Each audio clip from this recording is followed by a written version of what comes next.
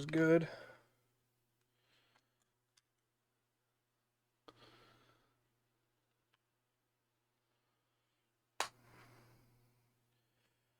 I guess I should send first the notification before I check the audio. There we go. Then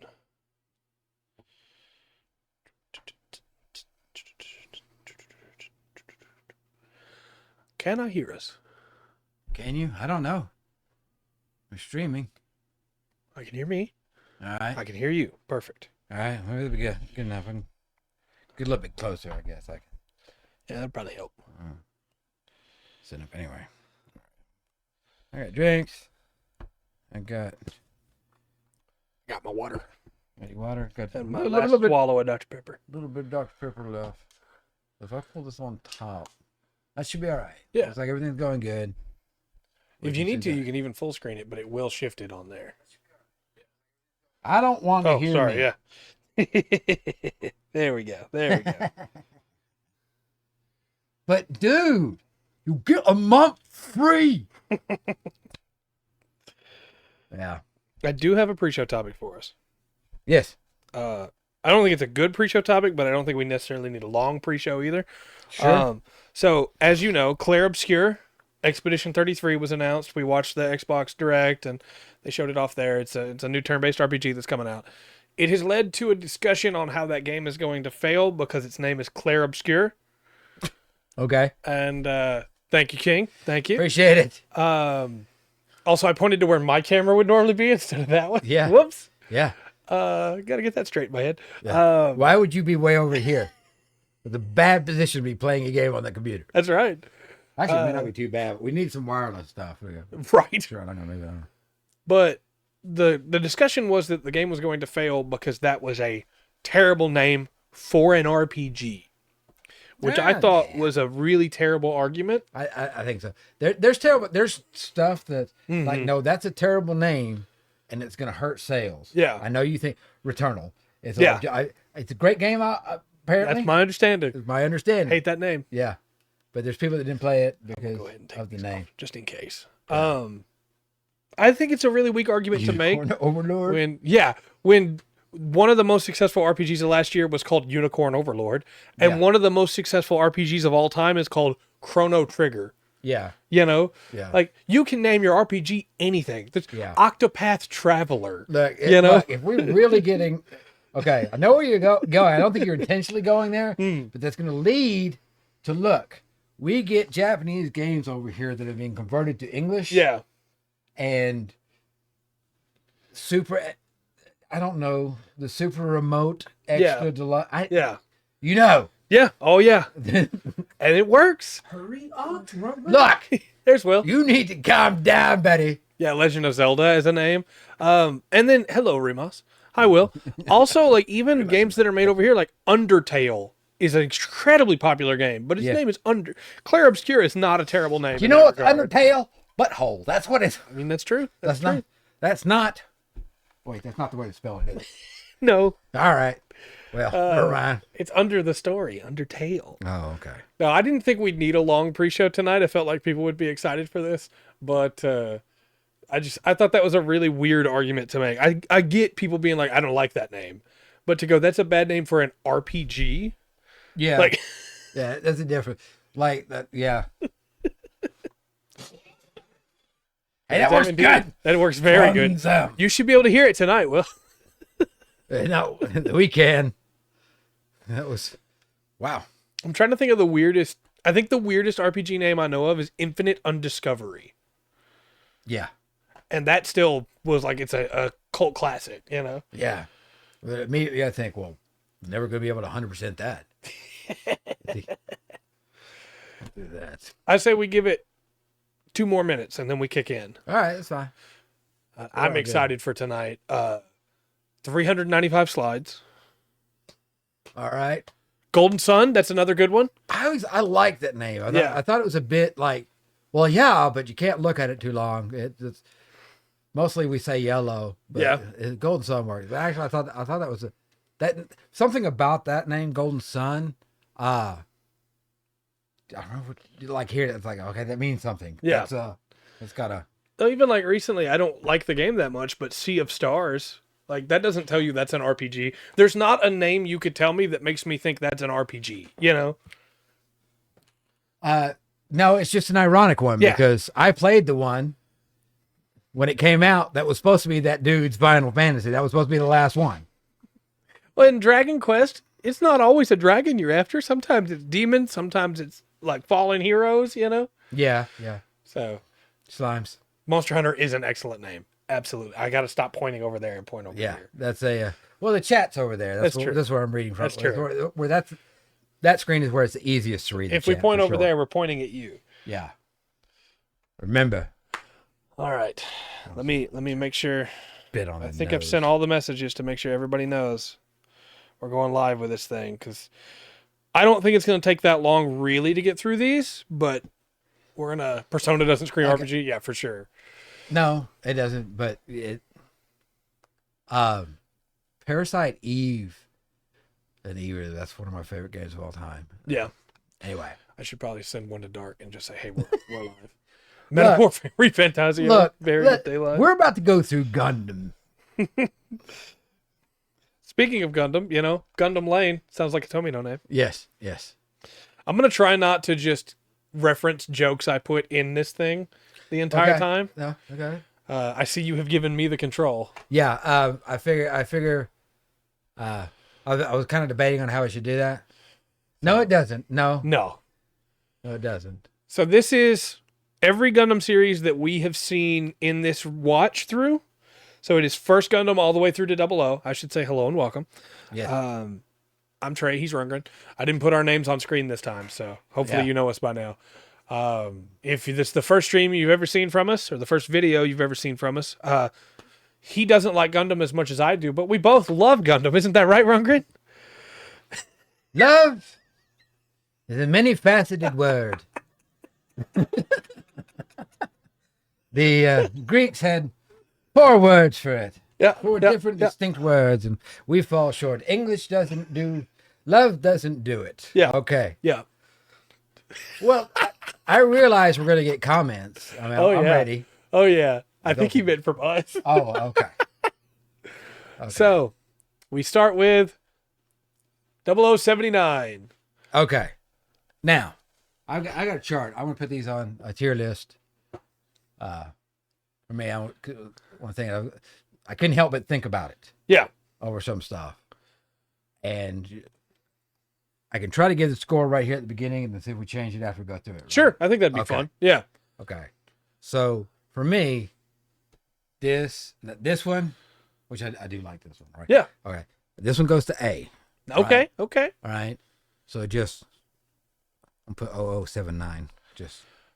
Also, just real quick, chat and the people watching this later, this is like 16 hours of my life. If you enjoy this slideshow, please. It's both. Like the video. I don't normally ask for this, but please, if you like this slideshow, comment. Give us a follow if you haven't, please. This is 16 hours of my life, and it's not even half of Gundam. Yes, we got the other half to go. So, yeah. I'll give my opinion on the show at the end.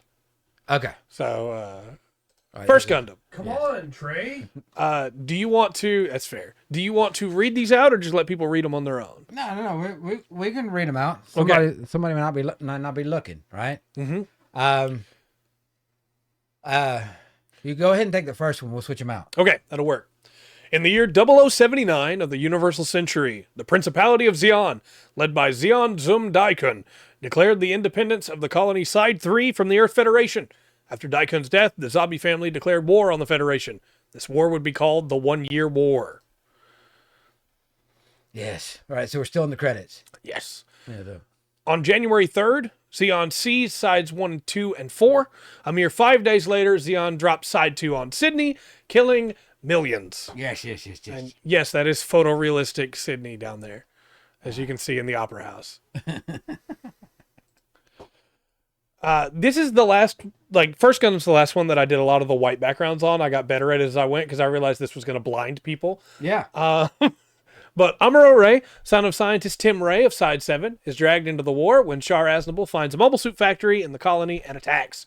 Amuro does not want to fight, but he also refuses to die, so he gets in the Gundam and kills, even as he hates it, and those who expect him to kill. His enemy, Char Aznable, the Red Comet, is a soldier with a burning desire for revenge. These two rivals will change the course of the entire Universal Century and all of Gundam. Char's more skilled, but Amuro has the better suit, and they develop as both pilots and new types as the war progresses. The Gundam also learns from Amuro with a learning computer, and we all know how important that wound up being to the story. Okay. Stop me at any point if you have opinions or. Okay. Well, no, this is foundational. Mm-hmm. Spoilers. Yeah, sorry, Yeah. spoilers for the 1979. It's going to be spoilers all the way through, Right. just so you know. Yeah. Now, obviously, I was 3 when this first released. It took a while for me to see it. Yeah, that's why I didn't want to. Yeah, fair enough. All right, so the foundational Gundam. Yep. This is it. This is Tamino. Apparently didn't get to do what he wanted to do. But Right. This is for a lot of people. This is like, where's it go? This is a good show. Yeah. I'm gonna go off, and still probably one of the top characters. Char. Yeah, Definitely, 100%. definitely one of the top villains. Mm-hmm. And I use that term loosely. Yeah, he's really the protagonist of his own story, which is normally the best villains are. Yeah. Switch this. And dig Amuro. That the learning computer thing. The learning computer thing bugs me because it's mentioned before he gets. I think before he actually gets in it, maybe as he's in it, Right. as like no, it's in the first fight, isn't it? It's in the first fight. He reads it from the manual. Okay. But yeah, that it's going to see what his abilities are and fill in where it needs to. Right.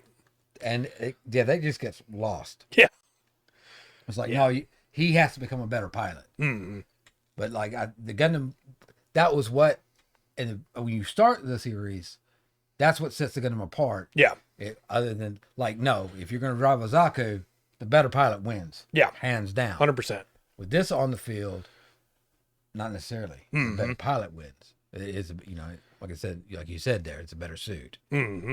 So, well, I lost plot point that kind of sucks that it happened. But, Yeah, it really should have been more of a thing. But like I said, this foundational, first time going. All right. So we get Lots of violence. later on. I do a better job with explaining like who these people are, but you know these people. It's Bright Noah, Kai Shiden and Sailor Mass, Slugger Law and Mirai Yashima, Ryu Jose, Rumba Rawl and Crowley Haman, Miss Matilda, very important character, Chef Tamara of the Great Salt Emergency, and then of course Fraubo, Hayato Kobayashi, and the War Orphans. That's Fair King. Yeah. So just a reminder, I do this for every season, but some of the seasons I give a little bit more information about the characters. I shouldn't have, and this is going to hurt your feelings. I'm sorry. I completely forgot about Slugger Law. Yeah. Until this moment. Yeah. That's why I did this, was so you could everybody could have a visual reminder. She's not important to the plot, but she's important for the memes. So you needed to remember Miss Matilda. Yes. And then of course Chef Tamara, he's the most important character. And I must say, love Miss Sailor. Yeah. Love Miss Sailor. She's gonna pop up a little bit more in this as we go. All right. Right, taking care of business there. I like that. Yeah. American. Yes.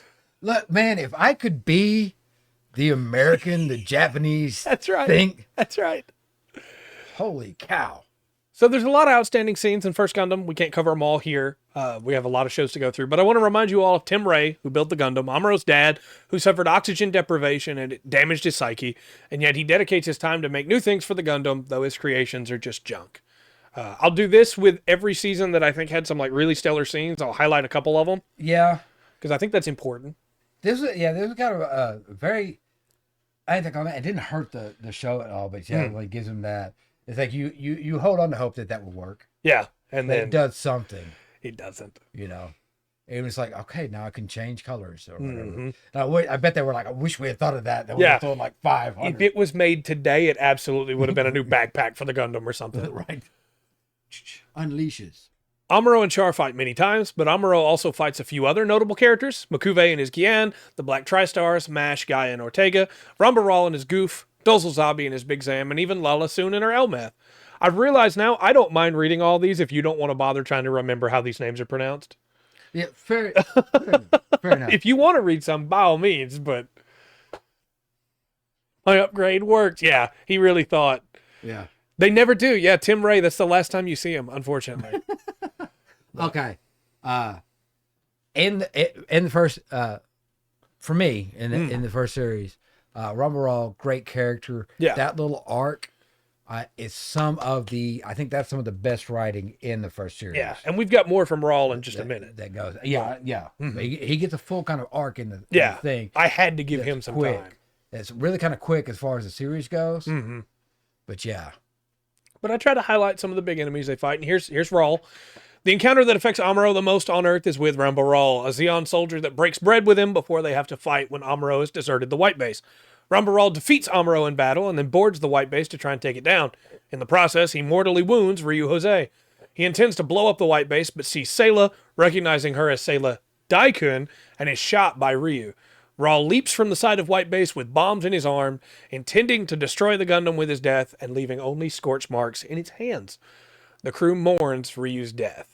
And if you remember, Ryu Jose's death hit everybody really hard. Yeah. It was the first time one of the big crew members had died. They were looking up to Ryu. He was leading them, him and Bright falters real bad without him.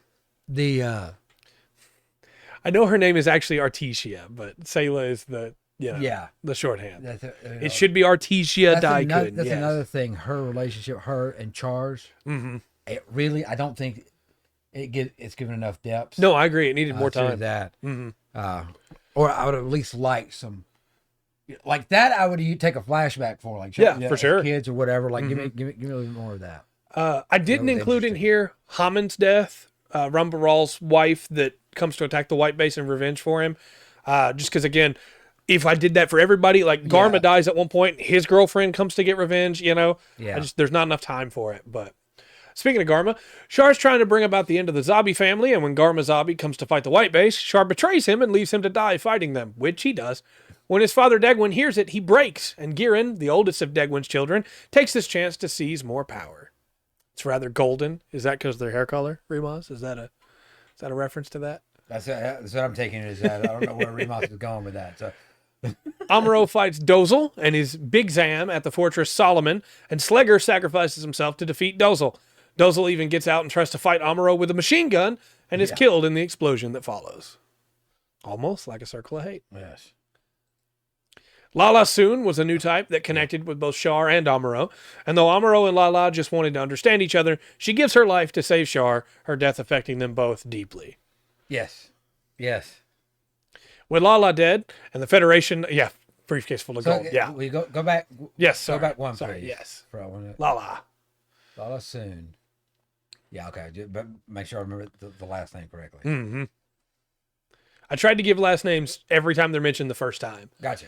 With Lala dead and the Federation knocking on a Boaku, Zeon's main fortress, Girin, betrays his father and kills him with the Solar Ray, our first super weapon.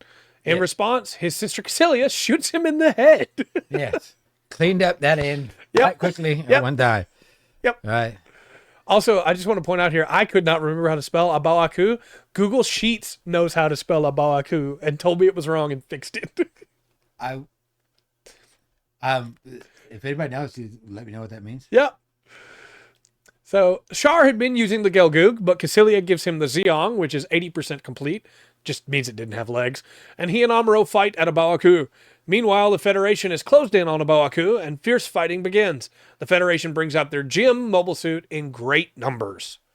So this is when they bring out their forces to, Yes. And some people might say, but Trey, you skipped Jaburo. I'm telling you, we got so many shows to go through. Right. It's the big points, right? Yeah. The boys in red. Amuro defeats Char Zeong at the cost of the Gundam. And if you remember, that's the first time that the computer actually matters, because the Gundam shoots up for him after he's already got out. Yeah. First and last time. Yeah. Amuro and Char, enraged and pushed to their limits, dueled with fencing sabers at the Battle of Obaku, and though Amuro was hit in the arm, Char was hit in the helmet.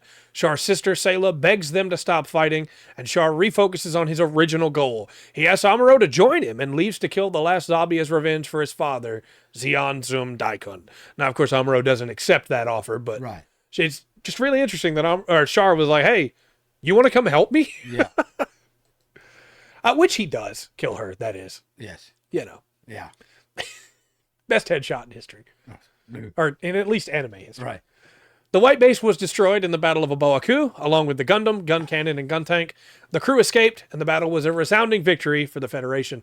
The war had been won, and Zeon surrendered. Get your facts straight. Yes, he does do that, but it's Tomino has clarified it is because of the learning computer was understanding what he wanted it to do that he was able to do it. It's weird, man. It really needed more time. Yeah, he backtracks a lot. Yeah. Almost like Star Wars writers. The war had been won, and Zeon surrendered. Obaku was seized by the Federation, and all territory returned, leaving Zeon with Side 3, the asteroid fortress Axis, and scattered forces. I missed a word there, apparently. Scattered forces that could not accept the treaty that had been signed. These splinter forces would cause many more conflicts and lead to the formation of the Federation Special Defense Corps, the Titans. Or as they're called in the sub, the Titans. The war did not end without sacrifice, as Ryu Jose, Slugger Law, Lala Soon, Miss Matilda, Ron Baral, and Hammond, 5.9 billion people across both sides, and most importantly, Mokuve's vase, all lost their lives to bring this bloody year to a close. I'm not covering Minovsky particles. I'm not covering the science of anything here. It's just the main plot of the series. It was cut down to 43, so there's definitely some stuff that could have had more time. Yeah, because I would sit here and just say Salt Run and shake my head for about 30 minutes. So there's But just have a moment of silence for Mokuve's vase. It was going to save Zeon. Yes. But most importantly, Chef Tamura got his salt, but not from the ocean they were flying over. They have Minovsky particles. 12 episodes about the vase? That's what we needed. They have Minovsky particles, which were mentioned in chat. Thank you. Yeah. Going here into deeper science. They have learning computers and Gundams. Learning computers, colonies in space. Yep. They can't get salt from the ocean. They can travel from space to Earth, to space to Earth, without without burning up in the atmosphere. Yeah, something like that. But to boil water down to get salt. Anyway. So, Chad, I hope you're ready because there's memes like this in that series. That's why that's not S. Yeah, I understand. That right there is why it's not S. We had two super weapons, the solar ray and the solar system, which are two different things. Yeah. And then one giant mobile armor, the Big Zam. Chat, I know as we go through this, you're going to be like, but what about the Zaccarello? The Zaccarello was not the biggest mobile armor in First Gundam, so it doesn't count. Okay. I'm looking at specifically the big Psycho Gundam style mobile armor. Oh, yeah. No salt, no white bait. Yeah, that's the line. Yeah. How do you think you put... So then we have Zeta Gundam. Yes, yeah. And that... Okay. I'm not changing. Well, first, do you need to change where you put... No. I'm sorry, let me go back one. Yeah. No. Each one of these will get one of these. With A. I just realized my writing is terrible. And, yeah, at the end of... 079. Yeah, 0079. Is what I just put on that one. So for this one, just to clarify, every series will be done covering that series when we get to this screen. Ah, gotcha. Yeah, for Zeta, so I love First Gundam, by the way. It would go in S for me, even with the Salt Run. Okay, but for me, I'm gonna put this at C. Oh. I would put it at B because I know that well, but it really goes. Zeta Gundam's in my top 3. Zeta. And I let's go and see. I may change. I may change. Okay. Do you want to read this one, or you want me to keep going? Is your voice still good? Yeah, I'm doing fine. All right, if you're doing fine, man, keep going. 0087, 7 years after the 1 year war. I made sure for each of these I put in how long it's been. Cool, because that doesn't always get clear in the show. Mm-hmm. The Titans controlled the Federation. Zeon remnants have gathered together into Neo Zeon, and parts of the Federation have split off into an organization called the AUG, the Anti-Earth Union Group. Amuro is on Earth under house arrest. Hayato, who's married Frau, has started a different group to fight the Federation, Karaba. Commander Bright, who is married Mirai, is trying to fix the Federation from within. Kai is a reporter, and Sayla is nowhere to be found. Char Aznable is MIA. Camille Bidan, it's a man's name, he's a man, is an angry young man with a broken family and an axe to grind. He joins the AUG because they let him get in a mobile suit and try to step on a man that insulted him. And from there, after much correction and the death of like 12 people he cared about, becomes an empathetic person and sacrifices himself. A strange man that wears all red named Quattro Bagina takes Camille under his wing. What's that? No, he looks nothing like Char Aznable. Yes, no, nothing like it. What's it that? The Titans have produced 3 Gundam Mark IIs and are working on more before the AU wrecks the factory, and those 3 fall into the hands of Camille Bidan and Titan members Jared Mesa and Emma Sheen. They ever explain? So in the manga, in the novel, they absolutely do. They were worried that he would try and do a coup, not just on Earth, but they were afraid that even Zeon fragments might try and follow him, because he was the one that beat the zombies technically. And so they were locking him up because they were scared. Yeah. Jared fails upward, mostly due to his determination, and Emma defects to the AUG after learning the Titans have gas colonies, including the Texas colony. Oh, man. All 3 of them, plus a lot of other people, become new types. Yeah. I love this gif. I had to use this gif. Jared and Camille become rivals, not because they're theologically opposed, but simply because they hate each other. Yeah. Jared made fun of Camille's name, and Camille hit him. Then Jared kills Camille's mom. Camille kills Jared's friend Kakrakan. Jared kills Camille's dad and his dad's mistress. Camille kills Jared's girlfriend Lila. Jared kills Camille's girlfriend Four. Camille kills Jared's next girlfriend Mawa, etc. Yeah. It's that cycle of hate. Yeah. Except they really hated each other. He does. Quattro Bagina is a man who despises the treatment mankind shows to both the Earth and each other. He cares deeply for the AUG, especially Camille, but still views himself as a relic of a bygone time, and has such a low opinion of himself, he cannot accept the feelings Rekoa has for him until it's too late. He views himself as a hammer to crush those who would disrupt the peace. He gets along very well with Bright. Except for Amuro, who he has both deep respect for and also kind of still hates for Lala's death. It's complicated. No, but there is some Char has some great lines, obviously. Yeah, if you want to stop getting hit, stop screw it up. Yeah, that's just all right. That's great. Isn't there a way to send all politicians to outer space? And I came here to laugh at you. It was classic. Yep. Okay, this I might end up changing this to be for some of these lines are low. This is, in my opinion, my favorite version of Char. Oh yeah, very good put. This is not Char. Yeah, how could he know about Lala? Yeah. How is he know? He's Quattro Vegeta. Amuro spends a while blaming himself for the Titans and Lala. He wants peace from his regrets and his demons, and even though he knows he needs to fight, fighting will only stain his hands more with blood he never wished to shed. He decides to fight and rams a plane into a mobile suit, saving Camille and Char. I mean, Quattro. So the only reason we have Zeta is because Amuro decides to be a pansy? Yeah. Ah. Beltarchica Irma is able to help him the rest of the way out of his shell, and he stays on Earth to make sure Camille, Bright, and Quattro go to space. Need you guys to leave. No, seriously. I want to make sure you get to space. All right. I got to stay here on Earth with my new girlfriend. Right. This. So this is the scene where Amuro tells Quattro, heard the lol. Yeah. He tells him that sometimes to get people to move to space, human sacrifice is needed.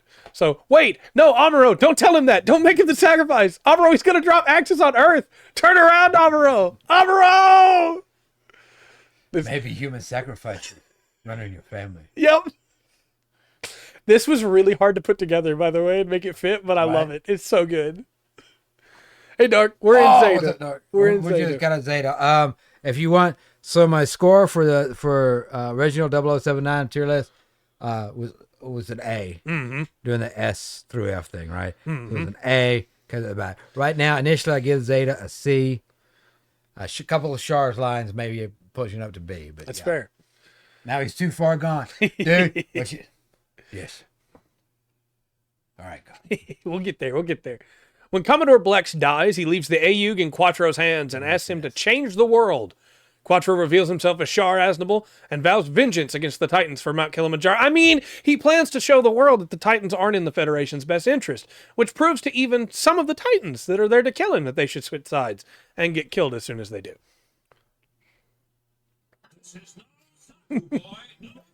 Yeah, that's the conversation he remembered when the Axis started moving. He was like, yeah, Amuro did say I should sacrifice some people. Right.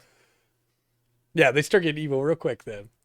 Speaking of the Titans, they've been doing some bad stuff. They gassed some colonies, beat up Bright, blew up parts of Kilimanjaro, killed Blex, and tried to blow Dakar up to kill Char.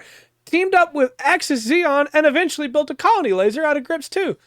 Pictured above, Jamatov Hyman, Bask Om, Yazan Gable, Jared Mesa, Mawa Pharaoh, 4 Murasame, Rasamia Bottom, Lila Milarira, Capricorn Kakuler, and Jamaican Donegan. So, okay, tell me no names. I'm just tired just looking at them. Tell me no names. Also, I need you to understand, I spent so much time getting the right screenshots. Yes, Dark, but there was a captain, I do believe, in World War II, that was his name and his first. I think it was his first name. I think it was his last name, and his first name was Buster. Yep. Yeah. Yep. Also, Remus, you are correct. Yazan's is from the movie, A New Translation. Or no, you're talking about Bosk Holmes from the video game. Some of them were tougher to get. Axis Zeon and the Jupiter Energy Fleet get involved, led by Haman Karn, who is still hung up on Char and can't move on, and the man from Jupiter, Paptimus Shirako, who uses new type powers to seduce women.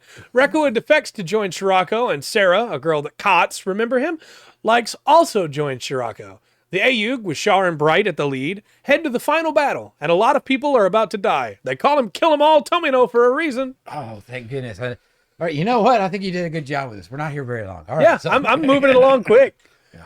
Camille is given the Zeta Gundam, which he designed. Char the Hyakushiki, and Emma's Mark II gets upgraded to the Super Gundam. Which, look. That's fair. Haman is, we're going to get to her in Double Zeta. Mm. The suits are great, though. Yep.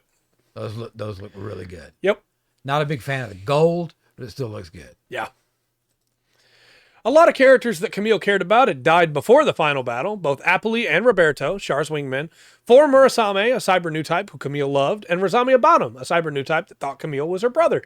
Fa Yuri, Emma, and Char do their best to help him, but his anger and grief only grow as he tries to make sure no one else dies. So, just throwing this out here, this line from Char is going to be important for novel Char in Char's counterattack. Do you think the world will be saved with youngsters like you losing their lives? Yeah. It's not going to matter for animated Char's counterattack. But how come you have to keep slapping people? Also, shout out to Captain Hinkin. What a great dude, man. Yeah. Yeah. Just love him. Yeah. So I compressed 12 episodes into these 3 paragraphs.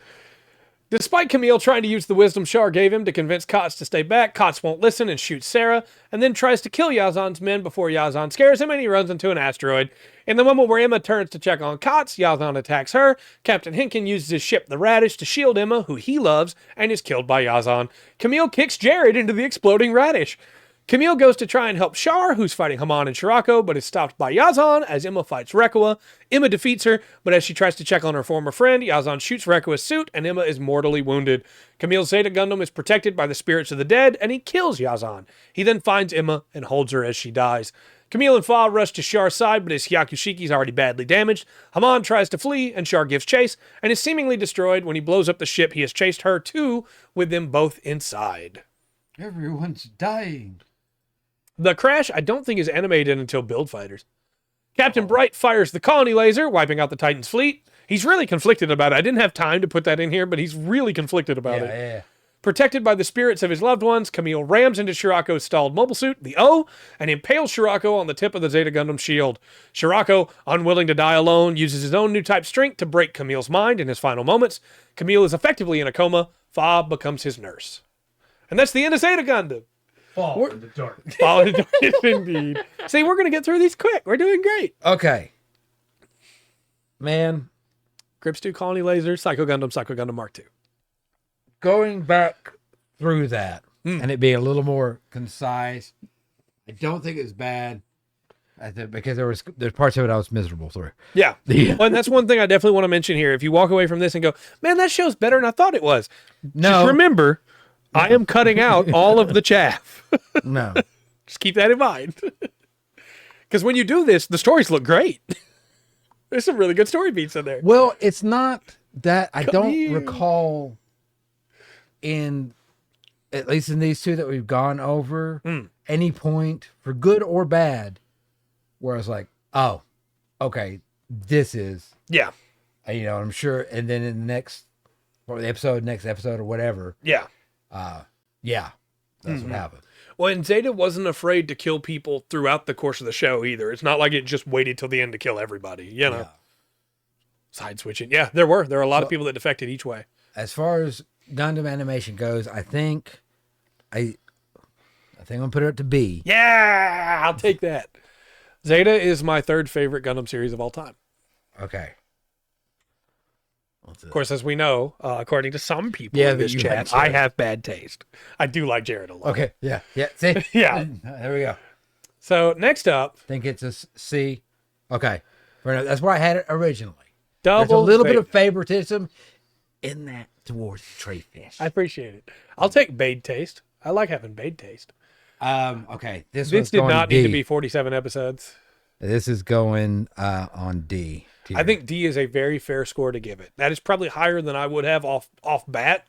But once I got through it, I was like, there were some good story moments in here. Yeah. So, UC 0088, 11 days after the Battle of Grips, which was the end of Zeta. So right now it's 0079 at A, Zeta at B, Double Zeta at D. Yes. And these will all go in the YouTube video for anybody that wants to watch back over. As we get through this, I hope when I'm done that you at least understand why I had to put that one at A. Yeah. So Haman renames Axis Zeon to Neo Zeon. Oh, no, is D the lowest? No, it goes to F. F is the lowest. It goes S, A, B, C, D, E, F. We just put them all there. And tries to revive the Principality of Zeon with Maneva Lao Zabi, the last remaining Zabi, as a figurehead. She's the daughter of Dozel Zabi, who piloted the Big Zam. We're going to get to Mashmir. Elsewhere inside One's Shangri-La, Judo Ashta, his sister Lena, and his friends Bicha, Mondo, Lino, and El gather scrap from mobile suits to survive. They're a wacky bunch of kids that have had hard lives, but always on the look for their next big break. Yeah, I don't think this goes down to F, but E is definitely, It's in the cards? Yeah. When Judo meets Camille and Fa, he gets pulled into the new conflict as he winds up piloting first the Zeta and then the Double Zeta Gundam. He and his friends wind up on the Argama and meet Ru Luca, who holds the award for the most wasted potential of any character design I've ever seen. They also later meet Puru, who attaches to Judo, and Purutu, her clone, who does not. Purutu. Oh my God. Okay, hold on. Yeah. Let me go back. Let me go back. But I know some of y'all, actually, I think I see right now is in the Discord. I would love to see your tier list. Yeah, you should absolutely share your tier list when we're done in the Discord. That'd be wonderful. Yeah, we'll try to get this one in. I think Trey's going to do one of his own. Yeah. After everything, and we'll try to have that. But I would love to see y'all Gundamites are weird. It's going to be different than mine. I count on it, sweetie. You better. Yes. I'll do mine as a video after this goes up on YouTube. Oh, sweet. So that I can be like, hey, we did the full stream if you want to go see us break it down. Gotcha. And then here's mine. All right, that was a little bit mid, but go for it. Excellent. And this is where I condensed almost the entire plot of Double Zeta into one slide. I will when I put mine up, yeah. And on the YouTube video, I'll put one up there. I can make a tier list too and send it through the Discord for anybody that wants to use that instead. It'd be pretty easy to do. So okay, I've got all these images saved on my computer. So, nice. Which just real quick, I know we're trying to get through this, but I got jump scared by that picture of Shara Soon because I didn't realize I had saved that to my wallpapers folder, and my wallpapers turned over at the end of the 10 minutes. I was like, whoa. Thank you, Shara. Thank you. Watch as Captain Bright slowly loses the will to live and almost cheats on his wife with Emery of the Lavian Rose. There you go. Episode 1's very good. I'm so excited to hear your thoughts. Fall into dust. Absolutely. Absolutely darn. That's awesome. Watch as Beachin Mondo betray the crew 3 times and yet somehow never get punished. Watch as Haman decides maybe she's into teenagers and Glimmy is obsessed with Rue and very young children. Yeah. Watch as Shara Soon clearly needs help and everyone laughs as she flashes her boobs again. Watch Rasura Moon from Moon Moon die from a mobile suit stepping near her. That would be way too nice. Yep. See Scenic Moon Moon, where people have been forgotten by the rest of the colonies and ultimately get mostly forgotten again afterwards. Watch the crew get into goofy shenanigans that somehow get surrounded by Lena seemingly burning to death and being saved by Sayla, who sadly doesn't matter anymore to the story, and longtime members of the White Base crew getting killed by Yazan Gable, who's now a joke character for some reason. Yes. There's too many. There's too many. Oh, yeah. From a story perspective, Glimmy betrays Haman, which barely matters, and Rue kills him. Puru dies saving Judo from Puru 2, who Judo then gives another chance to, and Haman is beaten by Judo, where she then flies into an asteroid and dies. But at least we got the Bawu! Look, suits are very rarely a problem. But, you know, they're very rarely a problem. Those suits are cool. Yeah.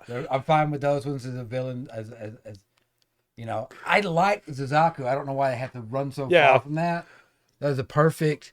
Anyway. I'm also just now realizing that I forgot to put a slide in. Yep. I forgot to put a slide in for Mashimir Cello. Oh. Whoops. Yeah, he got called out. Yeah, he's actually extremely plot relevant. Just his betrayal of Haman is not. And the Double Zeta, it's pretty cool. It's got a high mecha cannon in his head. It's also one of the stockier. Yeah, the Zaku 3 is in this show, and I forgot to put it and Mashimir in the slide. Because I'm going to keep doing this for the rest of Gundam that we watch, I'll go back in and retroactively add a slide for Mashimir. Yeah, but the Zaku, just the base Zaku from like, you know, going back to the original, the base Zaku is like the perfect, just mass-produced war machine looking thing. That's this guy, Dark Glimmy, that I mentioned right here. Glimmy Toto. Yes. Yeah. Also, people eat a lot of food. Like, weirdly, a lot of scenes of people eating food in strange ways. Yeah, somebody been watching Scooby-Doo. I guess so. I mean, they were high the whole time. They probably had the munchies. Obviously, they weren't sober making this one. That's fair. No new super weapons in Double Zeta. It was same colony laser again, reused. Yeah. But the Kin Mantha shows up. Puru 2 pilots it for a little while. There's really not much more to say about Double Zeta. Okay, that one does get moved down. I gotta be careful. I think so, King. I think so. I might. Because like going back to it and seeing it and having these memories. Yeah. Moon. Yeah. I was like, I think I gotta go to F tier, man. Okay. Can't. I know. So even Ruluka can't save Double Zeta. Well, it's her fault too. That's part of it. Because she's so good, and then she doesn't matter. You don't do anything with her. Yeah. It's they give. I want to knock it down to F because they give so many unimportant characters like fill-in time. Yeah. And you're trying to work on these, and Rue is a character. It's the first one. I'm sure it happens again because we talked about characters getting rude. Yeah. But the first time that a character comes in, is like introduced as like she's an ace pilot. Yeah. Look at that design. A main member of the team here, and then I don't call anything from her from the rest of it. Yeah. Oh, yeah. Yeah. Scooby-Doo was even before. Maybe it's just, popular. That was Shara Soon, Dark. Yeah. That's the one that needed help, and nobody helped her. So next up, Char's counterattack. This, for me, just because of what they do to Char. Yeah. I'm going to put it on my E tier. Okay. I really hate this, but I'm giving it just a second because I do believe there's a couple. Unicorn is next. Yeah, that's what we got to watch next.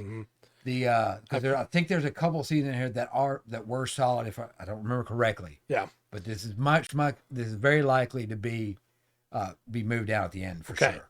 So I forgot to put the difference in the date here because I'm very angry about how different this is from the novel and the manga. But the last one was 88, so this is 5 years after. Okay. What should have been a story about a man that got his vengeance and was abandoned by his sister for it, who lost his love and found respect for the man who killed her, where the boy he considered a son, or where the boy he considered a son is in a coma, I forgot another word, choosing to burn down the cruel world that caused all of it, that's what the novel and the manga is instead a movie about a man that wants to die and decides to do a bunch of nonsense, so Amuro will kill him. And also, Quest gets way too much screen time. Yeah. Yeah. 100% King. Char decides to drop Axis on Earth. The AUG is rebranded into Londo Bell. They're not anti-Earth anymore. And Bright, Amuro, and Chan go to stop Char. Bright's son Hathaway gets a crush on Quest Pariah, a new type that wants Amuro's attention, but he's dating Chan. No one brings up Beltorchica. That never happens. Quest gets mad and switches sides. Amuro uses the new Gundam, which Char gave him the plans for. You did hate Quest. You hated Quest a lot. Yeah. Amuro kills Gyune, Chan kills Quest, Hathaway kills Chan, Amuro proves his new Gundam isn't just for show and beats Char, and then Amuro, holding Char's cockpit, starts trying to push Axis away, and all Neo Zeon and the Londo Bell help him, and a miracle happens as they push Axis away from Earth. That's the movie. Axis is the super... I mean, it's got to count, right? It almost fell on Earth and killed everybody. Yeah. And then Quest piloted the Alpha Zero. You might say, hey, you didn't put Gyune and Quest and Nana and Chan... No, I didn't put their pictures up there. We're moving on. Okay. This one definitely does get moved down. Okay. I put it on E just in case there was something in there. Yeah. Like in Zeta, Char's got a couple of lines there that's like, you know what? That's good. Yeah. No, that's definitely enough. It's irredeemable, and I was a fool for even trying. If you say, Trey, you didn't do Char's counterattack justice, the movie didn't do Char's counterattack justice. Yeah, the novel's so good. Yeah, clear point. That is what we're going off strictly. Yeah, we're not talking about the novel here. Chronological release order of the animation. Mm-hmm. And some independent stuff. War in the Pocket. Play it, forgot it. Keep going. And I've written, in each one of these, I've put who the writer was, so you can see these when you go back through them. Yeah, it's a terrible destruction of that story. Oh, I'm still angry at Will. He does. About this. I think Will loved watching you suffer watching it. Okay. In the final days of the 1 Year War, Al, an 11-year-old boy, is living his life in peace. No. That's fair. Yeah, but when it's something good, it's, Yeah, that means she really likes it. It must be very good. Unaware that Side 6, his colony, has produced a new Gundam. Zeon has sent a team in to destroy or steal this Gundam, and Al befriends the youngest member, Bernie. Al's neighbor, Christina, is the test pilot for the Gundam Alex, and she and Bernie quickly become fond of each other. Bernie tricks Al into helping him spy on the Federation base, but when things go wrong, he tries to distance himself from Al and to protect him.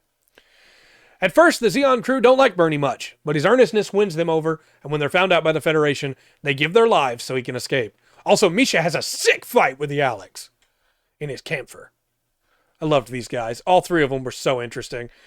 I couldn't put all of it in here, like with all of them. Right. But the moment when they almost get found out, and the guy with the bandana has to hide the knife behind his back as he's getting ready to throw it, it's such a good tense moment. I do believe this group, these three, what you said was a callback to another one, or maybe these were the callback. So these three are the same basic personalities as the Black Tri-Stars, right, but they're better versions of those characters. Yes. What happened to him this week? I think having it from the kid's perspective makes it hit way harder, in my mind, because that kid's ruined for life. Poor kid.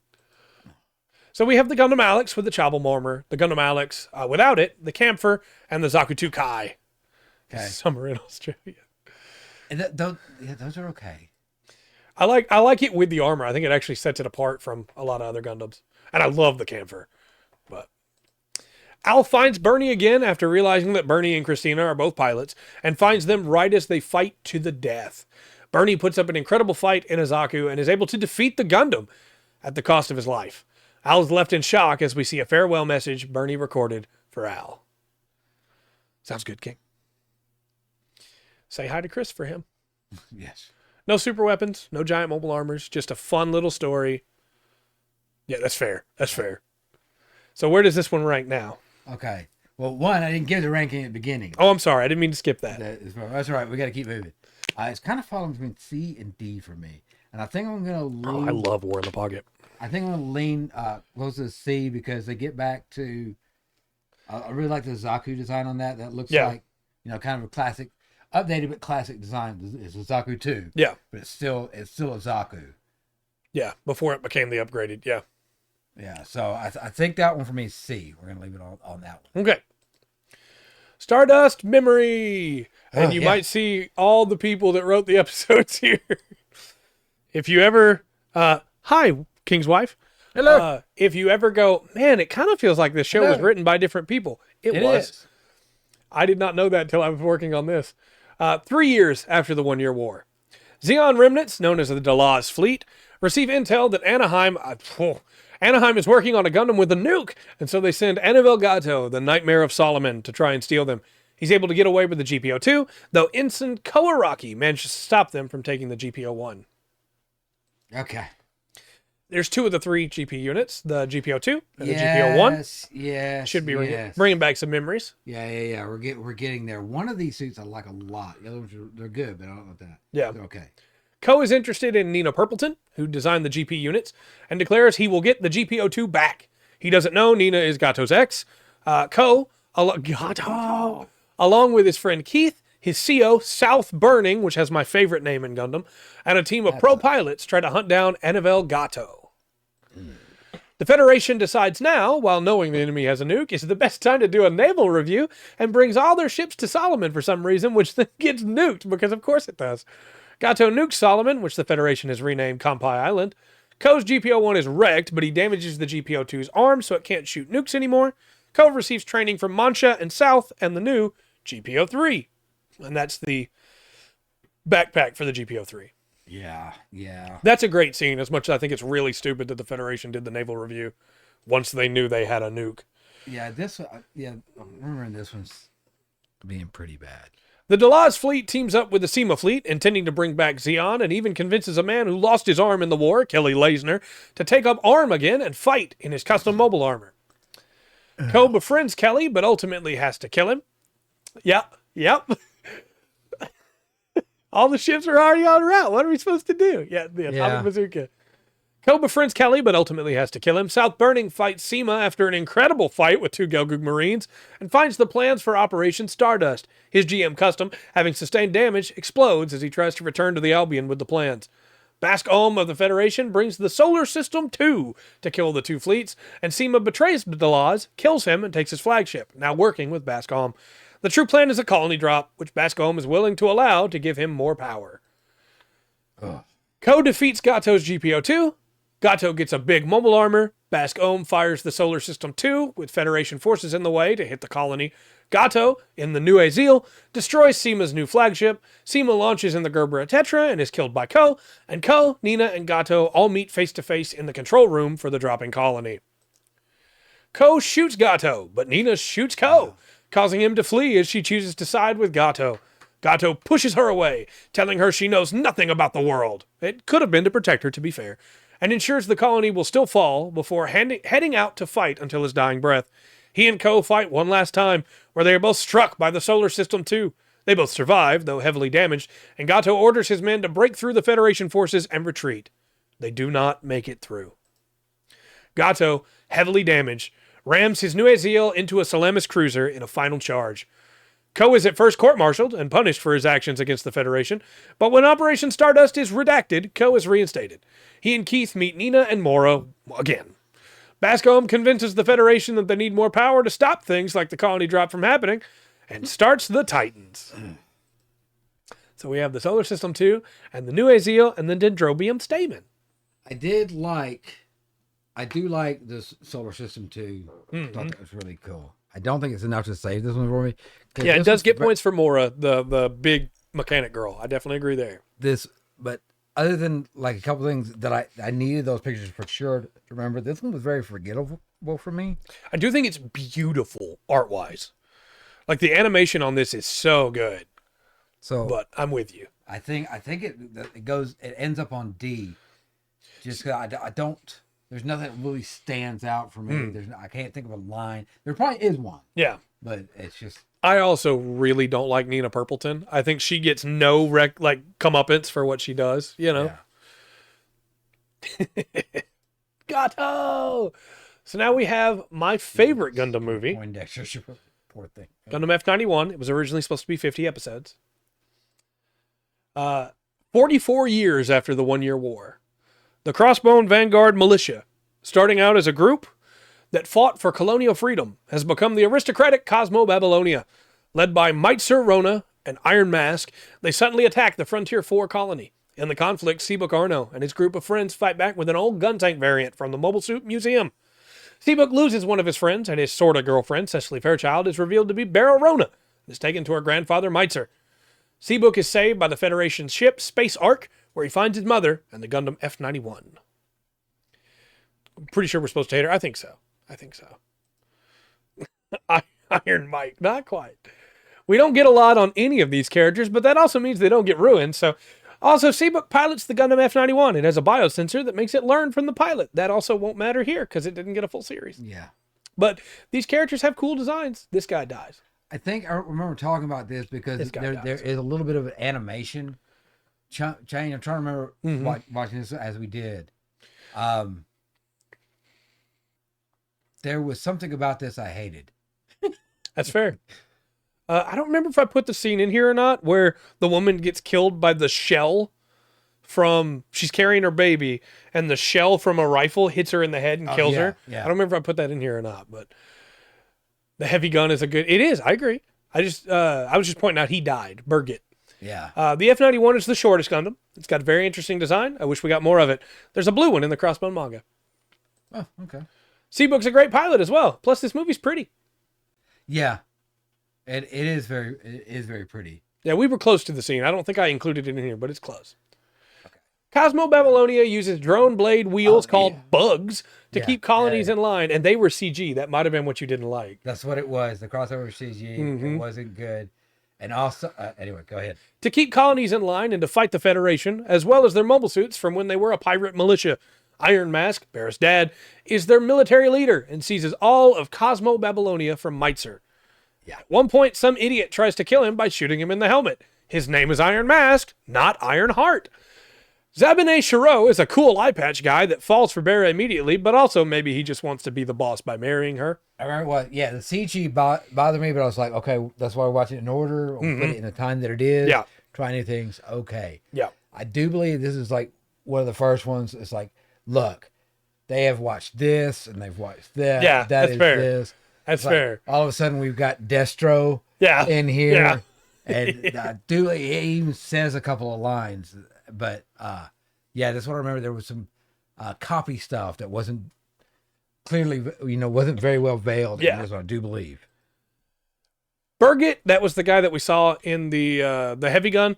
Birgit dies to the bugs. Seabook defeats Zabine. Cecily declares herself as Cecily and not Barrow Rona and turns against her father and her Vignagina. She and Seabook fight Iron Mask and his Reflexia. They win, but in the process, Seabook pushes the F-91s to its limits, and Cecily, I don't know why I put a V there, is thrown from the Vignagina out into space. So as you can see there, he's beating people. He defeats the Reflexia. He's very cool.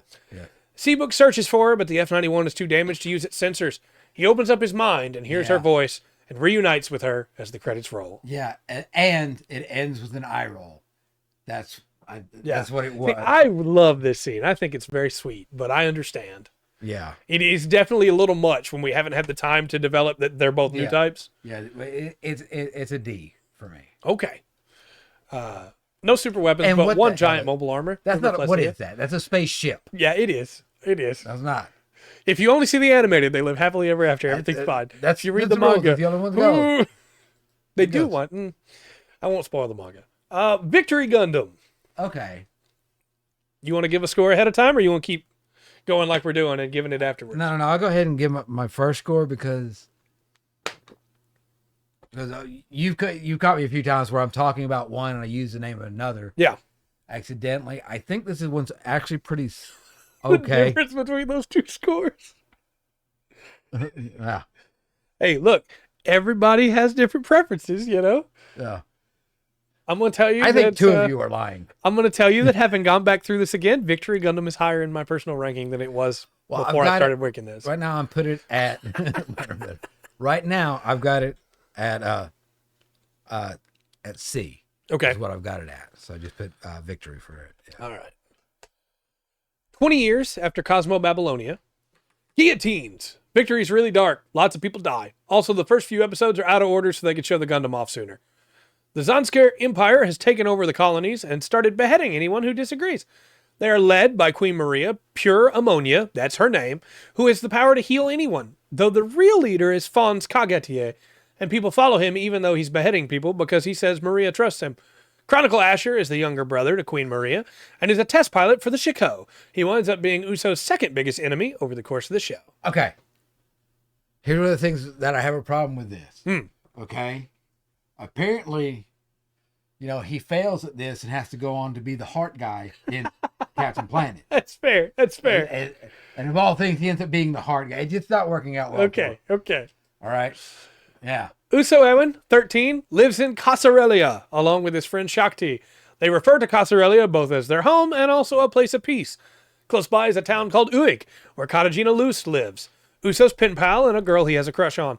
Uig is destroyed in a sudden attack, and Uso, Katagina, Shakti, and a few other local children, including Odilo, flee with the Ligue Militaire, a militia that's trying to fight back against Zanskar. This is where Uso gets the Victory Gundam. I want to mention, too, with a lot of these, they're popular enough shows that I was able to pull screenshots off Google and not have to load up every individual episode. Right. Not so with this one. Yeah. Not so. I think it's so. It's because he's the Queen's brother.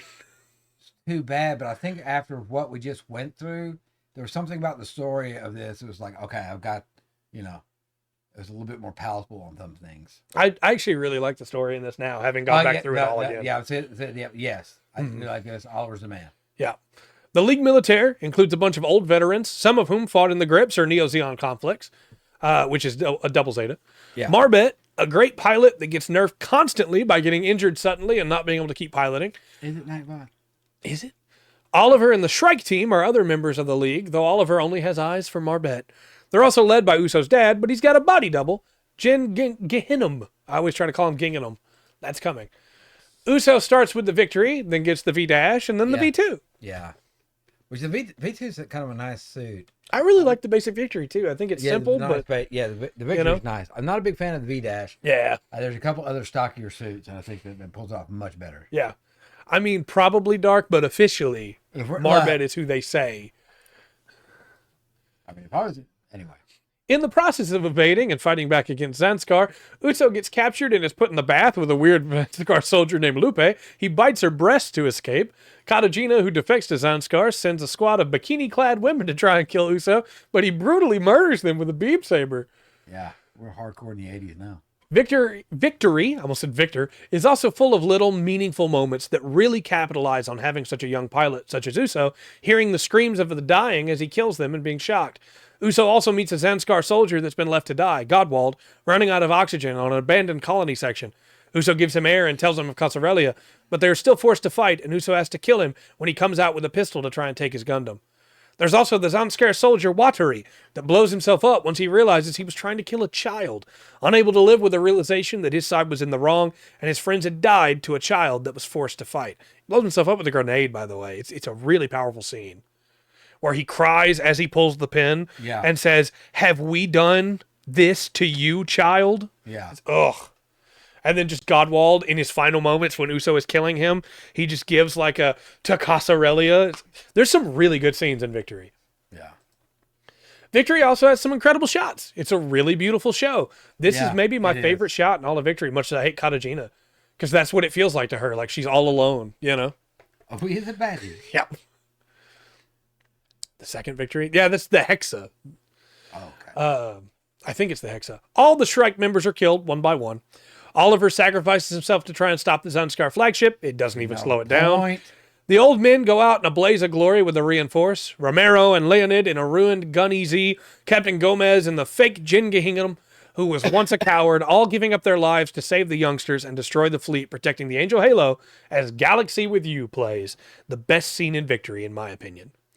And I stand by the fact that it is. This is when the two old men are in the Gun EZ and they're on the ruined top of the Reinforce and they're shooting and they get shot and blown up. Yeah. And then the captain is like, "Are you sure?" And Jin Gehinham says, "The young ones survive, Yeah. And then they finally tell him, "Well, we've stopped you. We've destroyed the engines." And the captain, the only one left alive on the ship, says, "You're too late," as the ram hits the shield.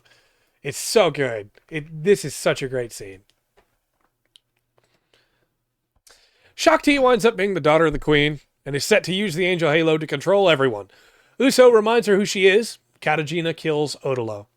Uso is able to stop the Angel Halo, and Shakti rips it apart with her new type powers. Katajina, who connected herself to it, loses her mind.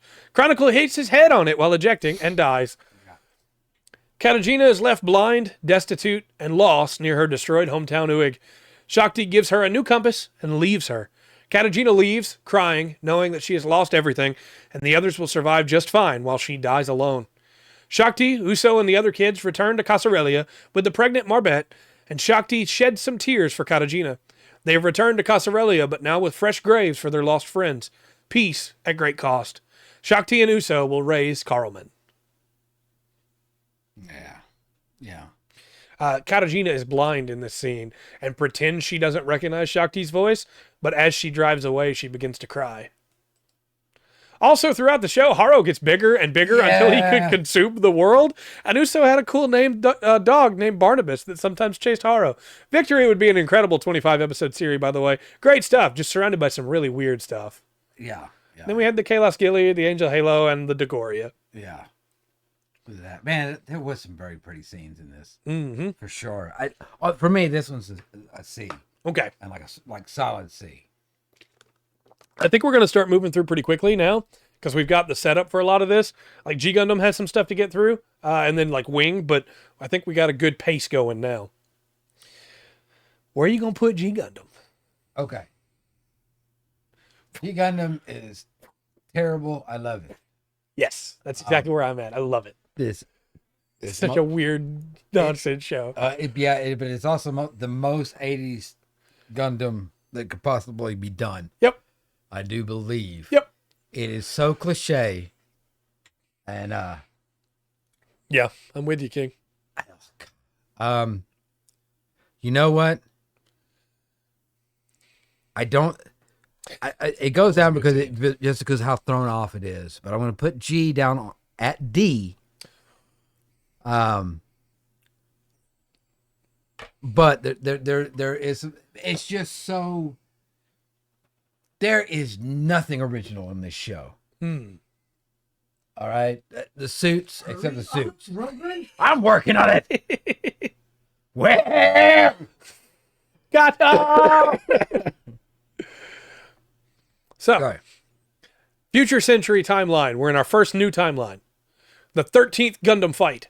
In a separate universe from the Universal Century, the Earth has been nearly ruined due to past wars, and so humanity has made two drastic decisions: to go to space and live in the colonies, abandoning the people below, which are themed after countries on Earth, and to have a Gundam fight tournament to determine who's in charge every 4 years instead of war. Yeah, I'm right there with you, King. I would not have put it at a D. The rules of the Gundam fight are as follows. Appreciate it. A unit whose head section has been destroyed is disqualified. A Gundam fighter must never aim at the cockpit of an opponent's Gundam. Accidental harm inflicted during a match is acceptable. A Gundam fighter may repair any damage to their Gundam as often as they desire and move on to the Championship League as long as the head section has not been destroyed. This will be spoilers for you then, Rimas. A Gundam fighter must take on full responsibility for protecting their own Gundam. A match shall only be held on a one-on-one basis. A Gundam fighter must not taint the honor and dignity of the nation they are respecting. The Earth is the ring. Destruction of property on Earth due to the Gundam fight is not considered a crime. It's blood sport. Yep. It's King of the Ring. Anyway, go ahead. Each nation has their own Gundam, and almost all of them are stereotypes, as each nation has also become isolationist in their colonies, and so their Gundams need to prove the superiority of their country. And look, some of them, like, they're just, I don't know why they hate the Netherlands. Well, that's the thing. The rules are there, but they kind of don't care about them, right? And then also, they don't care about people on the Earth at all. The people in the colonies just do not care about the people on the Earth. The colonies, you're in the colonies if you had money or had some way to get there, something you could trade. If you're on the Earth, you're worthless to them. But this shit drives me nuts. I don't hate it. It's still a D. I love it. Like the Gundam Spiegel, right? Take that one off the German Ninja Gundam, yes. Okay, that looks great. It's good. The Skull Gundam and the Ashura Gundam, and the Mermaid Gundam. So, Dark, I think you're misunderstanding there. The people that are excited for the Gundam fights are the people that have come down from the colonies. If you'll remember, the episode with the Mermaid Gundam, you just pointed out, is an episode where the guy that's been chosen to pilot the Mermaid Gundam is not originally from the colonies. He's from Earth, and everybody in his town hates the Gundam fights. Yeah. They don't want the Gundam fights at all. The elites love the Gundam. That's also why whenever Domon goes to a city and he meets the mayor, the governor, or whatever, they're almost always like, yeah, here's the nice room. Please go fight somewhere else. Also, this is way too many Gundam. Yeah, I'm with you. And also for like some of these, man. Yeah, everyone in Italy absolutely hates the Gundam fights. They try to kick Domon out of multiple places once they find out he's a Gundam fighter. Yeah. So, we'll move on here. Yeah, please. Domon Kasshu is the fighter for Neo Japan and also the current King of Hearts. The Shuffle Alliance won't be explained for a while, but they are the protectors of the world. Domon pilots the Shining Gundam. That's very fair. And then later on, the Burning or God Gundam. Domon is searching for this man, his brother Kyoji, who's missing. Also, just to clarify, I full-on spoil stuff, especially where a show like didn't explain stuff for 20 episodes or so. I just explained it here because we're trying to remember the shows, not just, Yeah, look, if you've seen Missing in Action or Bloodsport, yeah, combine those two, you've got this show. You got the plot. Shining Gundam, Burning Gundam, in Japan called the God Gundam. Yeah. His handler, engineer, and partner is Rain Mikamura, a woman he loves but can't bring himself to say it. Which is he's stupid because she's awesome. She's awesome. She likes him too, and has since they were children. She's absolutely incredible with machines and is a pretty good pilot. She also has the patience of a saint. Domon should be nicer to her. Also, they fight in skin-tight suits. I didn't know where else to say that. The setup for the Gundam suit, I kind of find interesting this show. Yeah, that they control it with their bodies. Yeah, that way it does matter. Yeah, I don't know. The physicalness of the pilot. Those are in here, Dark. Yes, I included everything that we watched. Domon fights other fighters, each interesting and weird, and will either be a friend or foe by the end of the show. George Desand, Saisaishi, Argo Gulski, Chibity Crockett, Schwartz Bruder, Gentle Chapman, Mikkolo Chariot, and Master Asia. Which I can't stand George Desand because he's French. And then, of course, Gentle Chapman was awesome. Yeah, of course. If he wasn't old, he would have won. He absolutely would have. So, two more important characters are Nastasia and Allenby. Nastasia is Argo's handler, and Allenby is the fighter for Neo Sweden. Nastasia takes up for Argo and becomes a strong ally, and Allenby and Domon make an incredible team. Allenby even able to figure out his burning finger and copy it. Allenby is forced to go berserk by Wong Yun-Fat, the organizer for the Gundam fight, who's been infected with DG cells. Don't remember those? We'll get there. Also, double burning finger. Double burning finger, too. Yeah. Okay, here's another one with the animation. That scene on the right, right there, doesn't fit. Like, each one of those scenes right there could have been from a different show. Yeah, I'm with you on that. Yeah. All right. Each of the main cast have an arc. George and his desire to protect his nation's princess and dependency on looking noble. Saisaishi and a DG cell zombie, as well as trying to rebuild the Shaolin Temple. Chibity and his desire to prove himself to Domon and himself.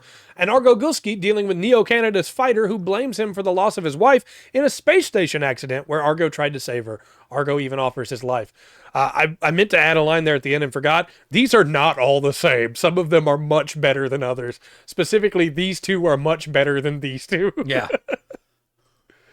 Domon's arc involves him fighting his old master, Master Asia, losing to him and being trained by the Neo-Germany fighter Schwartz Bruder.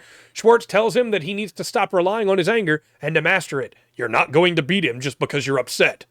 Domon also reveals that the pilot of the Dark Gundam is Kyoji, his brother. With the help of Domon meets Master Asia again in Shinjuku, and at first Master Asia works with him, but it is a trap, and Master Asia attacks him while an army of mobile suits attack the city. Domon's friends are revealed to be corrupted and taken over by the DG cells. Cells from the Dark or Devil Gundam. DG zombies were... Yeah. Domon fights Master Asia, and the former Shuffle Alliance show up and sacrifice themselves to purge the DG cells from Domon's friends and entrust them with their Shuffle crests. Now, if I understand this, the most unique suits in this show, the Shuffle Alliance, don't have a Gunpla. Yeah, no, they don't. And they should. Okay. Also, this is the last time, basically, they're ever going to get mentioned in the whole show. Yeah. They also reveal that Master Asia was the former King of Hearts. That's where Domon got that crest. Yeah. Which, at least before Master Asia turned evil, he gave his crest to Domon. Yeah, nice of him. Domon goes to the Guyana highlands and tries to master his anger and find inner peace, and Schwartz convinces the others to go train too. The Dark Gundam shows up, Rain is injured, and Domon tries to get her to rest while Nastasha coordinates the defense. The Dark Army surrounds the Shuffle Alliance while the 5 others try to defend the ship until Domon can rejoin the fray. They did have that, though. Right. As they can't use their full strength without all 5 of them. Domon helps Rain, and they repair the Shining together. Schwartz implodes a waterfall and causes a flood that washes away the Dark Army. Oh, look, man. I'm trying to move through it quick. I know. It's just that this show, like going back through it, like it's fun to watch, but so is Commando. That's fair. With Arnold Schwarzenegger. Yeah, absolutely. And look, if you think at all while watching that, it's stupid. Yeah, I understand. If you don't think it's wonderful, and that's what it's made for, and it serves its place. But yeah, there's so much of this. It's like, no originality. It's all right. Go ahead. The others escape, and Domon sneaks back to stay behind and cover their escape, as well as to fight Master Asia and Kyoji. Furious at his master and brother betraying him and hurting Rain, Domon gives in to his anger and is saved only because of Schwartz. Domon charges Master Asia, who moves through the smoke and nearly kills Domon, but Schwartz attacks him from behind, and Master Asia's darkness finger hits Schwartz's cockpit. Domon's anger fades, and Schwartz again reminds him of the drop of water on the surface of the pool. Domon releases his anger, finds his inner peace, activating his true super mode. Yeah, super mode, yes. Domon defeats Master Asia, but loses the Shining Gundam in the process. Schwartz is revealed to be a DG cell clone of Kyoji. Rain is able to get another Gundam sent to Domon, but Master Asia attacks it. Because of this, Domon can't activate it, but Rain activates the Shining Gundam using a device that lets her control it from afar and brings it to Domon. Damaged as it is. You might say, Trey, I thought these were brief. These are brief compared to the full series. Right. To transfer over the combat data from it so that the Burning Gundam can be activated. The same device also lets her see into his heart. She sees herself there inside a beautiful jewel. She tells him she's never thought so dearly of him as she does now. That's an actual line from the show. Yeah. He thanks her for her help. The Shining Gundam, that's literally, she says, I've never thought so dearly. He says, thanks, Rain. So, thinking about it now, as we're going back over this, is this the first one that was like, oh, okay, so what he needed was the power of love? Yeah, 100%. I know there's a few of those I've called out. 100%. Okay. The Shining Gundam and Rain fall at the same time as the strain knocks her out. The next few episodes of the tournament, there's some good fights. Allenby gets berserk, Domon saves her. Domon and Rain get in a fight, and she joins up with Schwartz for a bit, but they patch things up, and she helps him win his fight against Schwartz. It is a super robot show, 100%. I agree. Much more is. Yeah. Yeah. I'd be fine if it wasn't called Gundam. I would still love this show. Yeah. Master Asia even teaches him... Gundam, yeah. Sure. Sorry, I didn't mean to cut you off there. No, go ahead. Master Asia even teaches him the Sekiha Tenkyoken, as he doesn't truly want the Dark Gundam to take over the world. He wants to stop the Gundam fights and for the Earth to heal. The tournament is interrupted by the Dark Gundam. The Shuffle Alliance fights Mikolo and Chaplin, while Rain fights Berserk Allenby. Schwartz sacrifices himself to kill the other Kyoji. Domon fights Master Asia one last time and wins by using the Sekiha Tenkyoken he just taught him. Domon tells Master Asia that his plan wouldn't work. People are also a part of nature, and Master Asia realizes his folly and reveals he had a terminal illness, but never once used DG cells on himself, that he did all of this of his own free will. Master Asia cries, wishing Domon had never had to have been forced into these battles, that Domon could have had a peaceful life. Master Asia declares Domon the true King of Hearts. Domon calls him Master, and they recite their chant together one last time. The school of the undefeated of the East, the winds of the King, Zenshin, Keiretsu, Tenpa Kyoren. Look, the East is burning red! Master Asia dies in Domon's arms. I felt like you would appreciate that I didn't go full force on that. I was tempted, but I didn't. Yeah. You know, he does. He's regretting what he did, you know. The shot of the Shining Gundam. I did. The Shining Gundam holding the God Gundam right here. Or are you talking about the God Gundam holding the Shining Gundam? I didn't have enough room anywhere. All right. Rain finds out that her father's the one who framed Domon's dad, killed Domon's mom, and injected Kyoji with the DG cells. She distanced herself from Domon, feeling she doesn't deserve to be at his side. That plotline didn't need to be in the show. No. Major Ulube, who's been around but not important till now, kidnaps her and makes her the new core life unit of the Dark Gundam, which we were never told it needed. Yeah. Which takes over the Neo-Japan colony. Rain's dad sacrifices himself to save Domon's dad and asks Domon to tell Rain he is sorry. Domon kills Urube, but the Dark Gundam has eaten enough people. It's alive now. We're almost at the end. The Shuffle Alliance and all the other fighters that weren't DG cellified fight off the Gundam heads while Domon faces down the core of the Dark Gundam. He tries to convince Rain to break free of it, but she's still blaming herself for her sorrows. So he gives her a speech. I'm a guy who's ill at ease and only knows how to fight. That's why it's been hard for me to say this. Honestly, I love you. I want to be with you. Rain! Rain. Kicking the Huey Lewis in the news. Yeah. That's the power of love. She breaks free, flying naked to him as he wraps her up in his sick cloak. Together, they unleash the Sekiha Love Love Tenkyoken, and the spirit of the King of Hearts puts a heart-shaped hole in the Dark Gundam. Probably wouldn't Google that. Destroying it, right? He's really the Burger King, but he's supposed to be the King of Hearts. Yes. This image isn't in the series, but it's in the art book. Domon returns with Rain, is declared the winner of the Gundam fight, and Gundam of Gundams. Nastasia becomes a pirate with Argo. The world is saved. Yeah. Oh man, that's at least with this. Go ahead. Yeah. So we have the Colony Dark Devil Gundam, and then the actual Dark Devil Gundam. Yeah. Which I thought counts for both. The one thing this has going for it, is I think this is like this show knew exactly what it was. There are a few of them that were like is this for kids? Is this for young adults? Yeah. Or what? Let's go through.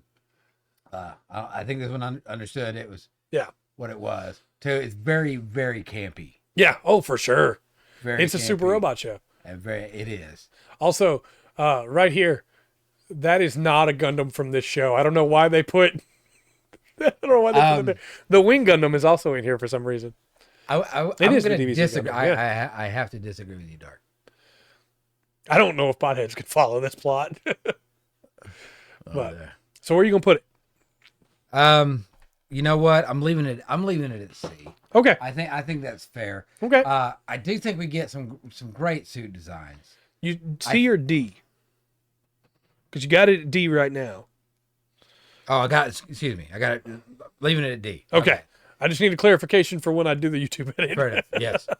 Put it at I'm leaving it at D. Okay. It's not a great show. Very cliche.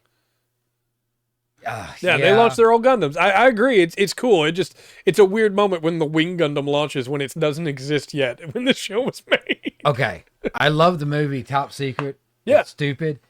This is almost on that level of stupid, but they, when they were making Top Secret, they knew what they were doing. Yeah. I'm not sure they were fully aware of what they're doing. Oh, I think they were. They lean into it real heavy at times. So next up, new mobile report, Gundam Wing.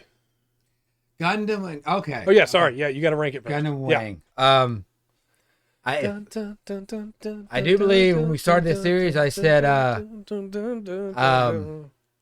this was made for America. Mm-hmm. That was this one I quoted. Yeah, I do believe I said. I do too, Dark. I think that's a really fun moment in the end. I'm gonna go with C on this one. Okay. Just because I think this is one of the most cohesive and consistent of the Gundams and like what they do. There's also some predictable stuff in here. But, yeah. I think because of the audience, they were trying to get Gundam in America. Well, like you were just talking about with G Gundam, they knew what they were doing with this series. Yeah, yeah. I wish this was the first time that I felt actually sad that I couldn't play music from the show during our sequences here. Yeah. So after Colony 195, Operation Meteor, 5 scientists and 5 Gundams and their pilots separately to try and get revenge on Oz, the organization of the Zodiac, which is the United Earth Sphere Alliance military, for their treatment of the colonies. These are Hiro Yui of the Wing Gundam, Duo Maxwell with Death Scythe, Troa Barton in Heavy Arms, Katra Rababa Winner in Sandrock, and Chang Wu-Fei in Shenlong. Which, great suits. Love the suits. Great suits. I think they fixed the suits from G Gundam in this a bit. Sure. The 5 Gundam pilots, all trained and some child soldiers, do not know each other at first and are each acting in their own way to try and bring down Oz. Duo, Troa, and Wu-Fei are attacking Oz installations on their own, while Katra is working with the Maganak Corps. Hero plans were changed when Merlina Dorland sees him on the beach and calls an ambulance for him. He steals the ambulance and infiltrates her school, intending to kill her, and she becomes completely obsessed with him when he says, "I'll kill you." Yep. She's that girl. It's all right. Also, at one point, Sandrock lets Katra out and self-destructs on his own to protect him, and that is never explained. That scene explains the very first time Emerald gets in the suit in Gundam 79 better than any of the other scenes they've done it. It actually feels like, no, this is on the verge of, at least, of AI. Yeah. Like it has some kind of sense of what it should do. Sandrock ejects him, puts his hand out, and sets him down, and then walks and self-destructs himself. Yeah. More DACA indeed. Maganak suits would be great. Wing's plot itself isn't very complicated. Yeah, it didn't have the Zero System yet. The colonies have been mistreated and are mad about it. Oz is corrupted and their ideals lost. It's the characters that really steal the show here. Treize Khushrenada and Zex Marquise are trying to change Oz from the inside. Treize wants to fight a true battle, while Zex wants to have control over his fate, having lost everything and being forced to put on a mask and be someone else. Well, almost everything. He still has Lucrezia Noin, an Oz pilot that fighters? Trey, come on. Fights for her soldiers, but has lost faith in Oz. Also, just want to point out, if you have Lucrezia Noin, who is madly in love with you, stop being depressed. You're fine. You're right. You're great. Yeah. Fair enough. You're going to go somewhere. Zex is, from all the Shark clones, Zex is the best, in my opinion. I also think Zex's heel turn later makes way more sense because of what happens in the show. Yeah. Disappointed indeed. I don't have a Lucrezia Noin. I wish it were me. What's ours? It should be me. Yeah. Sally Poe was an Earth Federation soldier before Oz took over and wants Oz gone. She saves Wu Fei early on, and he resents it because he hates women. Lady Un is fiercely loyal to Treize and loves him, but is also not afraid to get her hands dirty for his ideals. Oh, we got a posture check. Dorothy Catalonia, Treize's cousin and Relina's best friend and rival, loves war. She opposes Relina's push for peace, but each are able to grow in their ideals by facing each other's opposition. Slowly, the team meet each other. Duo shoots Hero, who is about to shoot Relina. Troa and Catra play music together, and Wu Fei fights Treize and loses. Hero gets captured, and Duo saves him. But when they jump from the prison, Hero doesn't open his parachute. Feeling he's failed in his mission, Relina yells out to him, and he opens his chute. She's going to come back later, but also I've realized it makes sense for me to read all because you have to read all the Lotro lines. Oh, yeah. It's only fair. Fair enough. Relina's dad gets assassinated, and Oz comes for her next, but Hero saves her, and then is confused as to why he did it. Relina tells him she talked to Dr. J, and he told her about Hero's mission. Which Dr. J made me smile. Yeah. If you know basketball. Yeah. American basketball was in the 1970s, 80s. You got anyway. She no longer has to be his enemy. Oz leaks info to the Gundam pilots that Oz leadership was having a meeting, but it was actually an Alliance peace conference. When Field Marshal Naventa tries to flee in a shuttle, Hero kills him, thinking it was an Oz shuttle. Relina tries to get revenge for her dad. She did her best, but Lady Un survives. Wu Fei still hates women. Zex is revealed to be the prince of the Alliance, conquered pacifist Sank Kingdom, Milliardo Peacecraft. He's given the Tallgeese to test, but its speed is too much for him at first. He tries to use the Tallgeese to free the Sank Kingdom, but again, the speed is too much, and he's very nearly killed. Otto, one of Zex's soldiers that is also from the Sank Kingdom, sacrifices himself to destroy the Alliance base. Noin nurses Zex back to health, as Treize considers how he may have to offer Zex up as a sacrifice. Okay, one. A lot of love. I do love the Tallgeese. Partly because of Dark. Check Discord. Okay. Through that. But also, I like it. It's like, no, oh crap. I can't control this. It should have been me, not him. Right. That's the one. Floppy indeed. But at the first one, it's like, no, I'm a great pilot. Yeah. I can't handle this machine. This thing's fast. Yeah, this thing's too powerful for me. I have to come up and now match this machine. Mm-hmm. I agree. I think it's a fun switch up. Yeah, we'll keep going. There's other ones. So. Hero fights a recovered Zex, but their fight is interrupted when Lady Un threatens to use the missile array to destroy a colony and lets the Gundam pilot surrender. Dr. J offers to surrender, but not for the Gundams to surrender, and Hero follows the orders of Operation Meteor and self-destructs his wing Gundam. Troa saves him, and Troa, Duo, and Catra escape. Wu Fei wasn't there because he's Wu Fei. Right, yes. Hero, still recovering, seeks penance for killing Naventa and offers Naventa's wife to kill him in response. She's too shocked to answer. Zex sends Noin to collect them, wanting to fight Hero without being interrupted. I don't even need the rest to know that I agree with you. Right up to the comment. First sentence. Yeah. He has repaired the wing Gundam, but Hero doesn't want to be in his debt, so he borrows the heavy arms. Relina interrupts them this time, revealing that she is Zex's sister and doesn't want them to fight, and also that Naventa's wife told her to tell Hero not to throw his life away. That's not what her husband would want. Lady Un closes in on them, and Zex says he'll cover for them so they can escape. It's time to go to space. The Gundam engineers have been captured. They are building machines for Oz against their will. Hero learns that Duo has been captured and intends to kill him, but rescues him instead. He then goes to capture the engineers and is captured himself by Troa, who has joined Oz to spy on them. They wind up testing the Mercurius and the V8, but wind up fighting Catra in the Wing Gundam Zero, who's fallen prey to the Zero system and is trying to destroy the colonies. They stop him, but Troa is wounded, Catra thinks he killed them, and the V8 destroyed in the process. Oz has Hiro test the Wing Zero next, and he wrecks their base before Catra is able to stop him. They escape. That's true. That's true. So you don't get this in the show until like right at the end. We might as well explain it now. It makes sense. The Zero system sends the data the mobile suit compiles directly into the brain of the pilot. The Gundam engineers scrapped the system when it was found the Zero system ignored the strain it took on the pilot and continued to bombard them with data until the pilot succumbed and the system took control. Oz forced their hand, and so the Wing Gundam Zero was made with a special cockpit that included a 3D radar display that allowed the Zero system to access the pilot's brain even when not wearing a helmet. The Epion instead uses a data helmet uplink to use the Zero system. Relena starts rebuilding the now free Sank Kingdom, declaring to the world that her father's pacifism would beat Oz. Hiro and Catra join Noin, who is protecting Relena, in her secret defense force, where Hiro is given back his Wing Gundam. Relena makes him promise not to search for battle. Meanwhile, Duke Dermail, remember him, right? He's not important. Of Oz leadership has decided to betray Treize and put him under house arrest, leading to a civil war as the Treize faction fights to free him. Hiro shows up to kill Duke Dermail, and his Wing Gundam is damaged. Treize reaches out to him and gives him the Gundam Epion. Hiro uses the Epion to return to the Sank Kingdom, which was attacked by Oz's new Virgo mobile suit while he was gone. Relena surrenders and formally dissolves the Sank Kingdom. And Hiro fights Zex, Epion versus Wing Zero. Then they switch Gundams. Yeah, I had to go back through and get the exact description from the episodes, but that's what they say. We have the Wing Gundam Zero and the Gundam Epion. Yeah. Waltz is separate. It will be after we finish Gundam Wing.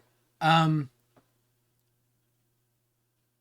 mean, this makes me realize how much storyline stuff, story beat stuff is reused in Gundam after Gundam. But go ahead. Dermail makes Relena a deal, and she becomes the queen of the world. And he doesn't kill the citizens of the Sank Kingdom. Hey, it's a pretty good deal, right? Yeah. Hiro comes to kill Relena, but she gives a speech about making Oz into a peaceful world nation, and Hiro lets her live again. Meanwhile, Zex has become Milliardo again and joined the terrorist colony group, the White Fang. Dermail tries to make a play for space and is killed by cats. I know how it's spelled. It's confusing. And the White Fang. Wu Fei and Duo decide to free the Gundam engineers who are working on new Gundams for them, and they nearly suffocate in prison before they're able to escape with Troa's help. Wu Fei gets the Altron Gundam, and Duo gets the Death Scythe Hell. Nice. Heavy Arms gets an overhaul to the Heavy Arms Custom. Catra receives a rebuilt and upgraded Sandrock Custom from his dad. His dad dies in the process. Now they all have new upgraded Gundams. Yeah. New suits for the store shelves. Nice. And that's about right, King. Sally Poe teams up with Mike Howard, who's been helping people all series, on the ship Peace Million, which has become the Gundam pilot's ship. Hiro lets Wu Fei and the found Troa, who he was at the circus again, pilot the Wing Zero, and the Zero system tells Wu Fei he needs to fight Treize again and accept the result this time, and reminds Troa of who he wants to be. Duo's been laying low in the colonies, but he joins up with the others, and Catra brings on the Meganac Corps. We're almost done with Wing. With Dermail dead, Treize retakes Oz and unites the Earth to fight against the White Fang, which has taken the space battleship Libra. It does sound like a Yu-Gi-Oh thing. Treize pilots the Toggies too, intending to fight Milliardo, but Milliardo fires Libra's main cannon at him.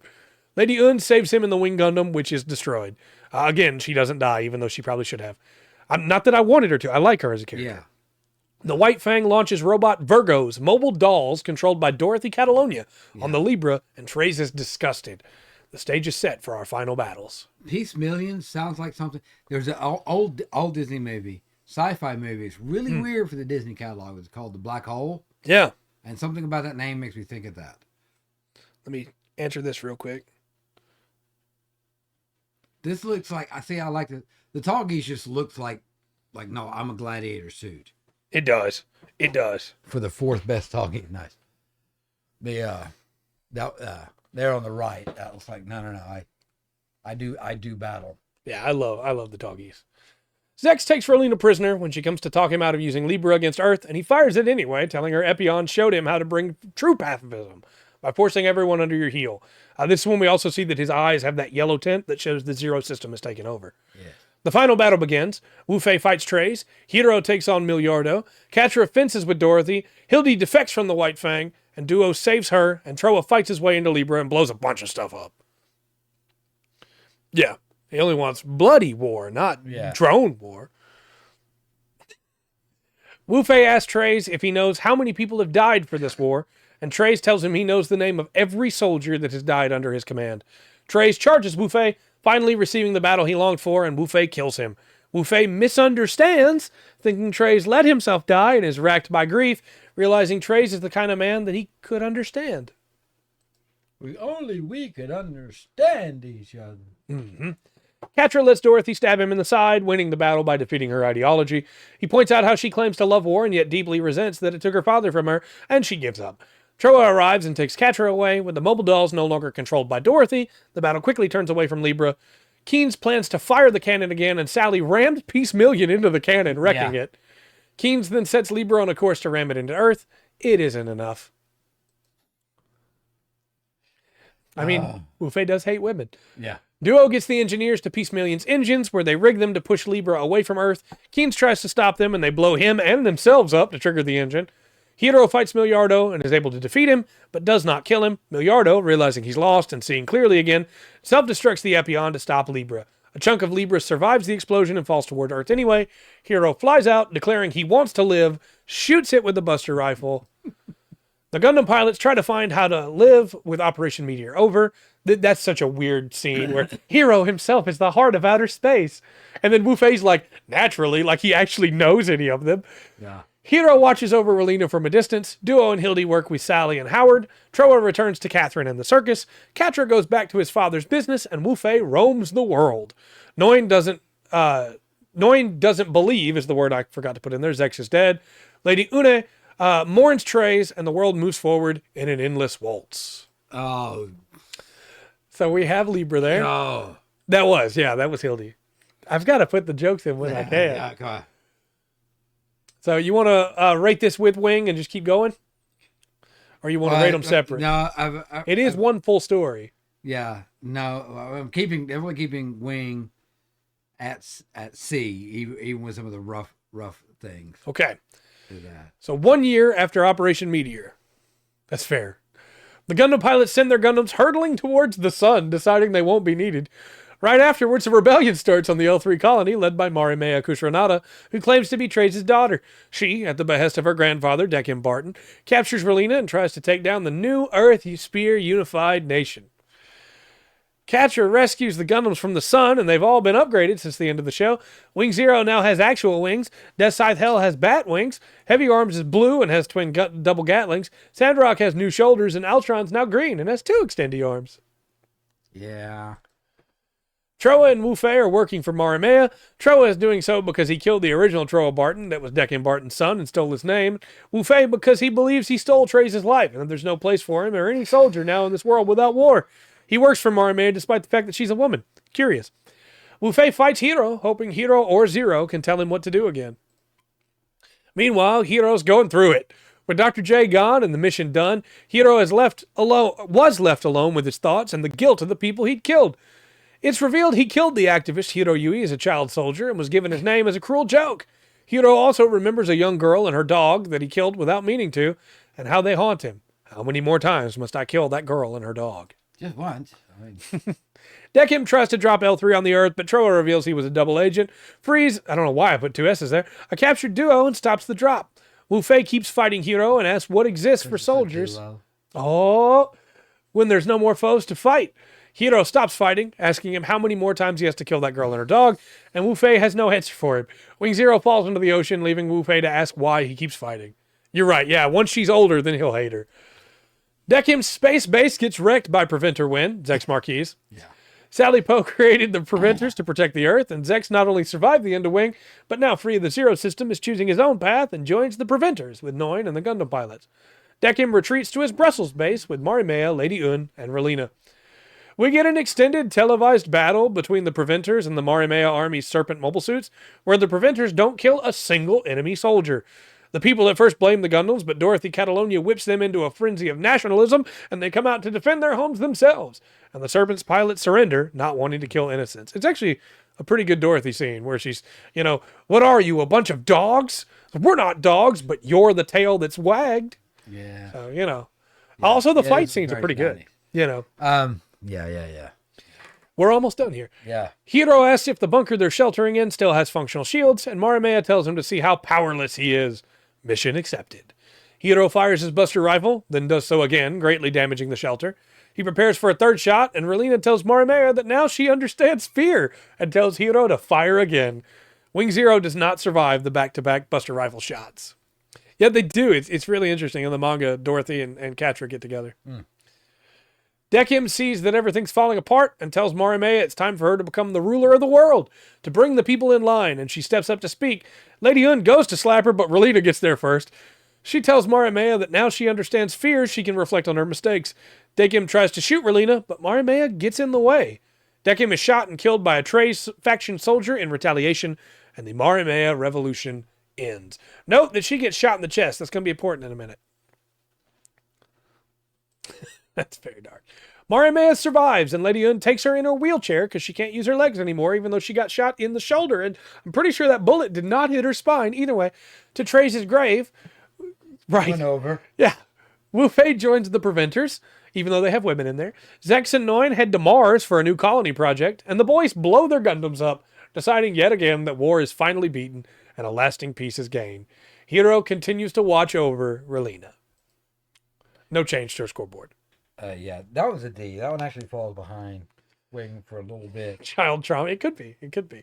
Yeah, The fights are good. The fights are actually really good. Well, but I do think that's the first one we watched where I was like, oh, I can tell they did this for the movie. Yeah, here's all the new Gundams. You know? Not only that, but I mean, but also the animation and sound was stepped up too. That's true. That's a good point that Dark has just made. They blew up their Gundams, but we never see Zex blow up the Tuggies. He was like, "No, I'm keeping this thing, man." Well, I can't make any guarantees on that. So it is happily ever after, but not right away. There's a bunch of problems that come up, but it is eventually happily ever after. Gundam X. Okay. Where are you putting this one? Oh man. That's what I'm saying. He keeps his. The rest destroy theirs for some reason. I think there's some good stuff in this. I think it falls short in a lot of places. I think it goes D. Okay. Quadruple S tier. 15 years after the 7th Space War, this is another new timeline, the Earth has been ravaged by colony drops. Mobile suits are left behind everywhere, and people have begun to rebuild. But vultures rule the waste, pirates of the land. Jamil Neat puts together a crew to try and search for new types and protect them, and in that search he finds Tifa Adil and Garrett Rand. Yeah, that's why it gets a D. Real quick, Gundam X is where something interesting happens. Though I couldn't find any sources that said it happened, I am convinced some episodes of X were outsourced to either an American studio or the studio that worked on Transformers. Oh, yeah, yes. Again, I couldn't find proof of this, but above are 2 examples of how different the Gundams looked in different episodes. I could be wrong, but it's really noticeable in the Dolphin episodes. Yeah. This is not this Gundam. Even like detail lowered. That's... Look at how much higher that is. What? This is not... Yeah. Anyway. Garrett Rand is a young thief that steals a Gundam and accidentally steals a girl. He's 15, but he's also lived a rough life and has a pragmatic view of the world. He's alive, and that's enough. It's this worldview that lets him take on the Frost brothers and help the various new types he helps, including Jamil. He's also an idiot, but he's the heart of the show, for better and worse. He believes in God now, because he found Tifa. Yes. Garrett starts with a Gundam X, just like the one Jamil piloted in the 7th Space War. It's equipped with a satellite cannon, but after seeing the damage it can do, it's removed, and the X is turned into the X Divider. Later on, Garrett gets the Double X with a twin satellite cannon. Ugh. Tifa starts the series closed off to everyone but Jamil, but Garrett is able to open her heart. A lot of the show, too much, is spent on the romance, but Tifa does still get some time to shine. It only really gets rough when we get to the 4-episode stretch of adult women being jealous of the child who's clearly head over heels for Garrett because they think she's after Jamil, who is far too haunted by his mistakes to care about love. Fair enough. Yeah. Fair enough. Never hurts. Yeah. Never hurts. Jamil Neat was a young new type who is the United Earth pinned all their hopes on. He could control the GX bits and was ordered to fire their combined satellite cannon to attack a colony that was moving towards Earth, destabilizing its orbit and sending it crashing into the Earth, starting the colony drops that ruined humanity's home. Jamil was so racked with guilt that he locked away his own new type abilities. The very word new type became a chain, and he vowed to protect other new types. He was in love with a new type named Lucille Lilliant. The rest of the crew of the Freedom are the pilots Whit Sue and Roy B. Loy, freelance vultures that Jamil hired. Sala Tyrell, Tony Amalme, and Shingo Mori make up the bridge crew. Kid Salsamalil is the chief mechanic, and Tex Farzenberg is the best doctor in all of anime. And yes, for anybody who's ever seen the meme, that's from Gundam X. I'm a healer, but... Yeah, that guy kind of is like a younger duo. Yeah. Witz pilots the Airmaster, and later the Airmaster burst. After his father's death as a mobile suit pilot, Witz left home against his mother's wishes. He's saving up money to support his family, and the best money comes from being a pilot. He also can't help but look after Garrett and Tifa. When he finally returns home with the money, he finds that his mother is remarried, and she doesn't want his blood money. With his family happy, he leaves, confused as what to do. Roy B pilots the Leopard, and later the Leopard Destroy. Yeah, it really gets into some Transformer-looking stuff. Yeah, I understand. He won the Leopard in a poker game from the love of his life. Roy B flirts with any woman he sees. After disagreeing with Jamil and leaving the Freedom, he goes to visit each of his girlfriends, giving each one a flower and a smile, and leaves. His goal being to give back some joy to these people in a world without it. He goes to visit the woman he loves and finds that she's died. Roy B wanders. Witz and Roy B meet at the crossroads and discuss their options. They talk about how Jamil and Garrett both drive them up a wall, but ultimately they can't just let them do this alone. Both decides to commit themselves to the Freedom and to support Jamil, Tifa, and Garrett. Trying to make a decision and meeting at a crossroads. Mm-hmm. All right, that works. I mean, it's not, a little on the nose. Not the first time. I do think the framing is very nice. Yeah. Lastly, for setup, we have the main villains, the Frost brothers, Shagya and Orba. Oh. Two cyber new types that have decided everyone else needs to feel their pain. They spend the whole show being secretive and betraying each group they join suddenly, and you don't get the cyber new type reveal until right at the end. So they almost feel like Team Rocket at times. Showing up, fighting the main crew, losing, running away, betraying someone. I don't even think we talked about that while we were watching it. Yeah. I think that hit me while I was re-watching episodes to get screenshots. The best... Not here, but later. Okay. We have various adventures. Witz winds up working with a general of Astard that is under attack, and the general has an epic last stand. Roy B winds up involved in a revolution in another country after he sleeps with a woman named Urena. He does his best to save her, but ultimately their revolution is stamped out. Garrett meets NLL, who later becomes a main character, and she tries to steal the Gundam. She later meets Tonya and becomes her friend, and even tries to retire from piloting mobile suits and gets a fiancé. The Frost brothers ruin that and drag her back. Also, Tifa gets possessed by the new type spirit of Jamil's dead girlfriend. That was a time. He still slept with her. You know. They also meet two new types. Karis Nautilus and another one. Karis is a young cyber new type who, like Jamil, has had his country's hopes pinned on him.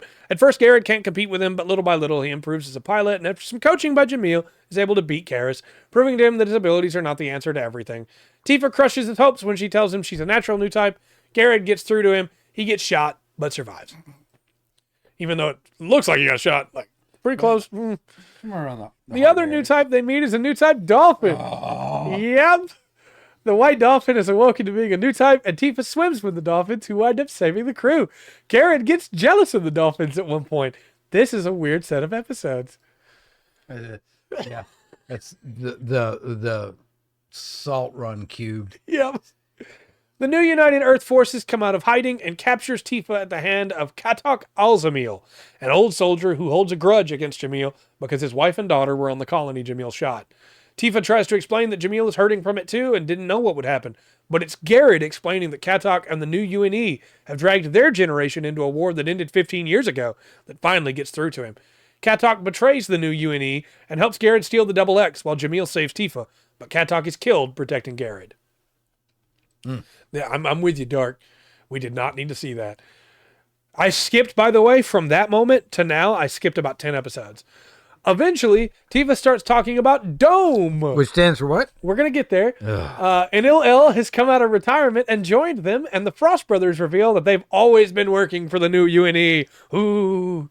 The Freedom's destroyed in the initial attack, and Tifa captured, but Jamil reveals the Freedom too, and the crew heads to space. There they meet Palacis and her G-Falcon, and Lance Rodowell and the Space Revolutionary Army. I think it's actually supposed to be Daryl, is the way they say it, but, you know. There's Trays, yeah. Pal is a member of Satellicon, a resistance group that almost immediately dies once Pal joins the Freedom 2.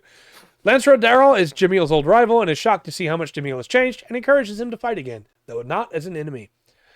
The new UNE tries to use a colony laser, but Garrett just blasts with the twin satellite cannon. It's destroyed. The battle moves to the moon. The crew gets captured by Dr. Tex, the crew gets captured, but Dr. Tex and Inel break out of the prison, and eventually they all make it to Dome. The show doesn't tell us this, but the manga does. Had to look it up, and it stands for Depths of Mind Elevating. Dome was a new time, and the UNE dissected him and turned him into a biocomputer. He tells the Freedom's crew, the new UNE and the SRA, about how new types are the next evolution of mankind, whose minds have opened to space, and that they're about understanding. The Frost brothers can't accept this knowledge and try to fight back, and in the ensuing battle, they are beaten and Dome killed. The war ends. Jamil winds up in charge of the new UNE and Lancero of the SRA, and they form a lasting peace. Wits and Tonya hook up, and after being rejected by Salah and Garrett, officially, Roy B and NLL hook up as well. The Frost brothers, now harmless, go to see the world, and Tifa and Garrett do the same. The ruined Gundam X drifts in front of the moon as Human Touch plays. It did. It got cut short. Yeah. And yet they kept the dolphin episodes. Right. Well, this is one where that one definitely had bad storytelling. I got to move to D for the dolphins. The satellite cannon would be 11, but the colony laser never got to do anything. Yeah. So and the man, it's just like, okay, that's out of nowhere. Mm-hmm. It's like they had nowhere for the plot to go, so they just grabbed something out of a hat, and it's like, now this is going to be part of Jamil's dead girlfriend is here. Yeah, the Dome came up with the OHMS team. I think this was pretty good, and I think it was pretty good based on a couple of. The one I'm thinking of is because of the characters. It also has a funny scene that I'm sure you didn't put in there, but I had a thought that what was happening that I don't know if anybody else did, but okay, I think this one's all right actually, and it might end up with a B. But go ahead. Okay, this is during the 1 Year War. The 1 Year War is starting to swing in the Federation's favor, thanks to the efforts of the White Base. But on the ground, in the trenches, are the mobile suit teams, and this story focuses on the 08th MS team. Oh, you're probably right. I think I forgot that guy. I can go back and add him retroactively. Shiro Amada has been named commander of the 08th MS team, which has been struggling. He also tries to bring the team together, while also trying to find his Zeon lover, Aina Sahalin. Shiro was a pilot for the Ball mobile suit at the beginning of the 1 Year War. While this was traumatic enough, he was on side 2 while it was gassed by Zeon. All of this made him hate Zeon. Shiro saved Terry Sanders Jr. by taking out a Zaku in his ball. Amazing, by the way. Yeah. But it's badly damaged in the process. He escapes the ball, but the Zaku pilot does the same, and they meet on a ruined Magellan battleship. They grow close, and his hatred for Zeon wanes. They both survive this, and when he returns to Earth, he decides to look for her, but gets assigned to the 8th. Shiro is given this command because Sanders vouched for his skill, and the other members aren't sold on him or Shiro joining the team. Mikkel, I always forget how his name is said. Nina Rich also joins the team. Prior members of the team are Karen Joshua and Elidor Massis, a sonar navigator. They had to nerf him. Yeah, you're right. Shiro is given the ground-type Gundam and is called Commander Newbie by his teams. He gives them just one rule. Everyone has to come back alive. They also meet Kiki, a local, and her tribe's chieftain's daughter. The scene involving Kiki and main guy. Yeah, Shiro. So when she gets in the first time, he's sitting there, and she's in the jungle. She's been out there and everything. She gets in, and like her butt hit in the back. Yeah. When that scene came on, like my brain went, God, I bet that stunk. And I know that's not what it was. Yeah, that's fair. Yes, she is. Yeah, she's also underage. Yeah. If you are not okay with strong subjects of things that should not happen to anybody, let alone underage characters, don't read the novel 08th MS Team. The first half of the show is dedicated to building up the characters and their interactions, working with Kiki's tribe and helping Mikkel to learn to be brave and deal with his fiancée Bibi not answering his letters, Karen to move past her grief, Elidor to come to terms with his music career possibly being over, and Sanders to overcome his fear and the curse that haunts him of his whole last platoon being killed. It's slow in the best way. Yeah, I think the characters are really good. Really, these main characters. This is not like G, where these arcs are not all equal. Yeah. I know it may sound not as important as the rest, but Elidor having to come to terms with the fact that his entire life's work has been halted for the sake of this war he didn't want is actually really good. Okay. Yeah, it's definitely it is the R word, and it happens to a very important character. You don't want to. That character dies in the novel. You don't want to read that. No. I'm with you. The back half of the show is Ina's brother creating a super weapon, forcing Ina to pilot it in the OHMS team's efforts to stop it. Shiro's connection to Ina is revealed when he helps Ina, and he's court-martialed but later acquitted. Ina's brother Ginius is ordered to abandon the production of the Apsalis project, and obsessed, he kills everyone who heard the order and carries on anyway. The 8th is able to take down the Apsaris once in a canyon, but Ina and the Apsalis are able to escape. They also stop Top and her team, who initially try to trade with Kiki's village, but battle breaks out when they find they are guerrillas.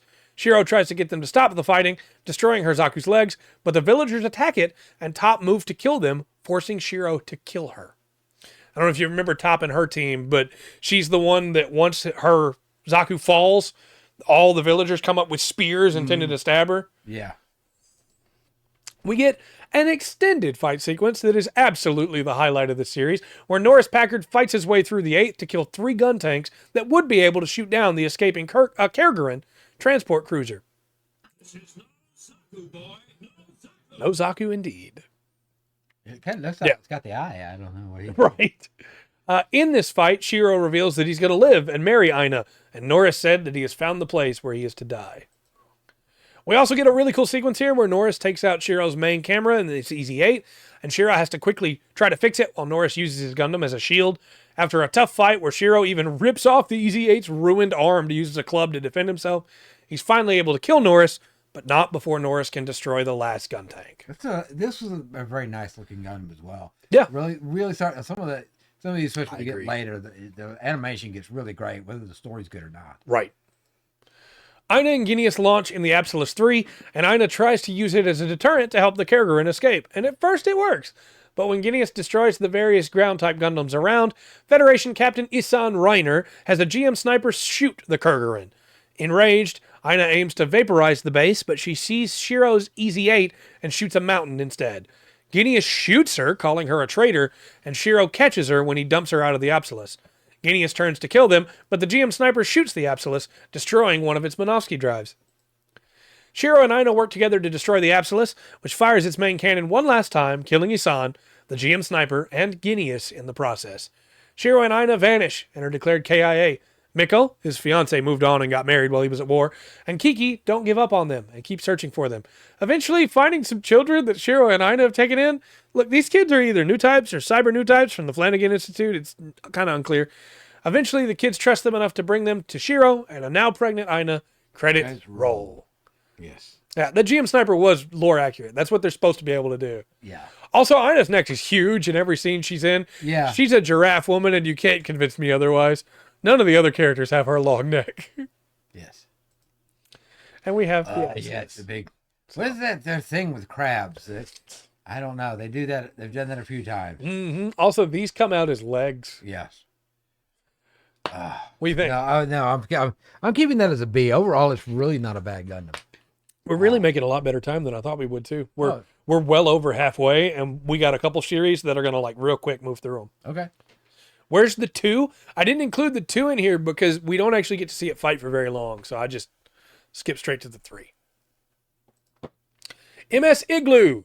We have the Hidden 1 Year War, Apocalypse 0079, and the Gravity Front, which are 3 episodes each. Each came out in different times over the course of the years. Okay. Because of my feelings about this, the Hidden 1 Year War, Apocalypse 079, and the Gravity Front are kind of get their own rating. They're 3 separate stories. They are, absolutely. The Shinigami's only in one of them. Right. So, as we move through. Okay. I will. It's part Big Sam. Put it down. The 1 Year War. Igloo is a series of 9 CG specials, each showing a different moment of the 1 Year War. A lot of them showcasing prototype units that never got to shine in the original series. We watched this one slightly out of turn because it was the last UC property for a while, and because of how spread out it was year-wise, we watched it all at once. Yeah. Before Vengeance is still a long way away from us, but I'm excited for it. The Vanishing Serpent, and each episode gets something like this, where I give the brief outline. The Vanishing Serpent is about the battleship Jotunheim, as Zeon shifts its focus onto mobile suits, and Chief Gunnery Officer Lieutenant Alexandro Hem, as he refuses to give up naval battles to the new age. It also focuses on the Jormungand, a prototype long-range plasma cannon. At the Battle of Loom, the Jormungand is effective, but nowhere near as effective as Shar Aznabul's Zaku team, who decimate the Federation naval fleet. Alexandro rams the Jotunheim into a Magellan so that the Jormungand can get a clear shot and is killed in the ensuing blast, taking down one Magellan-class battleship. Shar shoots down 5 Magellans himself, earning the title of Red Comet. Okay. That's the first episode. Okay, so that first one, that is a good solid little episode. And honestly, I'll put the Hidden War. I will put it B. I think that might be about to go up. Hidden War. Wait. Because it's the first episode of the 1 Year War, the Hidden 1 Year War. Yeah. This is the second one, which is Tank Man. This episode, Tank Man, this is S tier. So, this is the only S tier. Remember that those 3 episodes make up the Hidden 1 Year War together. So it's the last one, this one, and the next one. Right. But this is S tier right here. It's true, Dark. So Howl Stained in Dusk is about the Hidalfer mobile tank, piloted by Major Dimazir Sonin. Once a tank trainer, he's now disgraced after turning to drugs to fill the void in his heart when Zeon moved away from tanks to mobile suits. He drops to Earth to test the Hidalfer and finds a team of Zaku's captured by the Federation and takes them all out at the cost of his life. Yeah. This was, because the storytelling was good in this. It's not a deep story. There's not a lot of like dialogue explaining things. It's really done in just the visuals and the setup and things you get. And by far, this is my favorite piece of Gundam media. It's wonderful. I don't think the Shinigami is in the other tank one later on. I think that's what you're thinking of. Because I rewatched all 9 episodes of Igloo to get the screen caps. And then, again, some people had already made GIFs, so I just let them make them. Yeah. But Dance of the Orbital Ghosts. This is the last one of the Hidden 1 Year War. Yeah, and this one's weird. This is the one with the Death God, right? Not yet. Because remember, it's 3 episodes for each section.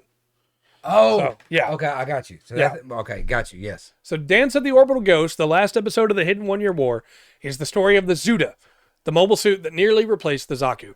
It had one major flaw in it, that it could overheat and explode, and it's revealed that Zeon knew it could do this before testing it again.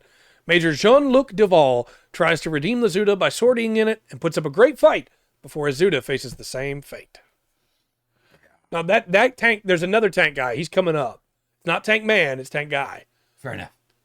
Now this is our first episode of Apocalypse 0079. In the Skies of Jaburo, I Saw the Sea is about a mobile diver prototype, the Zegok, and Ensign Werner Holbein, who loves the sea, to test it. His first 2 dives into the atmosphere bust, hitting none of the Federation ships. On his third, he dives directly and not in an arc, destroying a few ships before being shot down by 2 core fighters. It's fine. Yeah. Cross the Path of Light is maybe the saddest episode. Zeon is hurting after Solomon has fallen, Dozalzabi killed, and the Big Zam destroyed. Zeon tests their new Ogo mobile pods and tests them with cadets. Meanwhile, the Federation is training new recruits with the ball. This episode highlights the battle between these young people. It's brutal and cold, and even at the end, when Erwin, Cadillac, and his opponents have both survived, without weapons and drifting, they are killed by a stray shot from a Salamis battleship. Very, very sad episode. Spirits Returning to the Cries of Thunder is right at the end of the war. Aboaku is under assault, and Oliver and Cuspin are assigned the mobile armor Big Rang. They're able to push back the first wave of attack, but are eventually overwhelmed and Cuspin killed. Monique rescues Oliver and Erzuda, and they escape. So it's 3 different sets, right? The first set was the Hidden 1 Year War, and that was these 3 episodes. The Vanishing Serpent, Howl Stained in Dusk, Dance of the Orbital Ghosts, right? Yeah. The second set is Apocalypse 0079, which is In the Skies of Jaburo, I Saw the Sea, Across the Path of Light, and Spirits Returning to the Cries of Thunder. The third section is, I don't remember the name of it, Ghosts of something. And it's these next 3 episodes. Take out that angel of death takes us back to April of the One-Year War. Lieutenant Ben Barbary of the Earth Federation is waiting to ambush a squad of 2 Zakus. He also sees Shinigami. I put C for some reason. That's a very different story. A Grim Reaper. Someone on his team fires early, and though they are able to still destroy the first Zaku, the second one kills his entire team. He's determined to die fighting and hits the second Zaku, which falls into a pothole. For just a moment, it seems like they've won when the third Zaku comes over the hill. Pretty good episode without other than the Shinigami stuff. Yeah, so the death stuff was weird. However, the big rang. I just put Igloo all in one, I think, or this is. I know you've got more sides. Yeah, 2 more. Yeah. I still think Igloo as a whole is S tier Gundam. I think for all the bad episodes, you have so many more good episodes. Because this one right here, it's incredible. It shows like how terrifying a Zaku would be. Mm-hmm. She is very cute, no doubt about that. But also, it's the writing when it comes to her is very forced. Yeah, I agree. So not. King of the Land Forward takes us to July, where the 301st Tank Squadron is fighting a tough battle against the White Ogre of Zeon, Elmer Schnell. Herman Yandel is a storied ace of the M61A5 main battle tank, but no one likes him because of the death deity haunting him, the Shinigami. Yandel and his squad ambush the White Ogre's Zaku squad by using the heat of the tank wreckages to cover their advance. Yandel's entire squad is wiped after pretending to be dead. After pretending to be dead, he is able to kill the White Ogre by shooting his Zaku point blank. He shouts his victory and is then killed by a Zaku patrol that was checking into the sounds of battle. I didn't know they were on Blu-ray. Mm-hmm. Oh, that's cool. If I own anything, it would probably be that on Blu-ray. Yeah, and that's with. Look, I realize these graphics, these computer graphics, are dated. Right, but the storytelling's really good. Yeah. Odessa Storm of Steel is our final episode. It's November. The 44th Mechanized Composite Regiment is clashing with Zeon's Dobday land battleships. Engineering First Lieutenant Aline Nazon in her ground gun tank reinforces them, trying to clear her name after her lover, Clyde Bettany, defected to Zeon. Aline and her 2 allies have been put in prison and given this chance to earn their freedom. Her teammates die taking out one Dobday, but there was a second, and Aline tries to take it down alone. Clyde speaks out, the captain of the Dobday, and tries to get her to surrender, but in her fury, she self-destructs her gun tank, destroying the Dobday. Her spirit awakens outside of the destroyed gun tank, and she's told by the Shinigami that Clyde was a double agent for the Federation so that they could steal the second Dobday. It's pretty rough. Yeah. That was... The big rang. Yeah, that's a big ugly suit. Yeah. For sure. And that's Igloo. Yeah. Igloo takes S tier, and it's just because some of the storytelling is really good. They express things visually in a matter of seconds that I don't think in other series they could get out over the whole series. Sure, really, I get that. It was like clear and understanding. Like I said, the Zaku is just how terrifying they would be as a ground thing. And Tank Man. Yeah, which is just excellent. Turn A Gundam. Oh, this one's my favorite. Okay. Oh yeah. Okay. First, where you put? Okay, sorry. Sorry, I'm going to be safe here. I'm going to put this. I'm going to put. It did kick. I'm going to put this at turn. I'm going to put turn A at C, and I have a reason. Okay. For that. Because the C looks like the mustache. That helps. Okay. There's a reason it's not F. The fight to the end, but I understand 100,000,000% if that's why it's there. Correct century 2345. 2,000 years ago, there was an apocalypse known as the Dark History. Humanity has split. Most of humanity is on Earth and is slightly past the Industrial Revolution tech-wise. The rest had escaped to the moon long ago and are now called moon race. Their technology is much more advanced, but they want to return to Earth, believing it to be their birthright. And so they send 3 kids down to see how well they can integrate. Most of the Earthers don't know about the moon race. Later, we find out that the correct century is at the end of all the other timelines. That's a huge spoiler, by the way. I probably should have said something sooner. Turn A is a slow show. It takes its time to set up the world and the politics and spends a lot of screen time on side characters and showing how people react to the things that are happening around them. It's also a beautiful show. The storyboard is great. Yeah, it is. There are scenes that are wonderful. Mm-hmm. Turn A is also my favorite, so I'm going to try not to just put everything in here. Laurent Seahawk is a moon race sent down to Earth, and he wants nothing more than for both the Earth and Moon to be at peace. He's kind, but he isn't afraid to stand up for what he thinks is right. He's easily tricked by others because he wants to give everyone a chance. He was born in the moon slums and saw enough wrong there to want to change the world. He gets a job on Earth working for the Heim family, who owns a mine.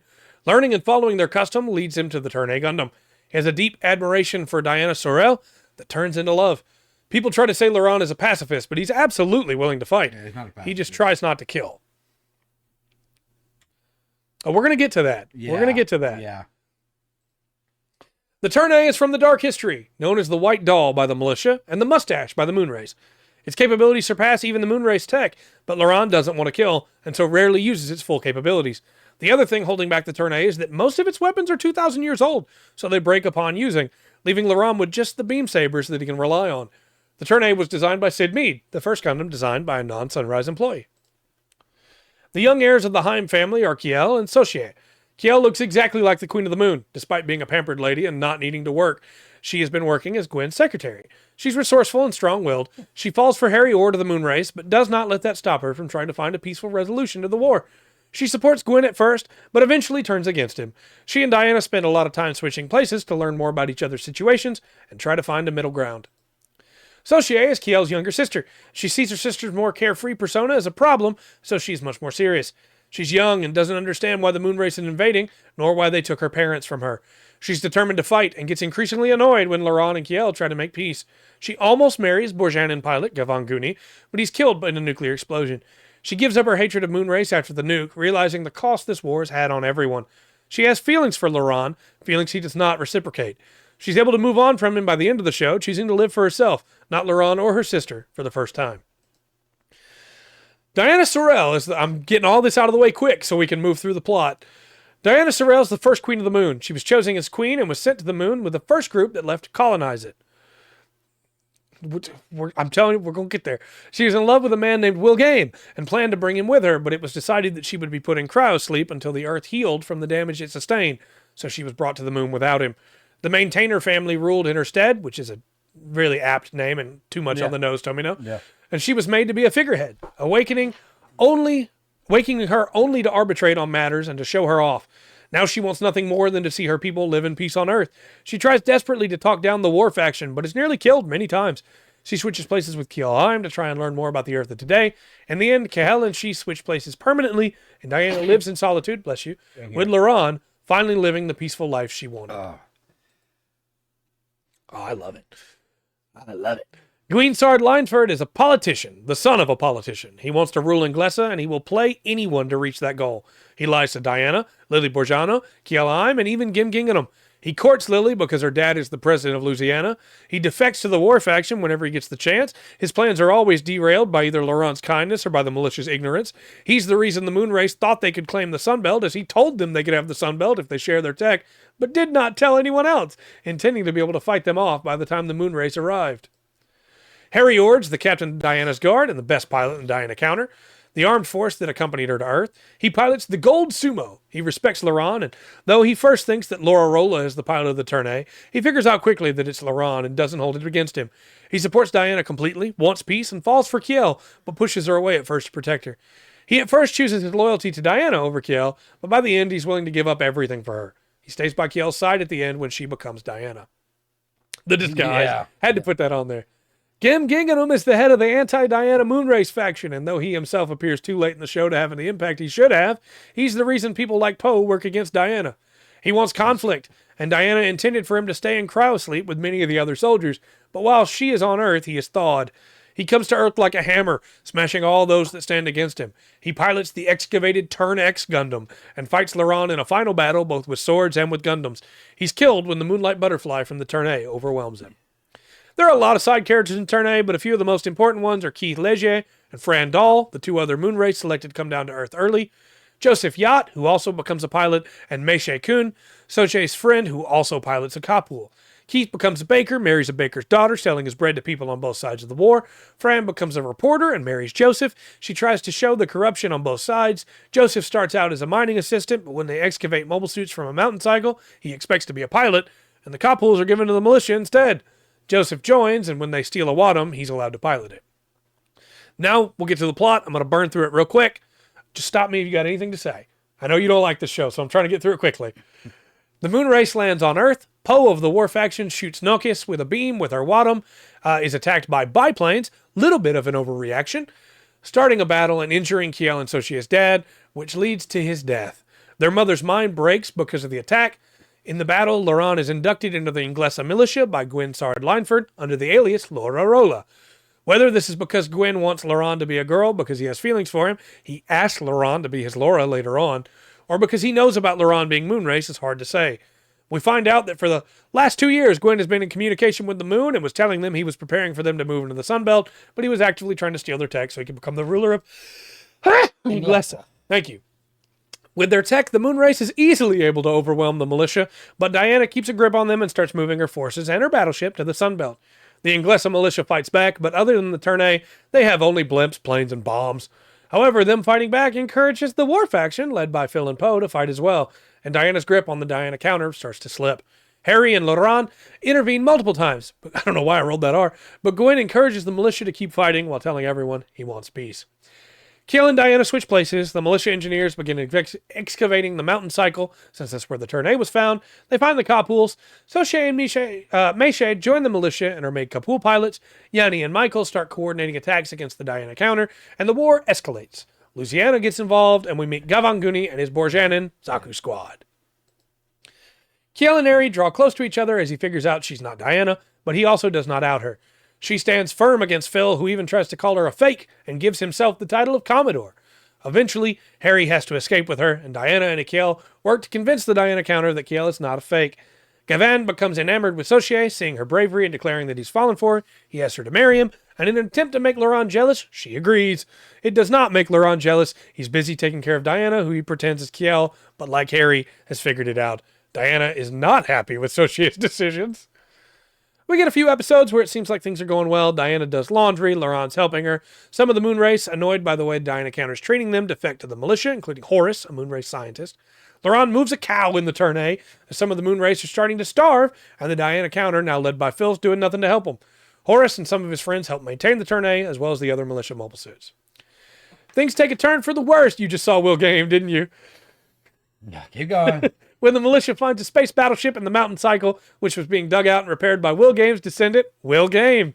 The ship will also be named... the Tournay does use its hands. I actually love that scene. The ship will also be named after him later. Yes, it's confusing. Will Game is in a relationship with Teteth Hala, a woman who is the daughter of a moonrace man that came to Earth as a scout years ago. She's angry that the moonrace never came for her or her mother, and is using Will Game to get back at the moon. Will Game wants to get to the moon to fulfill his ancestor's death wish, even to the point of betraying the woman his ancestor wanted to see so badly, Diana Sorrell. He joins Phil's Diana counter and fights Laurent and Harry, and though neither wanted to kill him, he does wind up getting crushed in the cockpit of the mining mobile suit he used. Teteth tries to steal the Tournay. First she tries seducing Laurent, then she nearly kills Diana with a rock. Later she tries to rob Laurent with a rifle.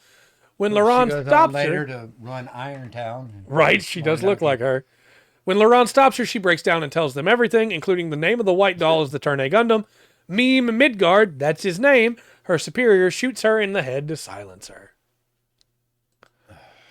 Ralph Zenoa, a Diana counter soldier, comes to warn Laurent. It is. It's so full. I have reduced it so much more than you think. It may sound like, oh, it's so long. I've reduced so much. Ralph Zenoa, a Diana counter soldier, comes to warn Laurent and the militia that the militia has found some nukes in their mine and that both sides should stop mining and seal up the tunnels. His squad and Gavan's squad had been fighting over the tunnel when Zenoa saw them. Sochier takes the threat seriously and tells Laurent. In the process, Phil and Poe decide Zenoa is leaking information to the enemy, and he sacrifices himself to save Sochier and Meche. He dies still trying to warn everyone about the nukes. Despite Laurent's best efforts to stop them, the militia decides that the moon race is scared of these nuclear weapons, and so they should use them. Laurent is able to get 3 of them, but Gavan's team gets 1. It goes off, killing Gavan and leaving a massive crater. The fallout leaves everyone shocked, and though Gwyn still wants to use them, everyone else is terrified of them. Sochier realizes that not only is Gavan dead, but he died believing she loved him when she did not. So she wears the dress he gave her and cries for him. This is some weird episodes here. Yeah. The Wilgem, named after Will Game, heads to Monuipik, home of the Adeskins, to find the Bow of Addis, a legendary branch that connects the earth and the sky. There's a lot of nuance with the story that's hard to include. It is. It really is. To take off for the moon, they first need to take out the Diana counter turrets there. The crew meets Mayaito and the former King Quaddle. Tarka is the current king who could not bring himself to defeat Quaddle and become king, and so Quaddle left, making the people call him a coward and declare Tarka king. Mayaito and Quaddle sacrifice themselves to take out the turret as Tarka kills them and becomes king for real. They also meet Cancer Kafka and Muron, Moonrace descendants that gone look crazy due to everyone telling them they were crazy over the years. They're still fiercely loyal to Diana, so while they start out as enemies, when Diana reveals herself, they switch sides and become stalwart guardians. They're still wacky, though. Yeah, very. Laurent also fights Corin Nander, a soldier from the dark history that's been cryo-frozen multiple times. Because he's nuts. It has affected him, but like Cancer and Muron, he is so loyal to Diana that when she threatens to shoot him, he backs off. He's injured when retreating and takes a bad hit to the head, rendering almost a different person as he becomes a monk that makes carvings of the moon and Diana. And yes, that's the Wing Gundam. Corin Nander was alive in Wing. He fought Hero and survived. The Wilgem heads to space as Diana wants to talk to Agrippa maintainer, and Gwynsard Lightford claims to want to speak to Agrippa but really wants to betray Diana. The militia gets a little space crazy, tries to take over the ship, go back to Earth, partly in a barrel. When that doesn't work, Yanni tries getting into a barrel and ejecting himself into space. He has to be rescued. Gwen starts to see the militia is only holding him back now. We're almost done, actually. Agrippa maintainer and his chest floor wake up Ginginum and his army. Almost immediately, Gim tries to drop the mistletoe colony on Earth. He's Hero, just older. Simply because it was Diana's garden. Laurent and he meet, turn A to turn X, and the two resonate with each other. But Gim backs off when Laurent uses the remaining nukes he had stored in the turn A's chest to destroy the colony. Cancer and Muron sacrifice themselves to make sure Diana gets off mistletoe, and they drift off in space together in their ruined flat, drinking and singing their moon song. By meeting with his friends and from home, Laurent is able to get the main cast through to meet Agrippa. The main crew learns about the dark history. They see how war ravaged the earth, how Wu Fei hates women, and the Sekiha that's actually a scene. Wu Fei's face is up there talking about how much he hates women. And the Sekiha love Tinkyoken, and how the Turn A and its Moonlight Butterfly was used to destroy everything on the surface and wipe the slate clean. Meme Midgard shows up to kill Diana again, and in the ensuing conflict, Agrippa and Meme are both shot and killed. Diana reclaims the moon, and Gim heads to the earth to fight. Oh, it really does. It really, truly does. I'm just condensing 51 episodes of plot into 12 slides. The Diana counter, disgusted with how Gim treats them, defect back to serve Harry and Diana, and Corin joins with them. Well, no, Turn A is at the end of every timeline, not just the UC timeline. It's every timeline Turn A is at the end of. Yeah. Gwyn betrays Diana, reveals he was working with Gim, and tries to use the Wilgem against them, but the crew deserts and even the militia leave him. We have our big final battle, and Corin dies defeating Gim's lieutenant and scoring a good hit on the Turn X. The Turn A and the Turn X clash, and then the Turn X's true nature as a tool to contain the Turn A activates. Laurent activates the Moonlight Butterfly. The Turn X activates its own, and the two form a cocoon around the two Gundams. Harry, Phil, and Poe use their Sumo shield and the Sorae's shield to block the ensuing wave of nanomachines to protect everyone. Laurent and Gim flee their Gundams and have a sick sword fight in front of the forming cocoon. Laurent proving again that it's not that he won't fight, just that he wishes he didn't have to. Gim begins to win, but the cocoon reaches out and grabs him, dragging him into it. The rest of Gim's forces surrender, and Gwyn flees with one last parting shot from Lily to seal his fate.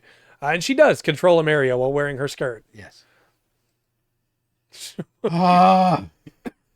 This is the end. Here.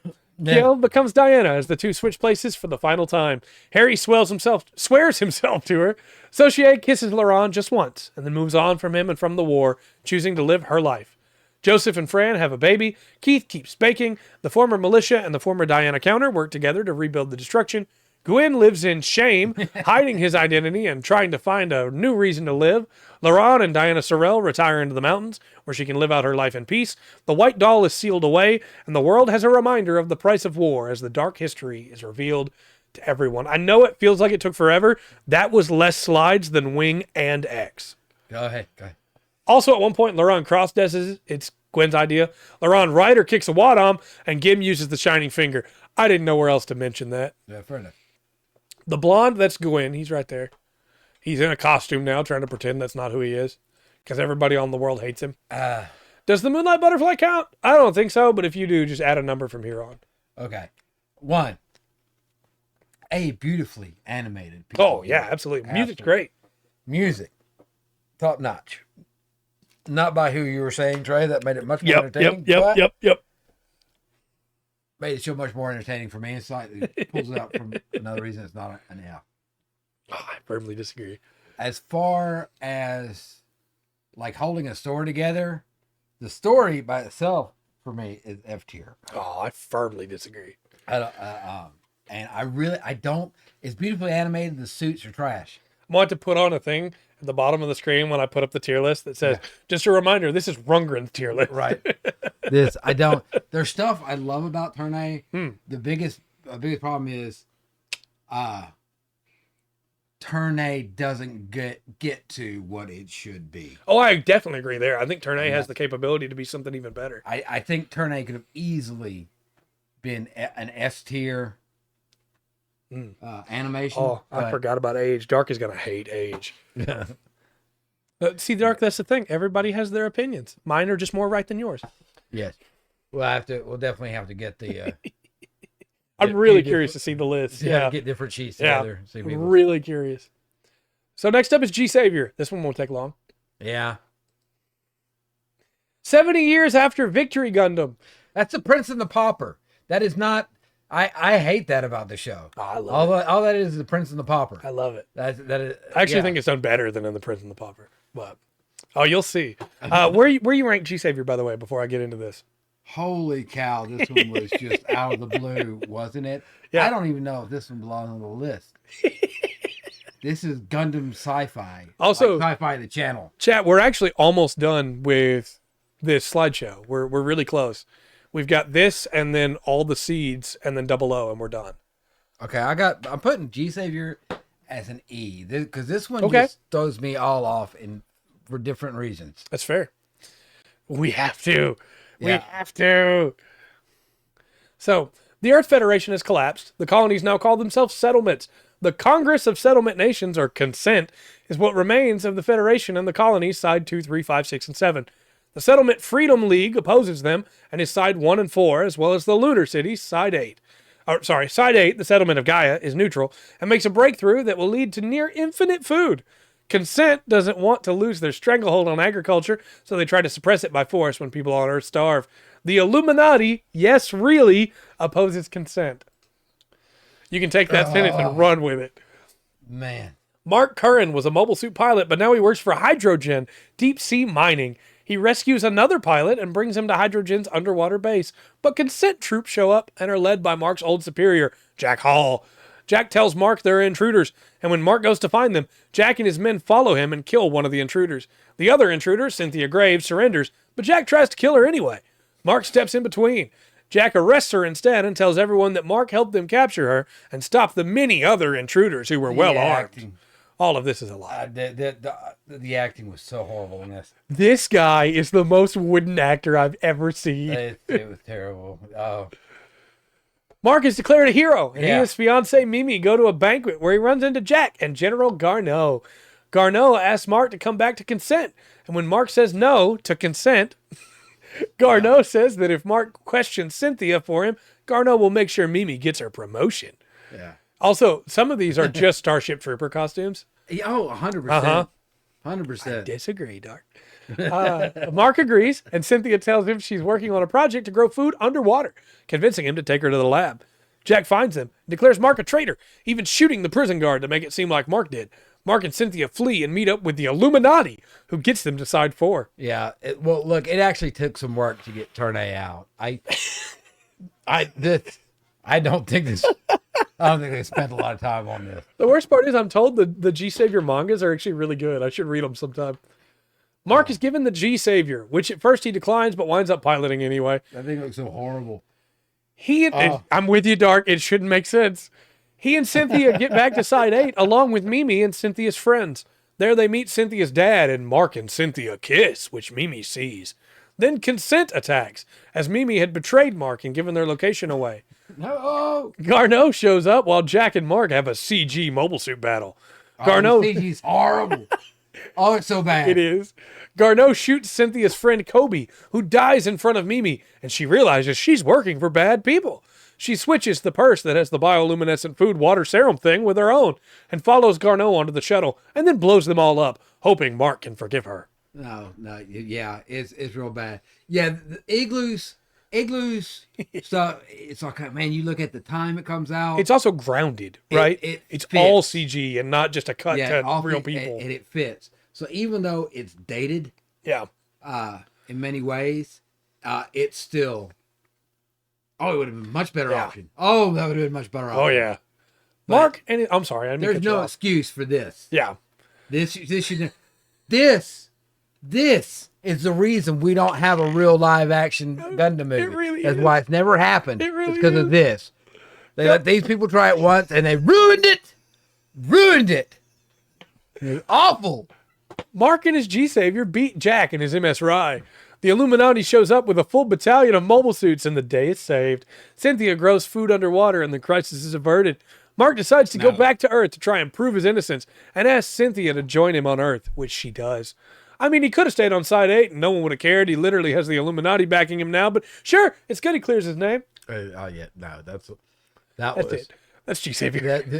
That's moving along. Is it staying at E? Yeah, I'm staying in E. Yeah. Mobile Suit Gundam Seed. Better fly. Okay. Oh, so man. We're separating Seed, Destiny, Stargazer, and Freedom. They're all 4 different things. Okay. If I remember correctly, this is not a terrible show. Seed had some good stuff in it. I'm going to give this. Let's see what we've got up there. I'm going to start this out as a C. Okay. And I think if I remember correctly, there's a couple things that could bring it down to D. I don't remember anything that can push it up to B. 50 episodes originally, 48 in the remaster. Thank you for the Kira Cry. Yeah, Thank you. Yeah, exactly. Exactly. We used... There we go. Seed had good stuff. I mean, there are some good things in Seed. It all gets thrown away in Destiny. We watched the original, so we had the 2 recap episodes they skipped in the remaster. 70 CE, the Cosmic Era. Mankind is divided. Also, real quick, they don't explain any of this stuff in the early episodes. I'm doing that for you as a service. And this name's just too perfect. Go ahead. Mankind is divided. George Glenn, an Olympic gold medalist, ace pilot, aerospace engineer, astronaut, and Times Man of the Year, revealed suddenly in CE-15, right as he was about to head to Jupiter for an exploratory mission, that he was not a natural human. He explained that he was genetically modified before birth, that he's stronger, smarter, and more creative than those natural born. He returned 14 years later. Whales! The space whales! I put it there for that reaction. Yeah.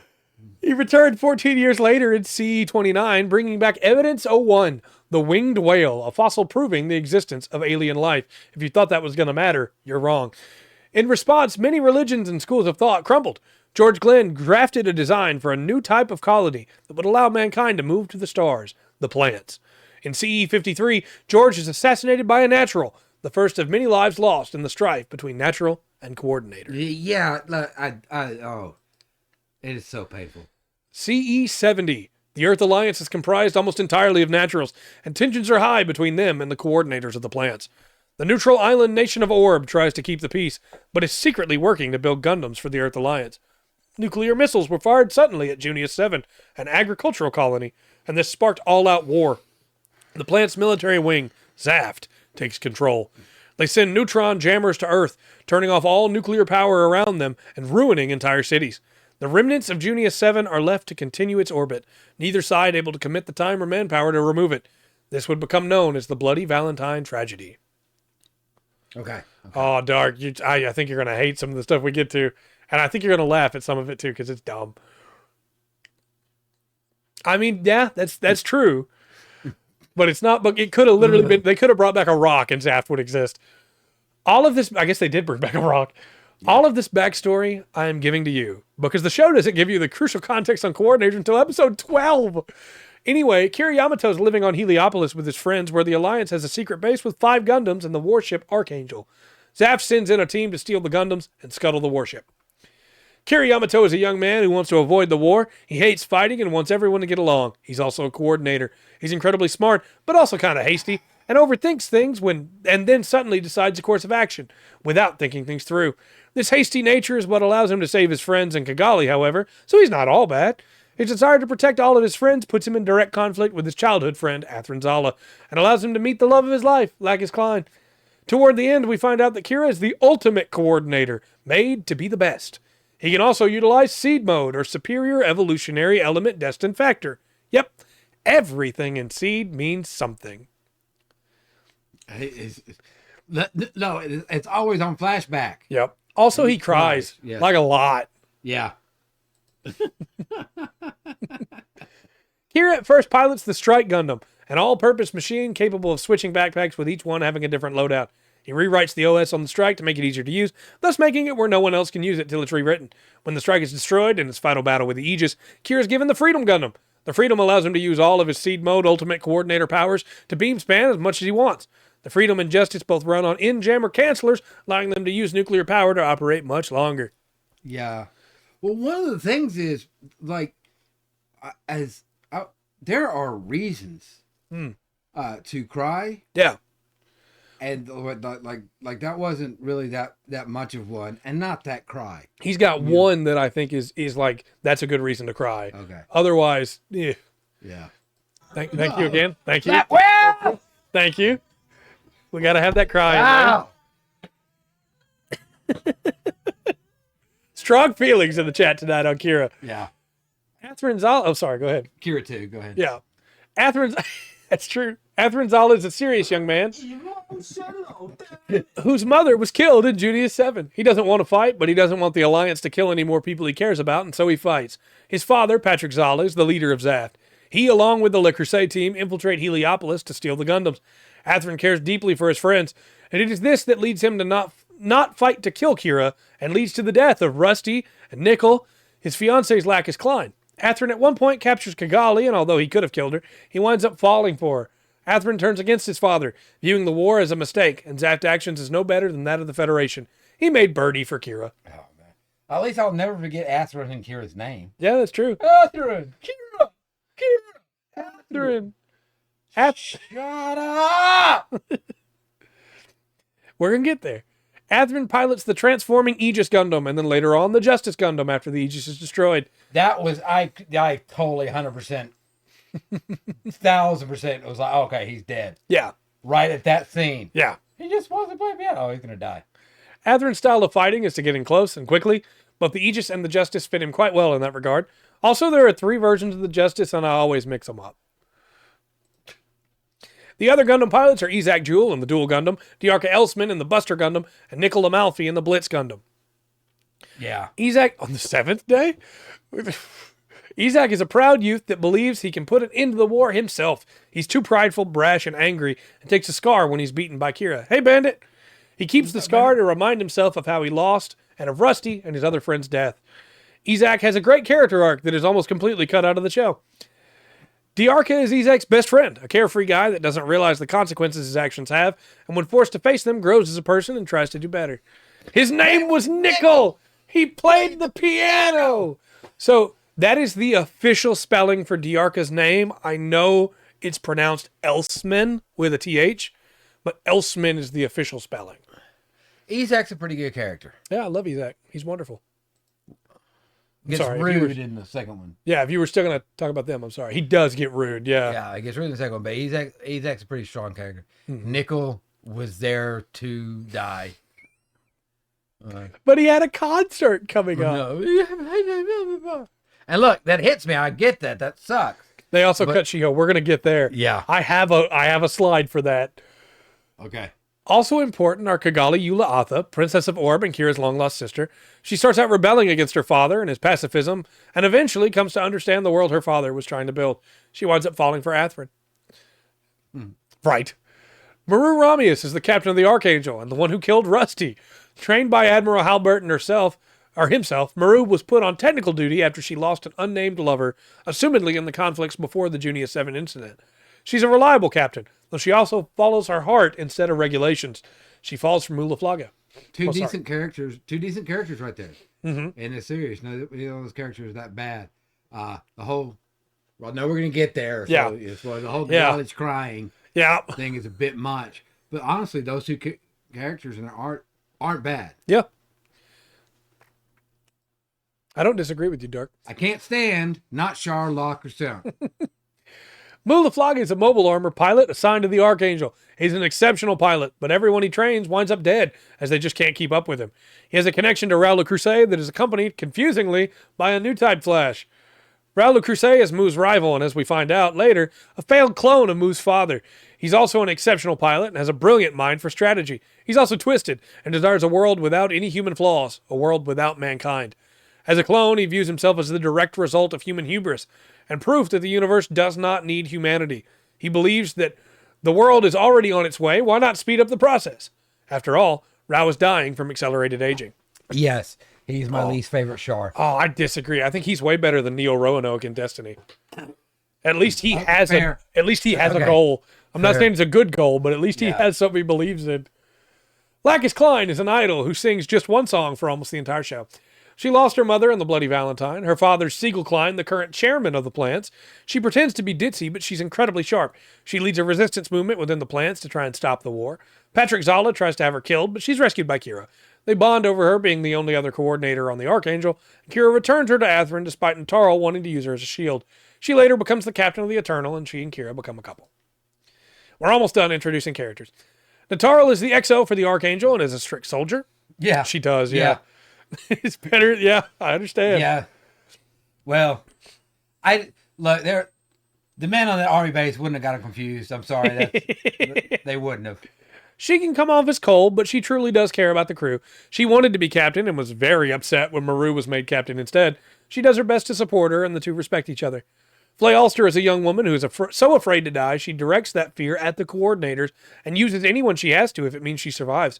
She does come to care for Kira in the end, but by that time it is too late. Murata Azrael is the leader of Blue Cosmos, who are super racist that want all coordinators to die just because they exist. He's cocky and thinks he can get away with anything, and for some reason, people just do what he says. So, we've got some pretty good characters there on the left, right? Mm-hmm. And a very tiring character. Yeah. It's hard not to. And I think it's just, honestly, I think the reason why it comes across like that is bad writing. Yeah, 100%. She should have been a sympathetic character. Yeah, she should be, but she's not. You're ready to get her. And then there's Ribbons the first. Yeah, Space Hitler without the mustache. Yeah. I guess Giran was the first Space Mussolini. There you go. The Le Creuset team breaks into Heliopolis, steal 4 Gundams, Rusty gets shot by Maru, Kira gets in the strike and fights off Miguel, the member of the team that wasn't going to get a Gundam. Rao fights Mu and Kira kills Miguel, but not before Heliopolis' main pillar is destroyed and the colony breaks apart. Well, no. That's later on. At first she is supporting her. She's very loyal and is a very good XO. For the captain. It's not until... She's definitely it's not later when they come back, and that actual split is actually a pretty good writing in this. Yeah, but I think that is when the writing for the Archangel team really starts to come together. Yeah, is when they split. Yeah, not until Big Microwave. Yeah. Maru tells Kira and his friends that they have seen an alliance secret, and thus she is either taking them on board or killing them. And again, this is where Nataro backs her up with that. Despite the fact that a bunch of other civilians saw the Archangel and the strike as well, this will never come up again. To survive, they all wind up helping out around the ship, and Kira is forced to pilot the strike to keep his friends alive as the Le Creuset team keeps attacking. Kira clashes with the Gundams for the first time and is able to keep up with all 4 of them fairly well due to the strike's nature as an all-rounder, but he can't do any lasting damage. Kira asks them to leave, and Atherin recognizes his voice, leading to our first Atherin, Kira exchange. Yes. New fans who hopped on. Yeah, this continues for a while until Flay Ulster, Kira's friend, Sai's girlfriend, finds out her dad is coming for her with Admiral Halberton. Yeah, they really... That's weird that they put so much focus on that. Yeah. This is also, by the way, this is when Nataro starts to turn against Maru, is when Maru is like, hey, no, we'll stay in the back, let Admiral Halberton fight, and Nataro is like, no, like regulations say we're supposed to be in this fight, you know. However, the fleet is almost completely wiped out by the Le Creuset team. I mean, it's not even close. 4 Gundams and 3 Gens ruin that fleet. Flay's dad and everyone else dies. A shuttle carrying civilians, including a small girl, tries to escape the battle, and Izak shoots it, thinking it's retreating soldiers. We never see him learn the truth, despite the fact that he does in the manga. Yet again, Izak shafted. Yeah. This is also the fight where he gets his scar. Yeah. Yeah, we show that death right away. Flay loses it and decides to seduce Kira to make him fight for her. Kira and his friend Sai fight. The Archangel lands on Earth in Zaf-controlled Africa and works with a resistance group to try and defend themselves from the Desert Tiger, Andrew Waltfeld, who loves spicy mayo. Once again, look, not a bad character. Yep. Like the setup's bad. Yep. Man. It really is. The first half of Seed is great. The second half of Seed is, I'm not going to say great. I think it's great. It's definitely got like hope. Yeah. Right? That this is going to go on. It's just they can't keep up with the stories that they want to tell. She does, yes. He tries to talk Kira and Kigali into giving up fighting. Fair enough. Yeah, he kind of is. And Kira almost agrees, but Kigali stays strong, and Kira fights to protect her. Remember in that scene, she's in a dress, and she grabs a pistol and holds it up to him, when Kira is like, well, maybe we could stop fighting, and you could have the Gundam. And then she's like, no, what are you doing? Yeah. Waltfeld comments to Izak that if a man keeps a scar, it's a sign of his humiliation. Waltfeld and Kira fight, and Waltfeld's Lego is destroyed, and his co-pilot and lover Aisha is killed. Waltfeld survives, losing an arm and keeping the scar he got in the battle as a reminder of his shame that he survived and she did not. This sorrow drives him away from Zaft, and he winds up joining the Klein faction. The fighting gets more fierce as the Archangel heads for Orb. Toll, Kira's friend, pilots the Skygrasper, and Nickel tries to stealth in and get a hit on Kira to protect Athrun, but Kira, in distress, activates Seed Mode and kills Nickel. Yeah, no doubt. Athrun, yeah, he's done. Athrun is so enraged by this and the deaths of his other friends at Kira's hands that he activates his own Seed Mode and kills Toll. Yeah. Mu shoots down Diarca with the help of the main cannon of the Archangel, and Izak tries to save him only to be nearly shot down himself. He barely escapes. We flash back to Nickel dying so many times. Yeah. Athrun and Kira, both in Seed Mode, try to kill each other for the first time. The fight is fierce, and in the end, Athrun grabs the strike with his Aegis and self-destructs, jumping out at the last moment. There is absolutely no way that Kira could survive this. So Kira's recovering from his death, having been saved by Lacus Klein and Reverend Malchio. He's actually saved by Low Gear from the Astray manga, but that never happens in the show. You don't see it. What's that? You want to know who Reverend Malchio is? Yeah, me too. Yeah, it'd be great. Athrun and Kigali wind up trapped on an island, and Athrun absolutely could have killed her, but they bond over them both being upset that Athrun killed Kira. Kigali tells them that the killing never stops unless they choose to stop, and her words break through his desire for vengeance. And I actually think that's a really good scene for her, because it shows she's starting to understand why her dad believes what he believes. Yeah. The Archangel rescues her and makes it to Orb. He got a little ahead of himself. Oof. Diarca is a prisoner, and Mirialia, Toll's girlfriend, tries to kill him as vengeance for Toll, but stops herself.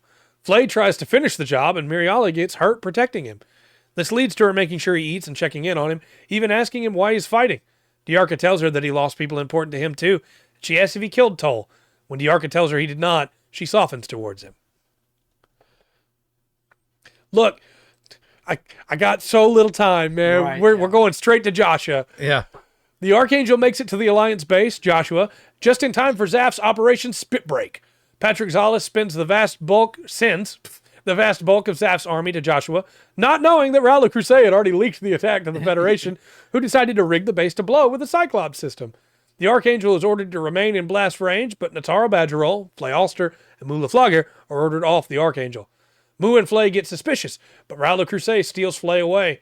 Mula Flogger figures out what is happening and returns to the Archangel, warning Maru. She tries to tell soldiers on both sides, but is targeted for it. Kira saves them in the Freedom, destroys a bunch of mobile suit weapons all at once, and broadcasts a warning to everyone. Yeah. Some of them heed him, but he personally rescues one Gen pilot. Yeah. With a bang. Yeah.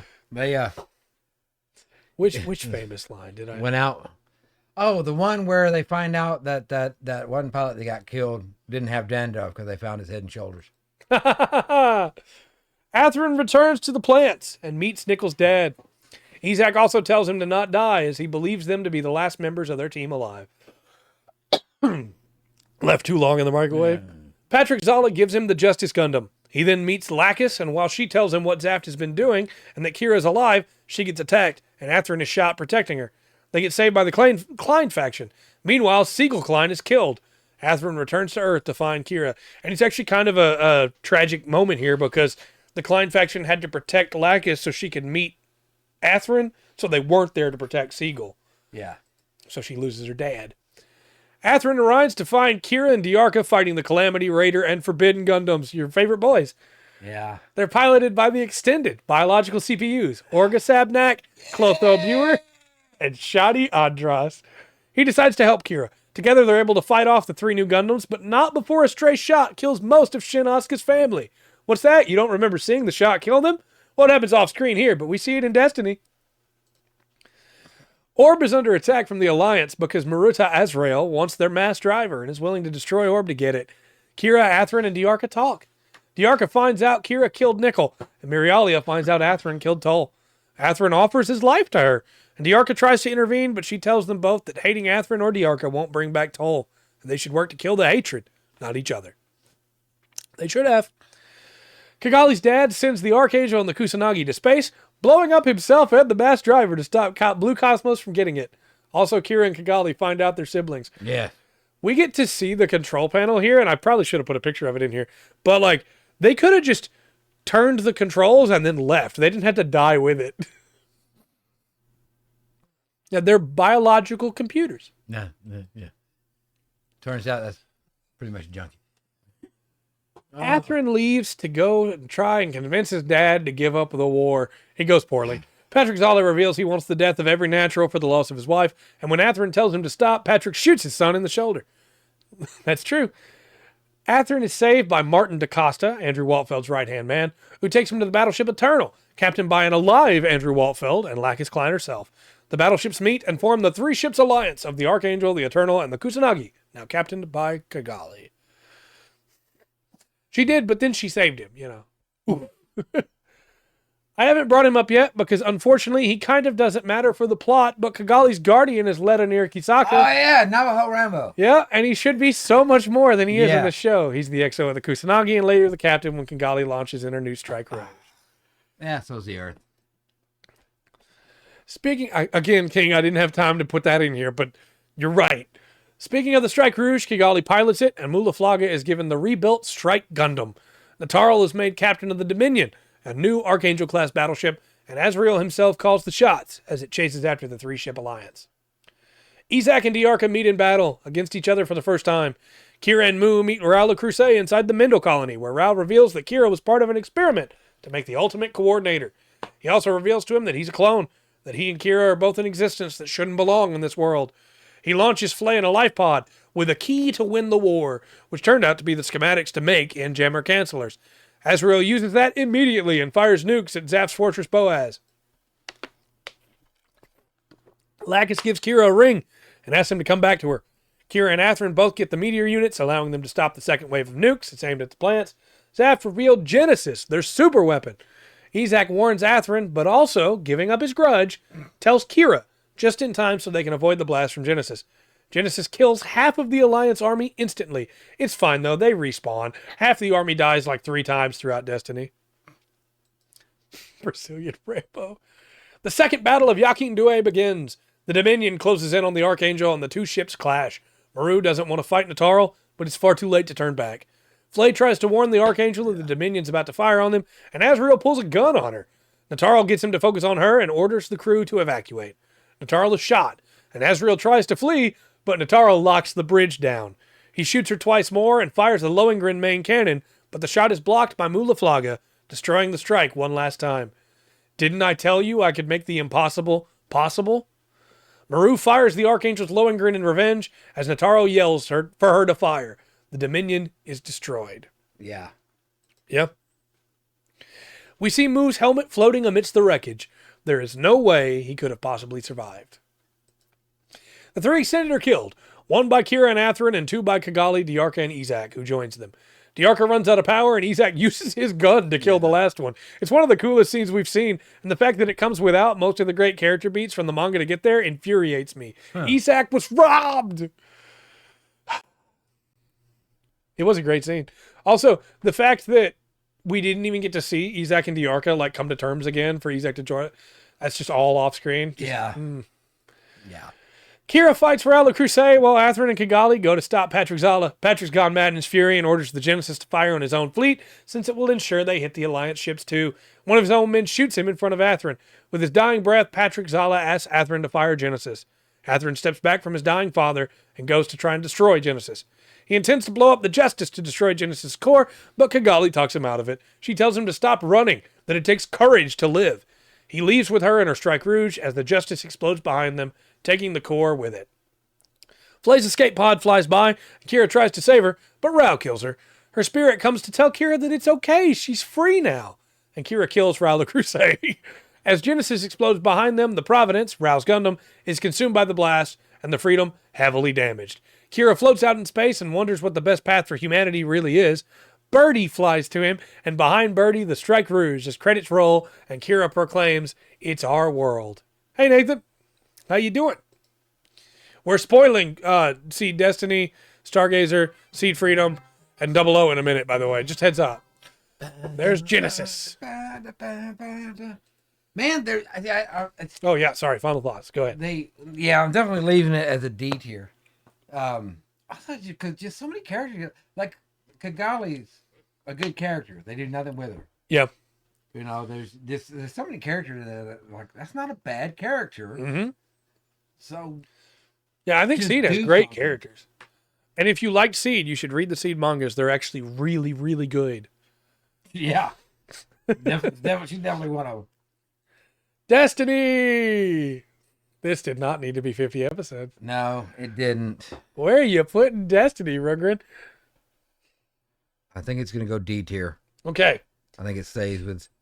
You know what? No, it goes E because Seed is a little bit better than Destiny. Also, for anybody that has just come up to the stream, because I can't see the viewer counts right now, we're at slide 276, so we've been going for a little while. Yeah. We've gone from First Gundam all the way to here. Yeah, Double Zeta and Charge Counterattack are both F. That's fair. This is his ranking, not mine. I have my own ranking. Yeah. Oh, age is something, man. 2 years after Gundam Seed, Zaft and the Earth Alliance had signed a peace treaty, a peace that has lasted 2 years. Kigali Ulaatha, representative of Orb, meets with Zaft chairman Gilbert Durandal at a Zaft armory base. During their meeting, 3 extended from the Alliance Task Force Phantom Pain steal 3 Gundams. Kigali is saved by the quick intervention of Alex Dino, Athrun Zala, and the Impulse Gundam piloted by Shin Asuka. Also, Seed had bad flashbacks, but Destiny takes it into overdrive. We see Shin's family die so many times, and Athrun has so many flashbacks to Seed that we get entire sequences that just reuse scenes from Seed. Yeah, I really don't like Shin. Kira, Athrun, and Shin are all the same character. See, I really liked Shin in the first half. After the first half, Shin falls apart for me. That happens quite a lot with a Gundam, at least in like the first parts of it or something. It's like, okay, this has got promise. Yeah, it really is, Dark. Of Destiny, yeah. Athrun puts up a great fight in a Zaku warrior against 3 new Gundams, even losing an arm at one point and continuing to fight, which surprises Shin when he arrives and he wonders who the pilot is. The Impulse Gundam is like the Shrike in that it has 3 backpacks it can switch between. Kind of like the Double Zeta, it's made up of various pieces that Shin can bring together or separate. Speaking of Shin, he's our new main character. He lost his sister Mayu and his parents in the Battle of Orb due to a stray shot. He's a very angry young man, but unlike Camille, who learns to control his anger and channel it to his enemies, Shin directs it at anyone and everyone. He bears a deep hatred for the Freedom, and Orb, especially the Athas, blaming them for the Battle of Orb instead of the Alliance for some reason. For the first half, he learns to respect Athrun and very nearly becomes a valued member of the team. But he throws all that away to become a rabid dog after Stella's death. Athrun finally gets through to him in the end, and Shin has to try to come to terms with his mistake. I don't know if I haven't seen much further than this, but it's real blatant here more than it is. Other ones. Lunamari is a pilot and proud of it. She's a good soldier. She at first believes Durandal has the right vision for Zaft, but has some qualms about killing to maintain the peace. She initially tries to win over Athrun, but is unsuccessful. She sides with Shin when she's told Athrun has betrayed them, and even forgives Shin when he tells her that he killed Mavrin. She and Shin begin a relationship. Mayrin is a lot more easygoing, but she has a good heart and a strong sense of justice. She's the Minerva's navigator and throws away her allegiances to Zaft when they try to kill Athrun. She saves him, and in turn, he saves her. She continues to help him and tries to talk Luna Maria out of fighting Athrun. Ray is another failed clone of Al Flaga, raised by Raul Le Creuset. He has a fierce desire to kill Kira Yamato, I combined Kill and Kira. Okay. Mayrin is best girl. That's fair. For Rao's sake, Gilbert took him in. Talia, Gilbert's ex, who left him because she could not have children with him, becomes the captain of the battleship Minerva and a member of Faith. She puts up a very brief fight against Durandal's orders and then just obeys him until the very end. Gilbert Durandal is Rao's old friend and a guy who definitely isn't the bad guy. Wait, why does he have a chessboard? He's the villain, isn't he? You can't trick me, Destiny. His hair screams I'm the bad guy. Yeah. They really try to act like he's not a bad guy at first. Like you don't immediately know. Well, there's so much stuff that's really lazily done. And it's like there's nothing that gives you that this guy is that smart. Well, Shin, right? Shin was wondering who Athrun was when he was in the mobile suit. He figures it out pretty quick once he gets out. No, I agree. His character design is so on the nose. So on the nose. Following the theft of the Gundams, Kigali and Athrun wind up on the Minerva in pursuit of the Extended. These three Extended are Owl Neater and the Abyss, Sting Oakley and the Chaos, and Stella Lucier and the Gaia. These three all have block words that send them spiraling. They've had their memories altered, and anything Phantom Pain does not want them to remember is erased. The Extended are led by Neo Roanoke, who believes he's in control and does not realize that the same memory manipulation's been used on him. Under the helmet, he's actually Mula Flaga, who somehow survived losing his head. And when he is captured and brought to the Archangel, his memory starts to return. When he blocks a shot from the Minerva, he remembers everything. Yeah. While the Minerva hunts for Phantom Pain, former Zaft terrorists try to drop Yakin Due on Earth. Athrun launches Inazaku to stop them and meets up with the Jewel team members, Izak Jewel and Diarca Elsman. Izak is furious, saying that Athrun doesn't have to fight anymore, and the three of them easily defeat the terrorists and Phantom Pain, who retreat. One large piece continues toward Earth, and Shin and Athrun man the drill to break it up. This would come to be known as the Break the World Incident. Yep. They get attacked by Sato, the leader of the terrorists. He tells them his wife and daughter were on Junia 7, that they're traitors for giving up on the war that Patrick Zala was winning, to remember all those who died. Were their lives lost for nothing? Athrun freezes up, but Shin just gets more angry and kills him. Yeah. Afterwards, Athrun decides to rejoin Zaft, believing he has to atone for the sins of his father. The manga is so much better. Absolutely. We find out. I don't believe it because this is crap. Yeah. This is bad. We find out later that Durandal was behind this attack, of course.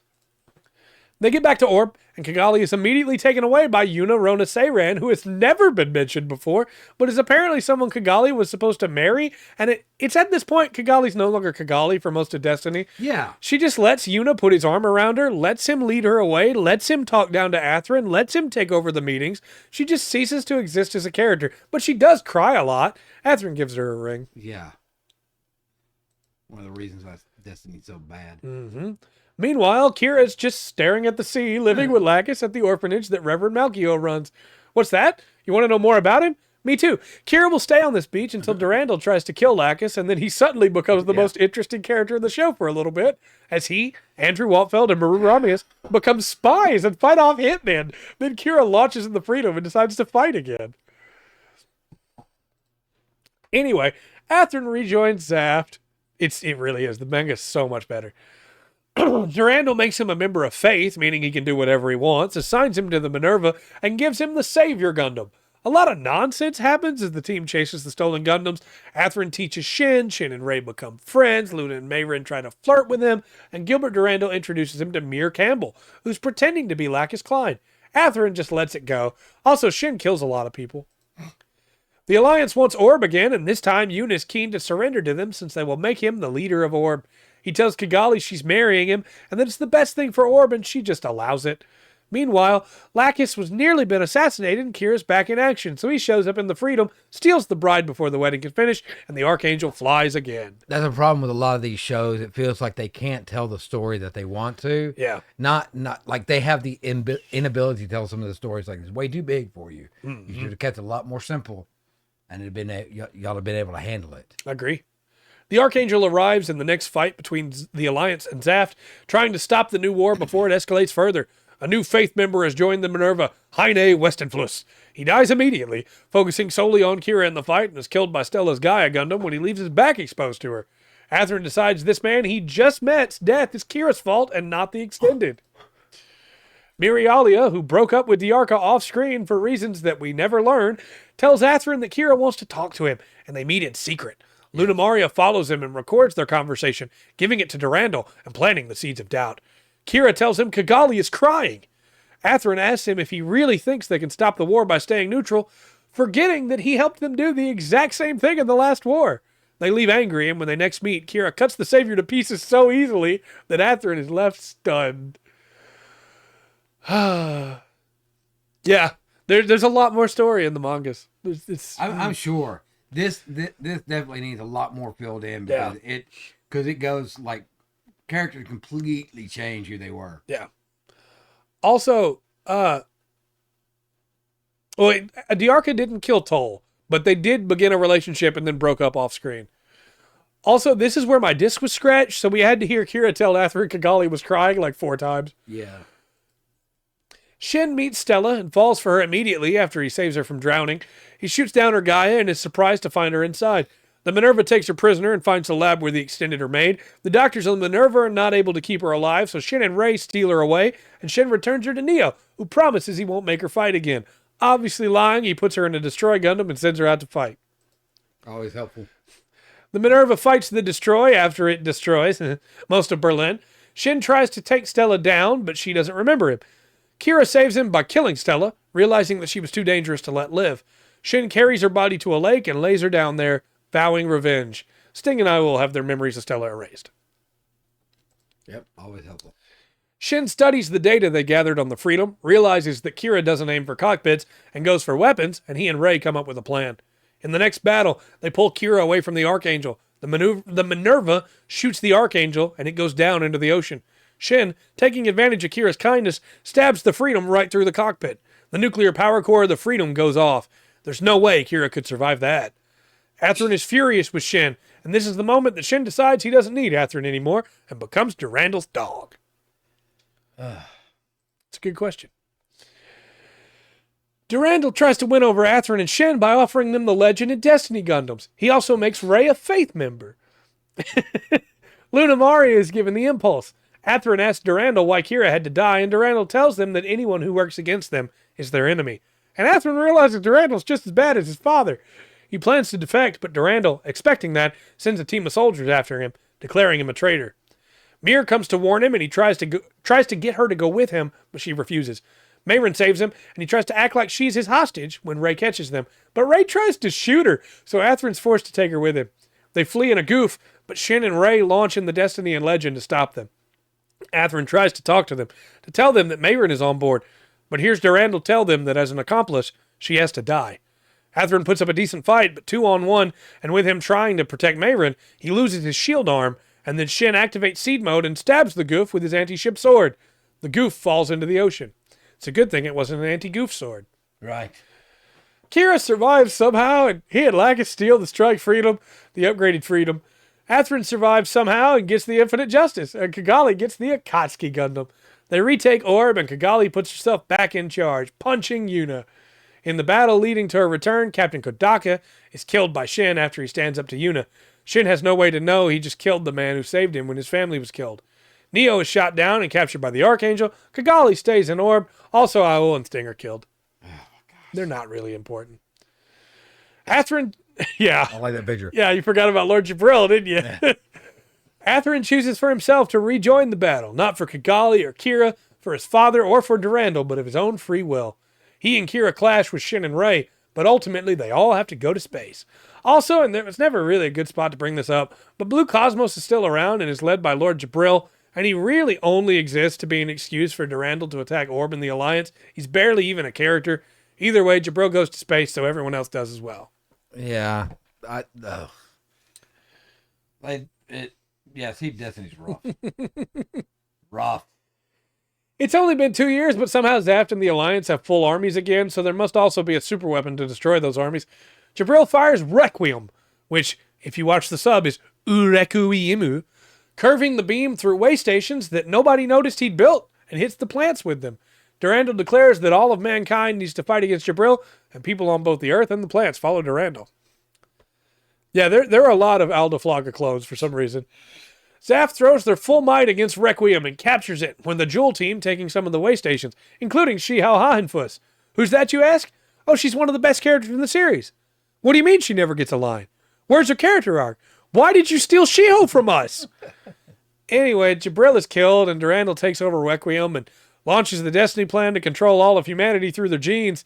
He shoots the Requiem at the moon, killing the Alliance president.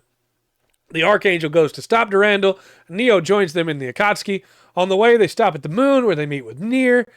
Lacus tries to talk Mir to their side, but she pulls a gun on Lacus. Lacus is calm, telling Mir that she's beautiful, and that she is beautiful as Mir, not as Durandal's puppet. An assassin tries to take out Lacus, but Mir moves in the way, choosing to die as Mir Campbell. She gives Lacus a CD with a song Mir wrote, and Lacus listens to it, stealing her resolve to stop Durandal. Diarca probably is, it's true. Isaac turns against a leader he cannot agree with, and again warns the Eternal and the Archangel. I love that meme about a super weapon being fired at them. The two ships are able to dodge, but Isaac is shocked to see Requiem hit some Zaf ships, and he commands his team to destroy the way stations for Requiem. The Archangel engages the Minerva. Neo blocks an opening salvo in the Akatsuki, which has beam coating, and remembers who he is. Yes. They destroy Requiem. 3 for 3. Kira fights Rey, and Athrun fights Luna and Shin. Mayrin, who is now the Archangel's navigator, tells Luna what is happening, what Rey and Durandal have done, and Luna Mara stops fighting. Shin calls her a coward, and Rey tells him to kill her. He attacks her, and Athrun activates Seed Mode and wrecks the Destiny. Maybe they are. Maybe. Rey tells Kira he is Raul le Creuset. He's not. Comes back for revenge, and the psychological manipulation does not work on Kira. He systematically dismantles the legend, and Rey flees to Durandal's side. Kira finds Durandal and Talia, who fled there after the Archangel shot down the Minerva. Rey is in the corner, crying. Kira destroys Durandal's ideology, telling him that choosing to be here at all, making the choices that led him to this moment, was not fate. It was their will, their desires. His word echoes Rouse and get through to Rey. And when Durandal raises a pistol, thus proving his ideals were not enough, Rey shoots him. Rey then runs to Talia, who holds him while the base explodes as Kira leaves. We cut to after the battle, and our main characters are back in Orb, where Shin and Kira officially meet, though they had met in that exact place before. Shin has no words for the wrongs he's done, the blood he's shed, but Kira has been there and asks Shin to join their fight for peace. Shin shakes his hand, and they part ways for now. Kira with Lacus, Shin with Luna Maria, and Athrun with Mayrin. Requiem and the Destroy. Yeah. That's Destiny. We're almost done. We're so close to the end. I know, and Destiny stays E tier. That's fair. Yeah. It's almost like Kira took over. Yeah. Next is Stargazer, the 3-episode OVA. Okay. 73, 3 years after the start of Seed. Right after the terrorist attack on Junia 7, known as the Break the World incident, Stargazer focuses on the coordinator Celine McGriff of the Deep Space Survey and Developmental Organization, DSSD, and the natural Sven Kao Bayang of Phantom Pain, pilot of the Strike to War. Celine McGriff and Edmund Duclos are on Earth. Stargazer is very good. When a tsunami hits because of the fragments of Junia 7 hitting the Earth, Zaf forces follow the tsunami to attack the ruins. Edmund gets Celine onto a lifeboat and then returns to an Earth Alliance base and boards a tank, where we find out he was a tank commander in the last war. He takes out again, but is killed in the process. In his dying moments, he sees a shuttle take off and smiles knowing his beloved Celine has escaped. Not this time. Phantom Pain sends out Moody Holcroft and the Blue Duel, Shams Koza and the Verde Buster, and Sven Kalbayang and the Strike Noir to deal with some Zaf forces. After the fight, they go to a bar where his two allies and the Alliance soldiers talk about how the only good coordinator's a dead one. And Sven considers how he wanted to be an astronomer. He didn't want this life. He remembers the death of his parents and being forced into Phantom Pain. The stars are far away from him now. Salsa Buster. Celine is working on Project 401, the Stargazer. It has a Voiture Lumiere system that uses solar sail for deep space exploration. It also has a learning AI built in to learn from the pilot and a 2-seater cockpit. Yes. Sven's team goes up against the Zaf squad, attacking the Bonaparte carrier, which delivers the destroy to Neo, by the way. Moody gets overconfident, and the Blue Duel is gored to death by the beam fangs of 3 Bakus. She cries as she dies. Shams is beside himself, but Sven calmly kills the Bakus. Later, Sven and Shams attack the DSSD base in space with orders to steal the Stargazer. Celine and Sol, another researcher, launch in the Stargazer to stop them. Shams overextends and runs out of power, and is then gunned down by a stray mobile suits. Celine ejects Sol, sending him back to the base and commanding her team to fire the propulsion beam intended to launch the Stargazer into deep space at her. Sven hesitates for a moment when he sees Sol has been ejected, whether from confusion or for seeing kindness for the first time in his life. That moment allows Celine to grab the Strike Noir and trap Sven in the Voiture Lumiere. The force of the beam launches them far away and severely damages the Strike Noir.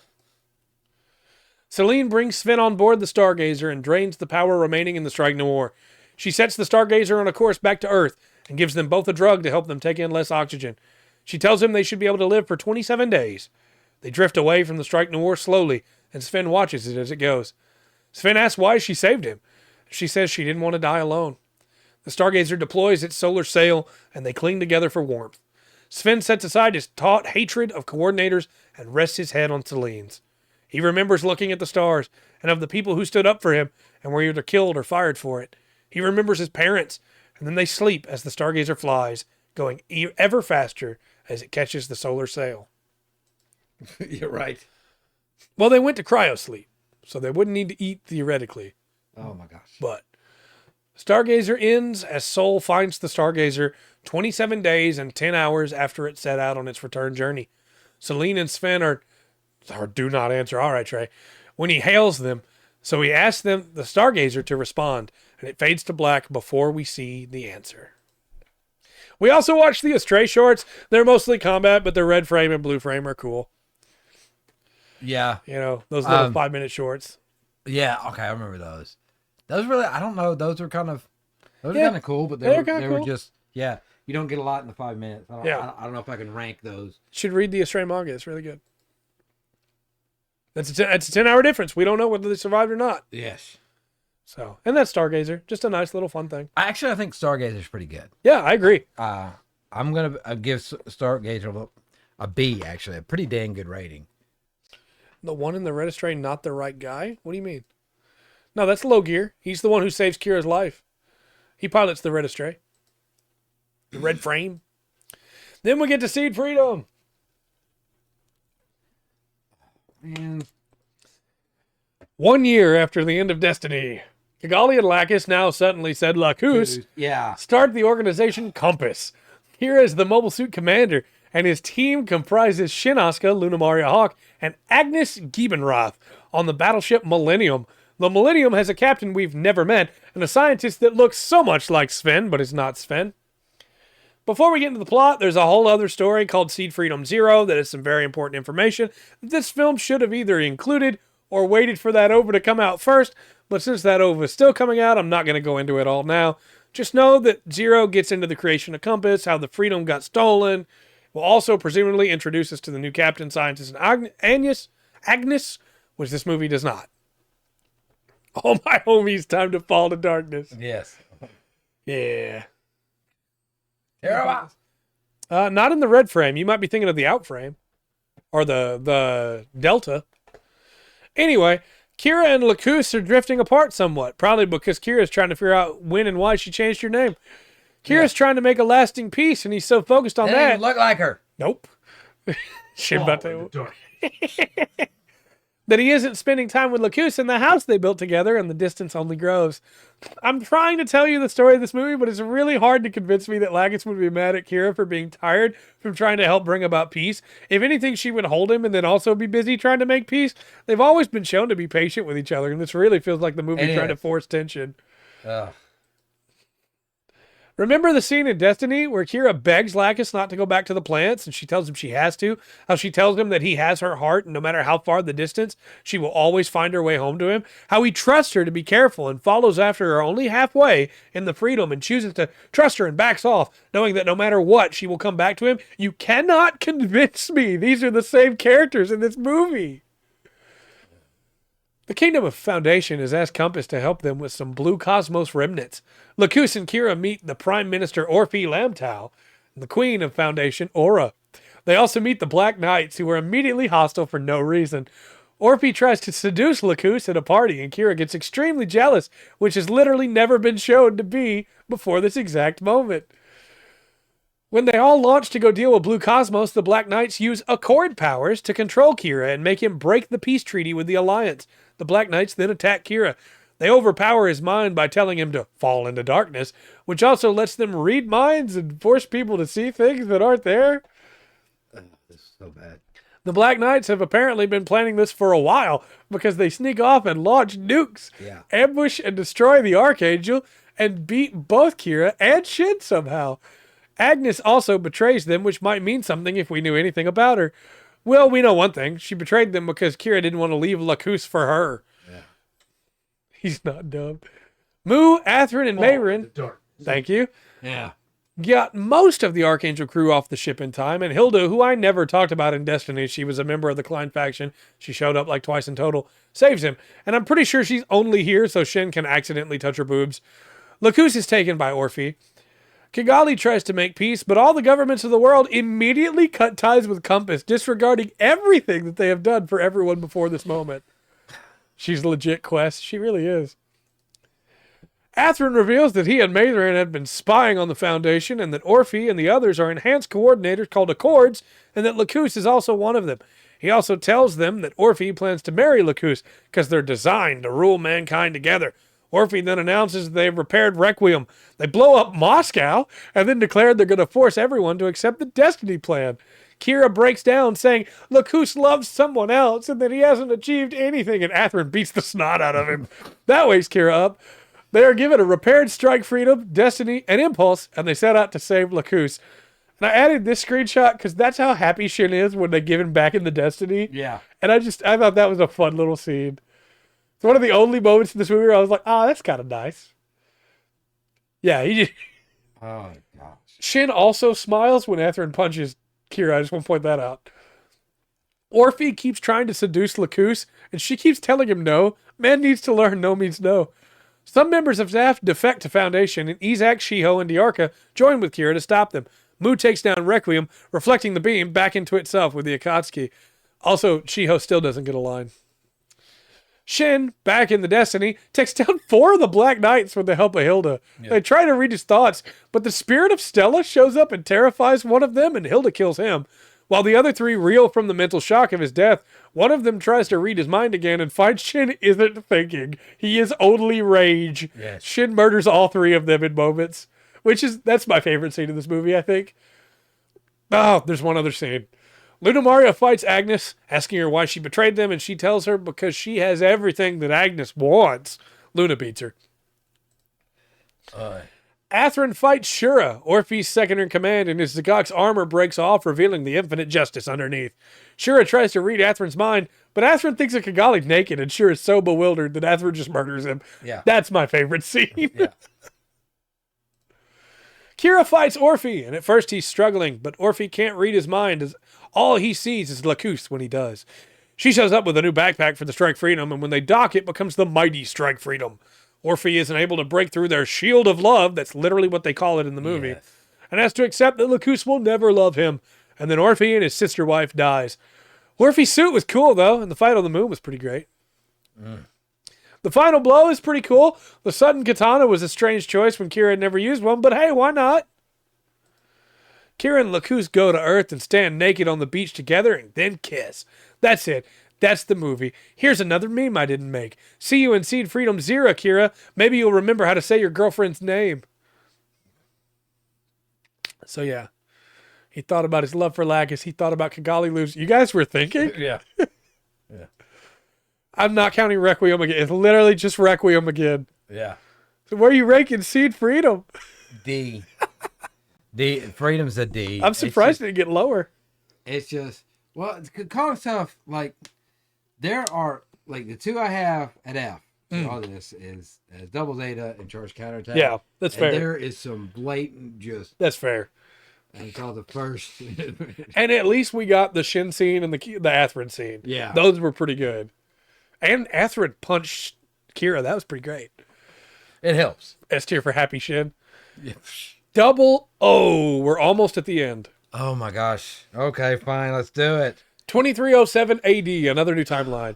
Humanity has depleted fossil fuels and has built 3 orbital elevators with Dyson rings to collect solar power in vast quantities. We have, yes. We are done with seed freedom. We're into 00, and we'll finish with 00 and the 00 movie. That's where we'll stop tonight. One in each of the economic blocks that now make up the countries of the world. The Union of Solar Energy and Free Nations, which contains the Americas, Australia, New Zealand, and Japan. You aren't missing much, that's fair. The Human Reform League, consisting of mainland Asia and most of Oceania and the Advanced European Union, containing Europe, the North Atlantic, and Arctic Oceans. These 3 blocks are constantly at war with each other in the form of small conflicts. A group known as Celestial Being decides to bring about an end to the constant wars, led by the plan... Okay. I have this. It's the last of my hydrate. I cannot anymore if you do another. A group known as Celestial Being decides to bring about an end to the constant wars, led by the plan set down by a genius known as Aeolia Shinberg, and by the supercomputer VEDA. They use advanced mobile suits called Gundams that utilize GN cores, using highly compressed special particles to achieve much greater performance than regular mobile suits. Pilots of these Gundams are called Gundam Meisters, and each one is selected by VEDA for the job. Setsuna F. Seye, real name Soran Ibrahim, is a child soldier that was convinced that he was fighting for God and to kill his parents. He would have been killed if not for the intervention of the O Gundam. He wants to become like the Gundam that saved him and is struggling with some heavy PTSD. Constantly. He pilots the Exia, a melee-focused Gundam. Lock-On Stratus, real name Neil Delandy, is a man who lost his family to terrorism by the same group Setsuna was a part of. His only surviving family member, his brother Lyle, and he don't get along. He hates how twisted the world is. He pilots the Dynamis, a long-range support Gundam. Hallelujah Haptism and Hallelujah Baptism, his second personality, were part of the Super Soldier program started by the Human Reform League. The HRL took children and turned them into weapons that could use quantum brainwaves to read enemy movements and to even speak telepathically. Hallelujah escaped with some friends, but could not bring his friend Marie. And on the shuttle, they did not have enough air for all of them, so Hallelujah killed all the others so that he and Hallelujah could survive. They pilot the Gundam Kyrios, transformable Gundam, carry a large salvo of missiles. Thierry Arde is a quiet and serious man who we later find out is an Innovade, a human created to be able to interface with VEDA. At first, he's willing to kill the other Meisters if they slow down the plan, but spending time with the other Meisters teaches him how to be his own person. He becomes very self-sacrificing, and truly comes to care for them and humanity. He pilots the Gundam Virtue, which hides the Gundam Nodley behind the armor. Their mothership is the Ptolemaeos, captained by tactical swordcaster. That's fair. Sumeragi Lee Noriega. He does. Together with the rest of the crew, they start doing armed interventions into conflicts, trying to steer the world away from war. I'm not going to do a bunch of introductions here. We're actually almost done with the introductions. Then we'll blitz through the plot. Saji Crossroad and Louise Hallaby are students trying to enjoy their school life when Celestial Being starts to make the news. Saji's sister is a reporter and starts looking into Celestial Being. But for Saji and Louise, it's all far away and someone else's problem until terrorists attack their town and the conflict in the world becomes much more real. Graham Aker is a soldier for the Union and a fan of mobile suits. He has a desire to prove himself against the Gundams. This desire is twisted when his mentor is killed by the Thrones and when his flag fighters die fighting the Gundams, turning his love to hate. Absolutely. Right. Colonel Sergei Smirnov, the wild bear of Russia, is the leader of a special task force for the HRL. He's put in charge of the super soldier, Soma Pyrrhus, who he helps to become her own person. He lost his wife by following orders, and his son never recovered from it. He was too ashamed to reach out to his son, believing he didn't deserve his son's love, thus making him grow up alone. Soma Pyrrhus, who was once Marie Parvasi, is the best super soldier of the Super Soldier Institute. She's robotic at first, but thanks to the Colonel, she's able to later help Louise. Patrick Kolasauer, the immortal Kolasauer, is the ace pilot of the AEU. We're almost done, Dark. I'm going to have to go get food at the only place that stays open this late. Right. Is the ace pilot of the AEU. He's a decent pilot, but his real benefit is that he always survives somehow. Caddy Monakin is the AEU's tactical forecaster, is the only one who can match Sumeragi. She has a soft spot for Patrick. She's a serious person, but that masks the pain the wars have left her with. I like her character. I do too. Alial Sanchez is a man who just loves hurting people. Nothing else brings him as much joy as killing people or causing pain does. He convinced Setsuna to kill his family. Marina Ismail is the princess of Azatistan, though mostly in name. It's not the same guy, no. She has an aide named Shirin Bakhtiar that is level-headed and cares deeply for her people. Great character as well. Mm-hmm. Yeah. Marina does her best to bring solar power to Azatistan, but keeps getting shut down by the 3 blocks. She meets Setsuna when she keeps him from getting pulled over, thinking he was one of her people, when in reality he was from Krujis, which Azatistan absorbed. She winds up so focused on Setsuna, she waits for him all her life. Yeah. The armed interventions start off as just trying to teach the world to stop fighting. New mobile suit models are beaten before they get a chance to be sold to the highest bidders. Super Soldier's lab is destroyed and the information leaked, and small conflicts on borders are stopped with overwhelming force. A lot of time is given to the 3 blocks and their leaders, as well as to other smaller countries and the reactions to what's happening. I don't think so, but they could have. Teams are made to hunt the Gundams, and though at first they are outmatched, the 3 blocks start making good headway in capturing Gundam, getting close a few times. Alleluia even stops a terrorist attack and helped by Sergei. Sergei's the one who leaks the data about the Super Soldier labs. The hearts of the people start to turn towards Celestial Being right as 3 new Gundams show up and start killing people nearly indiscriminately. Their methods are much more brutal, and they kill Professor Ralph Afman, who taught Sumeragi, Kati, Graham, and Billy Katagiri. Afman had just about figured out the secrets of GN particles when he was murdered. The world turns on Celestial Being immediately. The 3 new Gundam Meisters try to open up a dialogue and are even welcomed onto the Ptolemaios, but their methods are too different and they clash. Ninja Trinity accesses their Veda terminal and locks out Tieria from the highest level.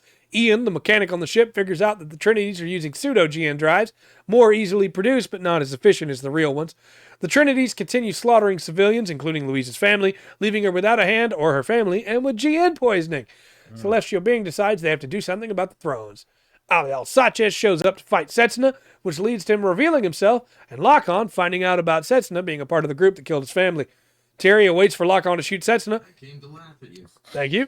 Even saying Setsuna should die for revealing his identity. Setsuna tells him to shoot if he will continue the mission, and Lock-On chooses not to. The Union's flag fighters and the HRL Sergei team clash with both Celestial Being and the Thrones. The 3 blocks are catching up to the Gundam step by step. Hallelujah clashes with Soma Pierce and the Sergei team, and Soma's quantum brainwaves overpower Hallelujah. So Hallelujah takes over, killing some of Sergei's men. He and Tieria almost get captured, but Tieria saves him by revealing the Gundam Nodlay. Laguna Harvey, you probably don't remember him, he kind of doesn't matter. That's true. Yeah. A Celestial Being traitor gives the 3 blocks 30 pseudo-GN drives and the new mobile suit, the Jinx. The original plan was for the 3 blocks to unite and use the Jinx to defeat Celestial Being and unite the world against a common foe. I'm starting to wonder if we shouldn't have done this 2 weeks back to back. Possibly. The Trinities have thrown the plan off, and then later on, Alejandro Corner and Ribbons Allmark skew the plan even more with their machinations. Aliel Sanchez is working for Alejandro Corner, but it's really working for Ribbons Allmark. Kills Saji's sister, then Laguna Harvey. He finds the 3 Trinity siblings and shoots Michael in the head before wounds Johan. He steals the Throne's Vi, destroys the Throne Eins, killing Johan, who bought Nana just enough time to escape in the Throne's ride. Now equipped with a Gundam, he joins the Gundam hunt. The GNXs close in on them during the battle. The 4 Gundams suddenly shut down as Alejandro Corner shoots the cryo-frozen Aeolia Shinberg. We're there, and takes over Veda, cutting off the Gundam's connection to it. Sumeragi had a backup system in place, activating it. He wanted the Gundam. He didn't care about them. You know? All of the Gundams except for the Virtues start working again because the backup system, Tieria, has been cut off from Veda for the first time and breaks down. Lock-On saves him, taking injury to his eye as he does. Lock-On covers the eye with a patch, and the team gets ready to fight again as Tieria explains to them he was created as an artificial human. He's more than that now, thanks to each of them. Aeolia's death also unlocks the Trans-Am system for the Gundams, which lets Setsuna beat Sanchez. Lock-On fights Aliel Sanchez and puts up a good fight, but Sanchez recognizes his injury and capitalizes on it, crippling the Dynamis. Sanchez moves on, thinking Lock-On dead, but he won't give up on killing the man who is responsible for the deaths of his family that easy. He has Haro send the Dynamis back, all while Haro calls out his name, not wanting to be separated. Lock-On tethered his scope onto a GN cannon that was floating nearby and aimed at Sanchez's throne. Targeted and firing one last time, he fired. His shot took off the bottom half of the throne, but did not hit the cockpit. In response, Sanchez shot the cannon, launching Lock-On and impaling him with shrapnel. As he drifted away, he thought of his family and how twisted the world was. Are you satisfied with the way the world is? As for me, I hate it. He sees Setsuna flying towards him, and then the cannon explodes, killing Lock-On Stratus. Yes. Yep. The crew sees the Dynamis returning, but then they hear Haro over the radio, and they know the truth. Tieria takes his fury out on Setsuna at first, but with no time to waste, they had to repel the last of the Jinx units or die trying. Tieria vowed to win the battle for Lock-On. Setsuna and Lasse go on to fight the giant mobile armor Alvator and Alejandro Corner, while Alleluia and Tieria take on the Jinxes. Well, he kind of didn't have an eye or a Gundam at that point. They can't protect the Ptolemaeus, and though some of the crew were ejected by Christina and Lichty, the two of them do not survive. Lichty, now revealed as a cyborg, tries to shield Christina with his body, but she took a piece of shrapnel in the back. She hides her pain from him until he dies in her arms, so that he can die believing he saved her. Then she dies along with him. I wish we'd gotten more of these characters. Yeah. Alleluia and Hallelujah decide to work together, and they and Tieria wipe out almost all the Jinxes. Tieria is forced to use Nodle, and even then, Nodle is destroyed, with Tieria taking out the last two Jinxes on his side with him. Hallelujah is able to defeat Soma Pyrrhus, but in the last moment, he realizes she is his childhood friend Marie. And in that moment, she and Sergei immobilize him. Skill issue. Setsuna takes on the Alvatore, and when that is beaten, Alejandro reveals the Alvaron, a Gundam that was operating the Alvatore. Yeah. Alejandro either forgot or just didn't care that Exia was really good at cutting through GN fields and is beaten by Setsuna. Alejandro dies. However, Graham Anchor shows up in his flag Custom 2 to fight Setsuna one more time. They both damage each other. There's an explosion that kills neither but ends the battle. Season 1 ends with the 3 blocks and all humanity united and having won. Season 2 goes a lot faster because everything's set up now. Anyway, it was a Gundam in a mobile armor. In Season 2, everything goes off the rails. Ribbon's in charge now, and the Innovators are here. The Titans 2 Electric Boogaloo, the ALOS, are here. Lock-On's twin becomes Lock-On. Alleluia's in prison, and Setsuna's fighting in the Exia repair as Tieria finds him, and they bring the band back together, including Sumeragi, who's in a toxic relationship with her old friend Billy Katagiri. Saji's working on the orbital elevator, and Louise is a soldier now. He left her alone in the hospital. Shireen and new character Klaus are members of the resistance cell Catharon. Slow world building time is over. Fast-paced action time is now. Also, everyone has terrible new uniforms, and I hate them. The Exia repair, it's very cool. New season means new Gundams, so we have 00 Gundam and later the 00 Riser for Setsuna, Cheridim for Lyle, Neil's brother, Arios for Alleluia, and the Seravi for Tieria. Ali Alsace still has the throne Zwei, though it has been tuned up. Nana still has the throne Dry, and she works for Ribbons now, and Graham's decided to leave behind all that he was in pursuit of power, and is now Mr. Bushido, has a new mobile suit, the Ahead Sakigake. I'm sorry, Dark. Bought the wrong thing. The start of Season 2 is dedicated to recruiting Lyle, who's working with Catharon, breaking Alleluia out of prison, and recruiting Saji after he gets a whole lot of Catharon people killed. Setsuna is starting to act strange, too, after he gets shot in the shoulder by Ribbons Allmark.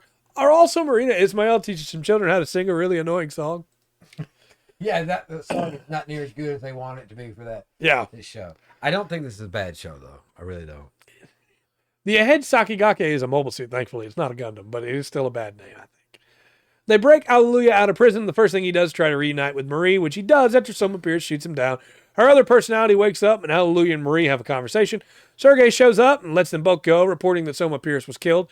He was going to adopt her. She views him as a father. She joins Celestial Being, at first as Marie, but later on as Soma as well. Their story's super interesting, and I wish we got more of them. Yeah. Sharon and Klaus wind up running for their lives and still wind up saving Marina as the outlaws hunt them down. Definitely need more of these two as well. Yep. Despite all of that, Klaus still works as a liaison between Lyle and the rest of Catharon.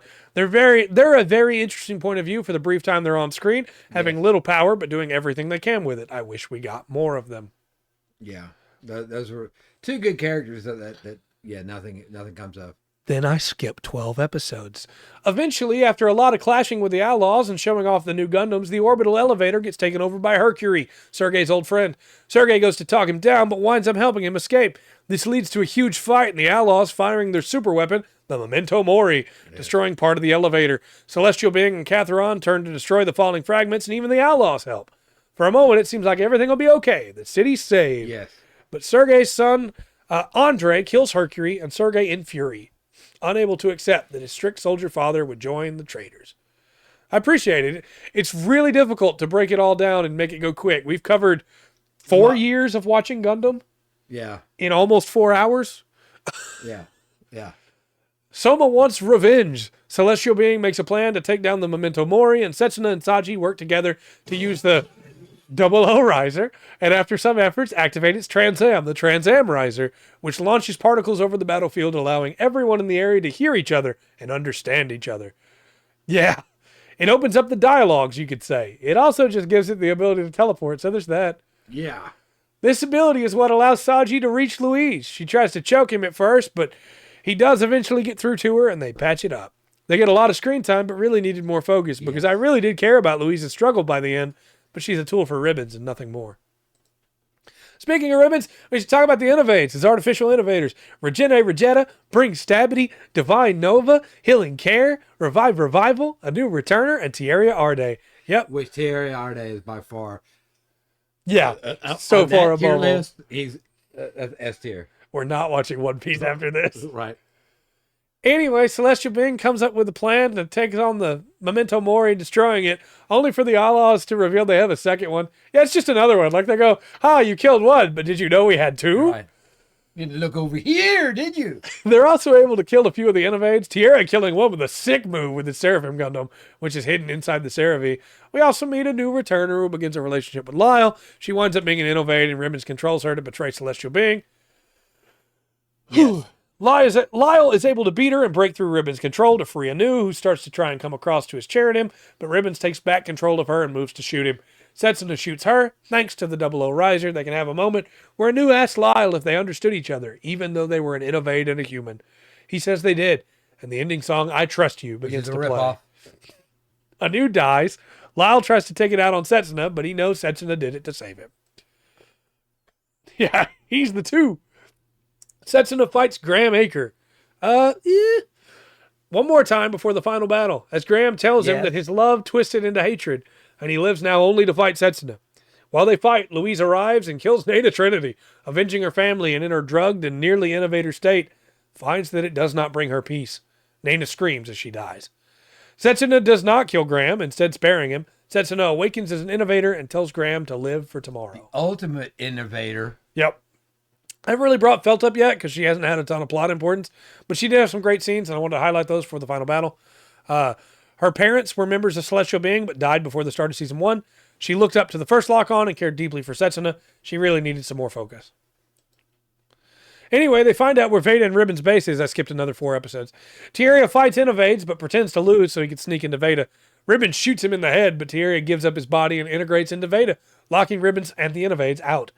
Lyle takes on his brother's killer, and though Aliel Sanchez does a lot of damage to the Cherubim, he winds up having to eject and flees when his throne shuts down, only to be gunned down like a dog by Lyle, taking revenge for his brother. Yeah. It's a great scene. Setsuna sends out a huge burst of particles and goes to fight Ribbons. This Transam burst awakens Hallelujah fully, and now whole Hallelujah easily kills an Innovade. Lyle takes down the last Innovade, using a single second of Transam to kill them. They are both incapacitated by Ribbons. The Double O Riser faces the Reborn's Gundam, and both take out each other. Yep. They both take a GN drive and fight one last time in the Exia Repair 4, and the O Gundam, the Gundam that saved Setsuna so long ago. They argue about the future of mankind and who will lead the dialogues that are to come. Thank you. They charge towards each other after a short fight, and Setsuna kills Ribbon's Allmark. Well, he was a robot. Sort of. Yeah. Setsuna is now a full innovator, and he, Lock-On, and Tierra continue to be Gundam Meisters, while Alleluia and Marie travel the world together. Saji and Louise are together again. Sharon and Klaus continue to try and make the world a better place. Patrick and Kati get married. Andre joins the Earth Sphere Federation military. Marina continues to be the princess of Azadistan and tries to rebuild it with her new adopted children. Season 2 ends with Celestial Being watching over the world. The Memento Mori and that thing. Yeah, I forgot to put the Alvator's name on there, but yeah. Finally, Awakening of the Trailblazer. I honestly, Double O for me is a B, even with all of its problems. One, it looks beautiful. I think most of the suits are pretty good. Yeah, I agree. And I think the characters are pretty solid. Yeah. It does fall apart, especially in the second season, trying to keep. Yeah, the second season goes so fast and so slow. It's too much. It's too much, and they tell the wrong stuff. Yeah. The Exia 7 sword is towards the end of the first season, Dark. And I thought it was the Repair 4. Well, I'm sorry about that. But but Double O, by itself of the series, it's not bad. Yeah. The first half stronger than the second half for sure. Yeah. But it's not bad. So I agree. I do give it a B. I like Double O a lot. Oh. Everything with ribbons is terrible and brings it down for me, but everything else I really enjoy. Well, the only problem with ribbons is because they do the same thing with Gundam. They do so much. Yeah. We've seen ribbons has already been a character. We talked about him earlier. Yeah. You know, he started Blue Cosmos. Don't like him. Yeah, exactly. Muruta Azrael. So yeah, Awakening of the Trailblazer. Yeah, Where are you putting it? Honestly, I don't. This is not as bad as Charge Counterattack to put a movie at the end and just screw everything. Definitely not as bad as Charge Counterattack. I agree. Okay, but it's not much better as far as like what it does for the first one. Oh, it goes so weird. Yeah. I don't think it really adds anything to Double O. Mm-hmm. It actually takes away from it. The movie itself, man, I'm giving an E. I put it's there with Destiny as far. It doesn't feel like this one's really. It looks it's not as insulting as Destiny. I would say. No, it looks beautiful, but it's really not needed. No, it's definitely not needed. It's so weird. So, 2 years after the end of season 2, Celestial Being has been turned into a hit movie and the world has moved on. More people are awakening as innovators. Alien entities known as extraterrestrial living metal shapeshifters last one. are L's attack, unable to explain what they want. And their targets are people with quantum brainwaves. It's up to Setsuna to understand them and to blaze the trail to the dialogues that are to come. Yes. You're right. Graham does have the fourth. Probably. That's also like a really stupid thing. You build up something with the dialogues to come. Yeah. And then it's a left out of left. Yeah. Out of left field. Yeah. This is not humans getting together and deciding on the peaceful world, which has been kind of a point in every Gundam in some form or fashion. No, they throw that in it. Sorry for spoilers. On this, but it's ridiculous. Look, there's not a ton of plot here. It's a horror movie for a good chunk of it. The alien elves are attacking. They possess machines to try and get to people, and when they get to them, they cover them in metallic crystal. They also use copies of the original Ribbons Innovate as well. Hallelujah and Somari get attacked by a truck, and Thierry is in a new body now. Yeah. Celestial Being goes to fight the elves, though Setsuna wants to talk to them and doesn't fight. Thierry fights at first and even sacrifices his new body to save Setsuna from the elves, but he becomes sure this is about the dialogues and uploads himself into the Double O Quant. There is a movie in universe, but this is the actual story that happens. The movie opens with this movie that's in universe. Yeah. And that's a really fun little thing where it's very different. It's not correct. It treats it like a super robot. It's kind of fun. Yeah. Everyone has new Gundams now, and even Graham has a new unit, the Brave. We're really good at raking leaves. The Vanya. Yep. As he's moved on from his hatred or his apathy and chosen to be brave and to face reality again. Setsuna gets the Double O Quanta. Lock-On gets the Zabanya. Hallelujah gets the Harut. And Thierry gets the Raphael. I want to mention too. Go ahead. I've got to bit. Go ahead. Thierry was in the perfect spot for that character. Yeah. To ascend to where he did. That's really insulting, and it's more so now. He didn't need to come back. It was more so now to me than as watching it. Yeah, I love Thierry as a character. Yes. But I wanted to mention real quick, where you see that I'm doing this, this is the official designation for these characters now that they're fused. Well, that was one of the few things that was good about their arcs, is like you see when they become one and are at peace with themselves. Yeah. And that's a good thing in this for both those characters. Yeah, I agree. It comes across. I agree. Also, there's just another Nana Trinity here. Her name is Mina Carmine. Funnel spam. I don't know if she survived somehow and became an astrophysicist, or if this is an Innovate clone, or if this is a different kind of clone, or it's just a random coincidence that she looks and sounds like Nana. It never gets explained. Also, she wants Billy Katagiri real bad. Yeah. Their first conflicts with the Else go poorly. A new innovator, Descartes Shaman, is sent to try and stop them, and he puts up a good fight, but is surrounded and assimilated. The new Earth Federation also loses a fleet to the Else. Things aren't looking very good for the Federation, as the Else keep evolving, and it seems nothing can halt their advance. This leads us to our big final battle, which I've skipped. Yes, straight to the big final battle. As Kati uses the second Memento Mori, to try and destroy the giant Else seed, but it has a shield. They will have to get close and find a way in. Yeah. He did.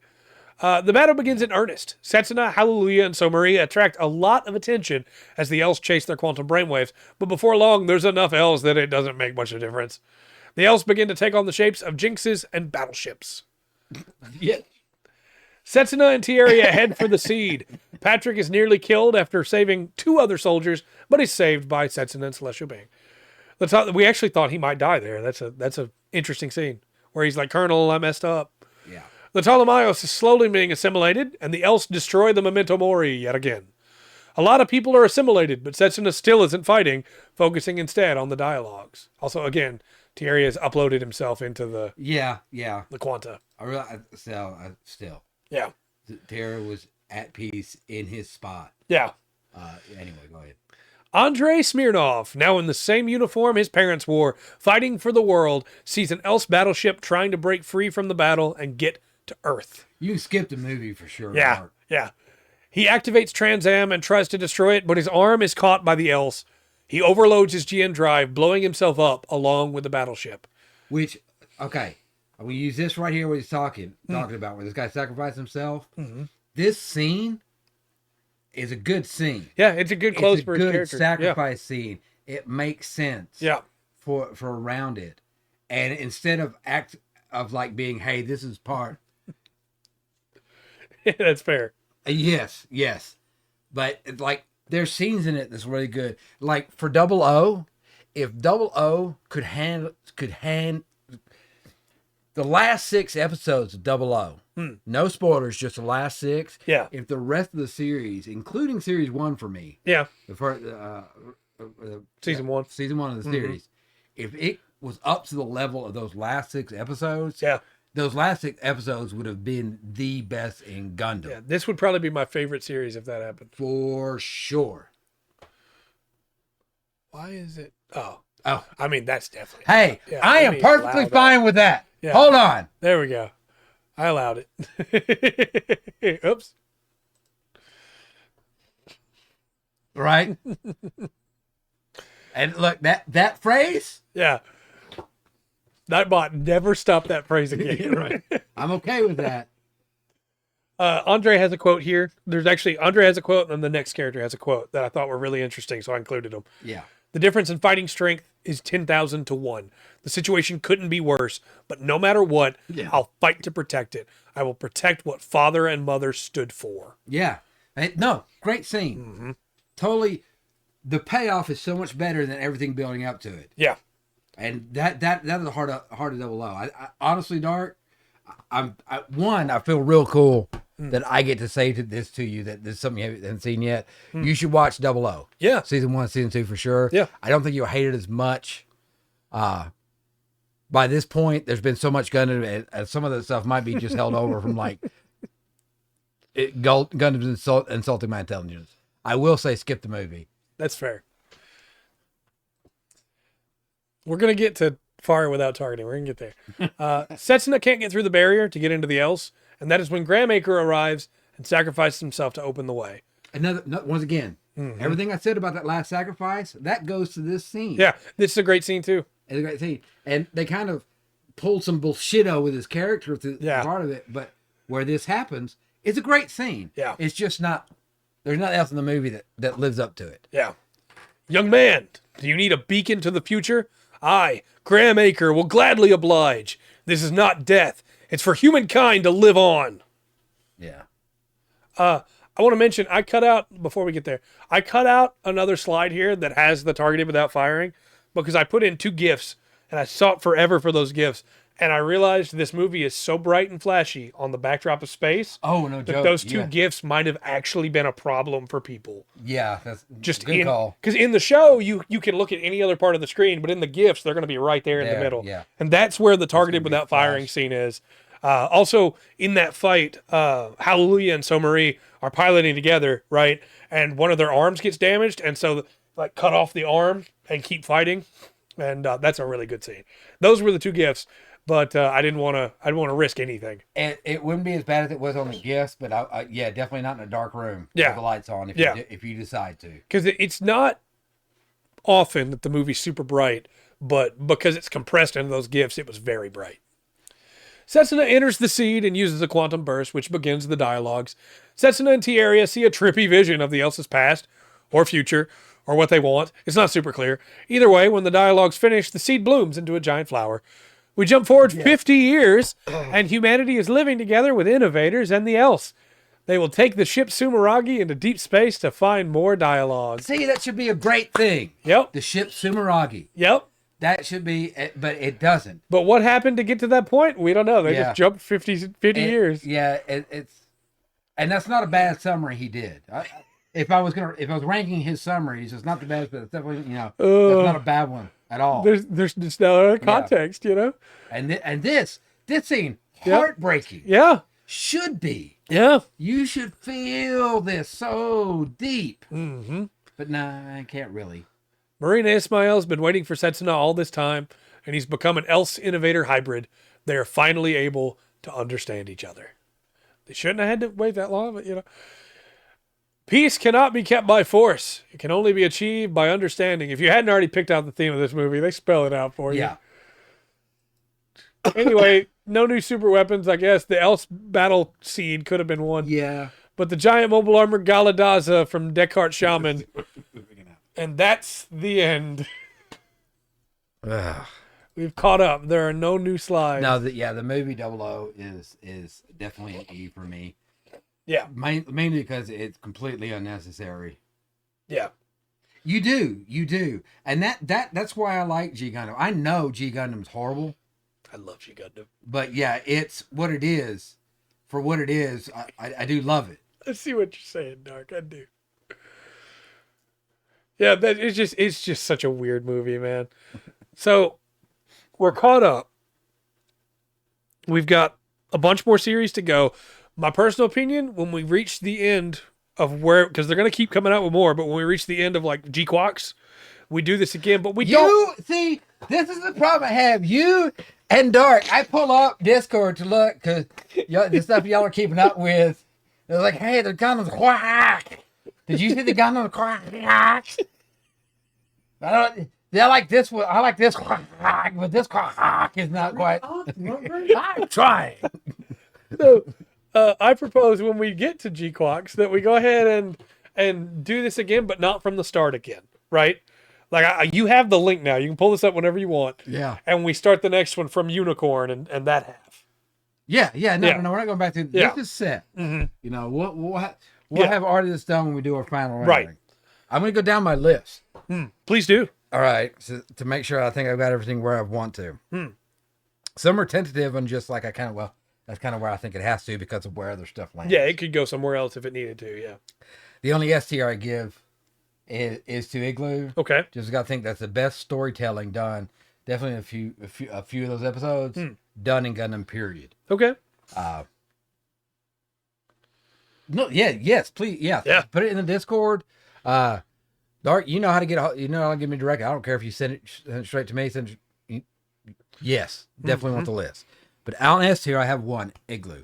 I only have one A tier. Okay, and that's the original 0079. That's good. And without the Assault Run, which, sweet. Thanks, Dark. I do. Yes. I do. Yeah, I do. Good World War II movies. Look away for a second, chat. I'm gonna run it all the way back to the beginning. All right. Get it back. I thought I could just. Anyway, that's the only A I've got. So the only S Igloo, only A 0079. I'm not doing this. Can't you do the little buttons on? Oh, I can. Yeah. Yeah. There we go. Okay, there we go. On the B tier, Zeta, which I don't have a problem with. S to F. S to F. Yeah, I go S for superior, then A, B, C, D, E, and F, kind of almost like grading, school grading. Yeah. In the States. So on B I've got, make sure I can read my writing here. So Zeta, even though I think it could be a lot better, but it's still, to me, no Gundam. Yeah. So I mean, it still fits in there for me. I got 08 MS Team. Yeah. Like that. Stargazer, I think is really good. And Double O. Yeah. I've got those at B tier. On my C tier, I've got Turn A. Just visually and animating. Yes. It's up there. It is a very beautifully done piece of work. Yeah. As far as other stuff goes about it, it'd probably be closer to D or E. Yeah. Speaking of which, Dark, you can just leave your F tier off when you send it to me because I know what's going to be. Oh, no. You just put it cut there. that section. You put it there. You let it. You make sure you get everyone. See, also, War in the Pocket. Yeah. It's a pretty decent one. Victory. Okay. Wing, because Wing never forgets what it is. Yeah. It's an American show for kids. Yeah. It's meant to be on Toonami or Boomerang, something like that. I don't think, even with the Remus, you might still be asleep, but we got Victory in C. That's a victory. He said it was like E last time we talked about it. Yeah. All right. And then my D tier list, I got Smobat, because I can't read my writing. Stardust. Yeah, that's fair. Yeah, Stardust Memories. Fair. Yeah. G. Okay. Because it's a dumb show. Sure. It's not deep. I love it, but it's not over D. I wouldn't get Revenge of the Nerds a Grammy or I understand. Academy Award. I understand. I should say, right? Also, Endless Waltz, X, Seed, and Seed Freedom. Okay. It's in D. Yeah. One, because man, so many of them's like, yeah, man, those suits look awesome. Yeah. I wish the rest of the show kept that with it. Yeah. Right. I'm with you. the animation now, especially as because we've got a chronological order of release. Mm-hmm. We're really getting into what I think 2010, somewhere around there, or maybe a little bit before 2009. Let's see. No. Can you use a mouse? I can.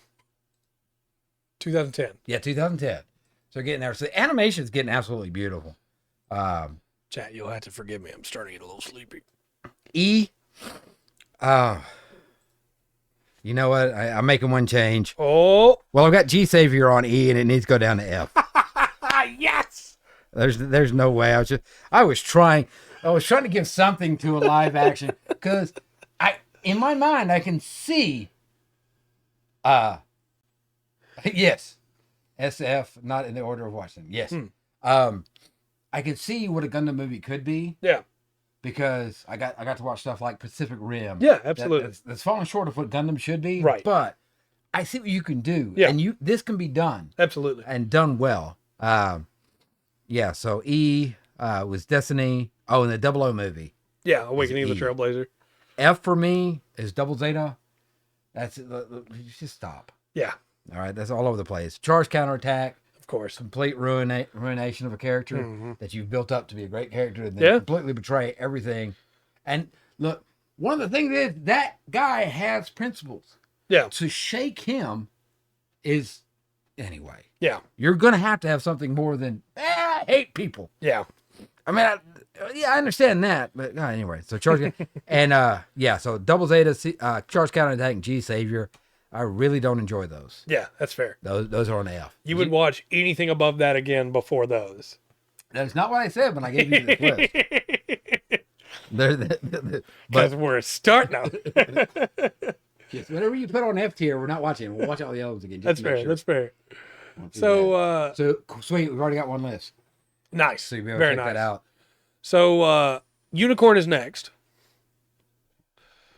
We should be starting that up. We'll either start that up next week or take a break next week and then start it up. Okay, yeah, because we got Unicorn. We've got a few things. So now we got to go through Hathaway. We got one more touch on the Universal Century. Well, we got Unicorn is Universal Century. Origin is Universal Century. And Hathaway and Dolan's Island are both. So we got a few more things in Universal Century. But and Requiem for Vengeance is Universal Century. So we got a few things. Oh, okay, cool. But they keep going back to that well, you know. Well, Tamino didn't get it right the first time when he did, so yeah. You know. But I think this project took a very long time to put together. I'm sure. And look, we sat through this for me, you, and all these folks here. Yeah, and I hope it was fun. I really do. I hope it was a good time for everybody because it was a good time for me. Dark, I appreciate that. I also want to point out that the last time you gave me something that was the sappiest. I'm not saying it was bad. Yeah. But that was very sappy. Yeah. Oh my gosh, I did like it. Did like it though. It wasn't. It definitely not horrible, but yeah, it was very very sappy. Those spots. I will continue working on this as we go forward, so it'll be ready for when we get caught up again. Oh my gosh! Do you have any other final thoughts? It was my love story. No, I think I've said enough. I've got my list, which will be fixed for the video. Mm-hmm. You can do that. Before we do, if we take next, before I know we play some Lotro or whatever, mm-hmm. we may call out some people on the list if we get that'd be great. Yeah, and see what just different shows hit different people. Yeah, that'd be really fun. It's like I love that show. That show's trash. I will try and remind people tomorrow and Friday to post their lists in the Discord so that we have easy access to them. Awesome. Okay. Ergo proxy something. See? Ergo proxy. All right. Well, I think after 4 hours, we've done a good job here, I think. I hope, anyway. I hope you enjoyed it. And look, thank everyone that has sat through this. I can't believe so many of you stayed for so long. For part or in whole. Yeah, that's crazy. Thank you so much. Well, we'll be back tomorrow with Monster Hunter Wilds and Friday with Monster Hunter Wilds. We'll be back next Monday with Lotro. Sweet. We might watch Unicorn. We might not. We'll figure it out. Yeah. But until next time, I've been Trey. I've been Rungren. Y'all have a wonderful night. Appreciate you. Good night, all. Thank you. This has been the Full Spectrum. Remember to always enjoy the full spectrum that Gundam has to offer. Do it.